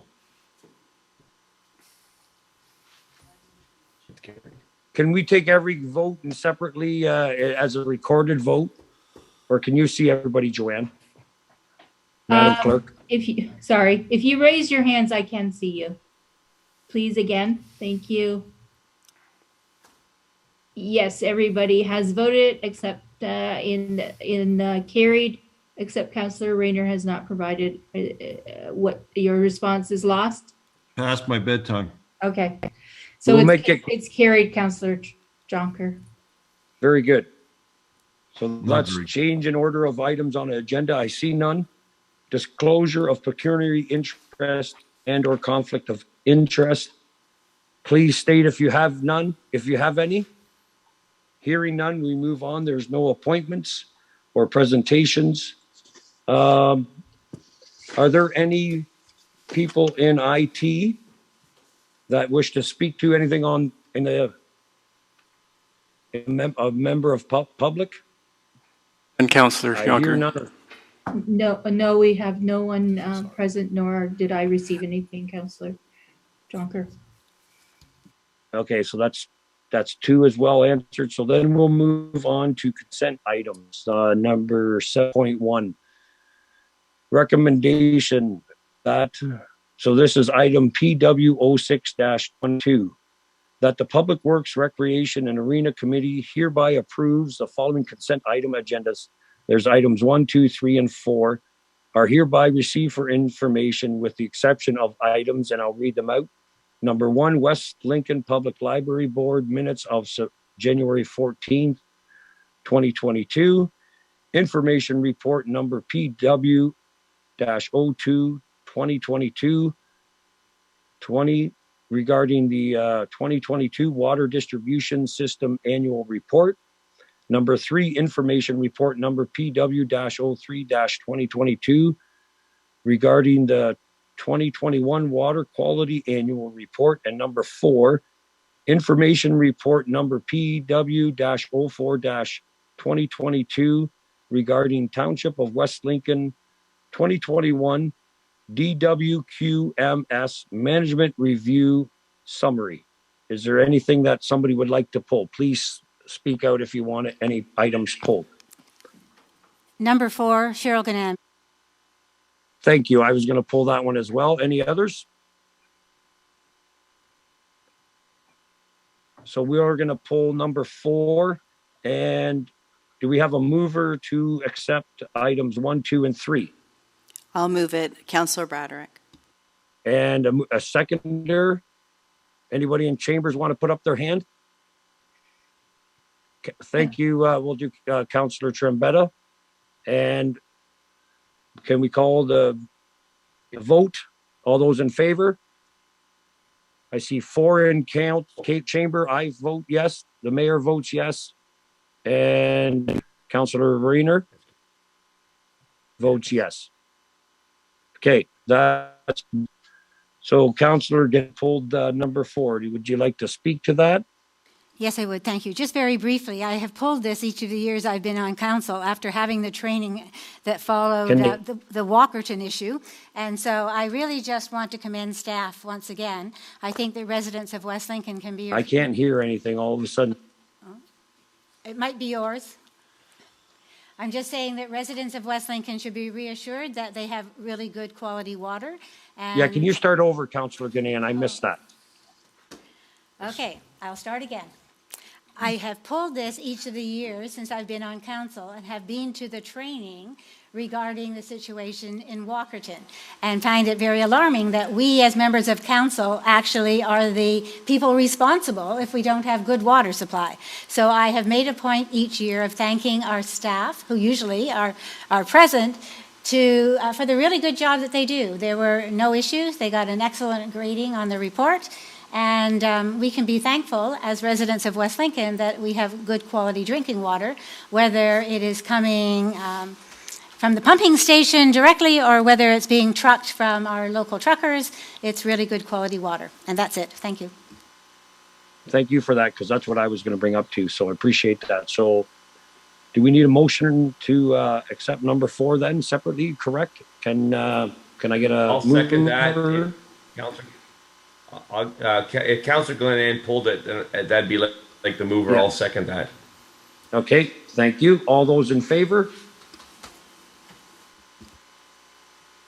I believe that passes. Thank you. Hope it does. I hope it. There are no communications for this evening's meeting, number 8. So number 9, we have one staff report. And that is item PW07-22, Coordinator of Recreation Services, Wendy Beatty, and Director of Public Works and Recreation, Mike DiPaolo, regarding recommendation for REC-020-2022 long-term rentals of the Lincoln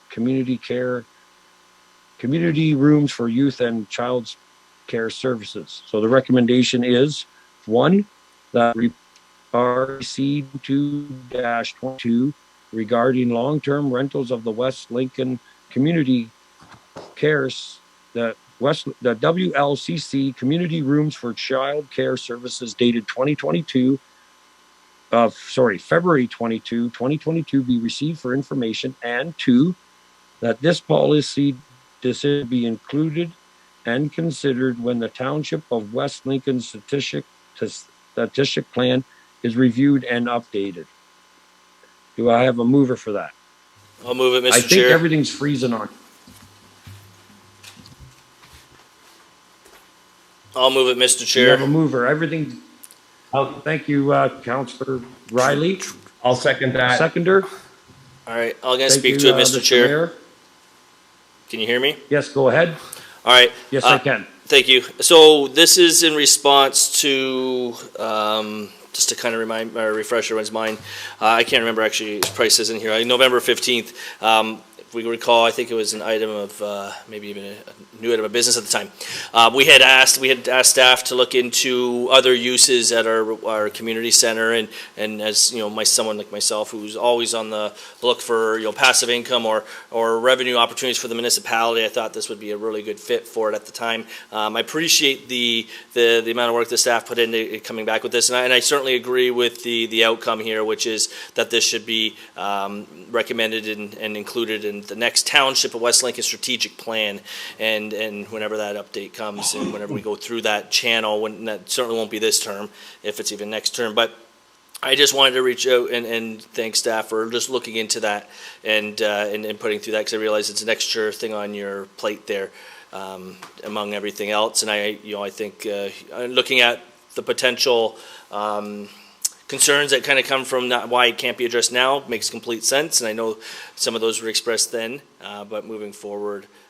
it's certainly something that's nice to know that's not a done deal. I think also, as we try to address, because the initiator behind this was also trying to address, we had an organization that deals with childcare, and so one of their struggles and concerns was trying to find space that was available and affordable, and even with, you know, with what we would have to do in the rezoning and the, you know, the changing of the rates, it certainly might not even qualify for what they would require it as far as the affordability aspect once all that stuff was done and organized. But I do think there's a bigger conversation to have later if we're going to address that particular matter, and what the next facility, if we can advocate at the region to assist with, probably makes the most fiscal sense. But again, I just want to thank the Director DePaula there for, and Wendy as well for reviewing this, looking at it, reaching out to the constituent as well, who had the idea and the you know, I guess not concern, but the vision for it. And unfortunately, it's not going to happen this time, if it happens ever. But again, I think it's a great step towards addressing this at the next strategic plan update. So I just wanted to put that out there on the record there, Mr. Chair. Okay, thank you. Anyone else? Seeing none, all those in support? And that carries. Thank you. Moving on to number 10. Hopefully there is no items of an informative nature, because the night is wrong. But I do see, so we're dealing with, sorry, I'll get to you, but PW 08-2, other business items of informative nature, and I see Mr. Councillor Trombetta has his hand up. Go ahead. Thank you there, Councillor Yonker, Chair Yonker. Just note to members of committee that people have been reaching out to me for the hall boards. You know, the time is coming where people are looks like we're headed to positive, back to normal, which I'm really happy to see, and people are wanting to rent out the facilities. They wanted to rent out the facilities prior to obviously some of the provincial guidelines that are getting changed up to March 1st, because the hall board was not, because unfortunately some of the hall boards in our areas weren't staffed accordingly to do everything. But as of March 1st, the hall boards are open for full rentals. So if you want to let your constituents know, because some people have asked, because they tried to get in prior, but as of March 1st, Lauren Bristol did reach out to me. He's president of the hall board, and he did say as of March 1st that full rentals will be for people that want to have a function at our local halls. So hope to see that. Hope to see a good vibe in the community for this summer, and get some people back together at these halls that were, you know, they're a staple in our little community. So just wanted to put that out there. Thank you. Yeah, thank you, Mr. Councillor Trombetta. Even though you're in the chair spot, you're still okay. Any other? Mr. Chair, I'd like to speak. Yes. Yes, go ahead, Mr. Okay. Thank you, Mr. Chair. And just two things. First of all, it's pothole season. So there's going to be a lot of social media activity about various potholes and such like that. If we together can, report a couple ourselves, but mostly we can direct people to our website where they can report a concern. It's the easiest thing to do, and we can get these potholes addressed before they kill our suspension. Second thing that I wanted to say very quickly is we had the West Lincoln Chamber of Commerce had their annual general meeting, and it was well attended. And we're thankful to Janelle Van Hulst, who became most of the board positions were retained, but Janelle Van Hulst became the vice president of the chamber. So we're very thankful to have her on board. And cheers to. Oh, come on, from Meester, who went out and Elizabeth for Servey. her hard work. There we go. Thank you, Yes. Councillor Ganan. So I just wanted to get that on there really quickly. The chamber had their AGM and it was well attended, and we have a good fresh board again. Thank you. Thanks for that, Mr. Mayor. That saves me bringing that up. So definitely was one of those things that I did miss, but that was good that you reported on it. Any other councillors with other business? Seeing none, we'll move on to new business. Councillor Rayner has his hand up. For tonight. Mr. Chair, Councillor Rayner Okay, has had his sorry, hand up. thank you. Sorry, Mr. You got to put your hand up as a signal, then I can see it. I did. But go ahead, Councillor Rayner. This is other business? Well, yes, I just wanted to bring up a couple things. Number one, I want to thank the Public Works trucks in the snowstorms we've had lately. They've done an excellent job. It was pretty bad out in my area with, I would say, 100-kilometer winds, and we had snow drifts that were pretty bad. I know Councillor Trombetta buried his car in one, but they were there. They did the job, and it was really well done. So I just hats off to the guys who are out there. They work terrible hours, terrible working conditions. Think about the working conditions. When the roads are the worst, they're out driving in it. And they're trying to dodge all the mailboxes and everything else that's out there, and who knows what's on the road. And plus they've got like, what, 444 Councillor Rayner, roads to do? Pardon? So anyways. Sorry, you're freezing up, but go ahead. Okay, so hats off to them for a job well done, and it was well done throughout the winter months. And the other thing, I'd like to thank the director, Mike DePaula, for being so kind and wanting to stay tonight. We've had an extended visit with him tonight, and I hope he enjoyed the time he spent with us. Thanks. Okay. Mr. Chair, I just want to make one quick question or comment. Thank you. All right. One more comment here, Mr. Chair. Good.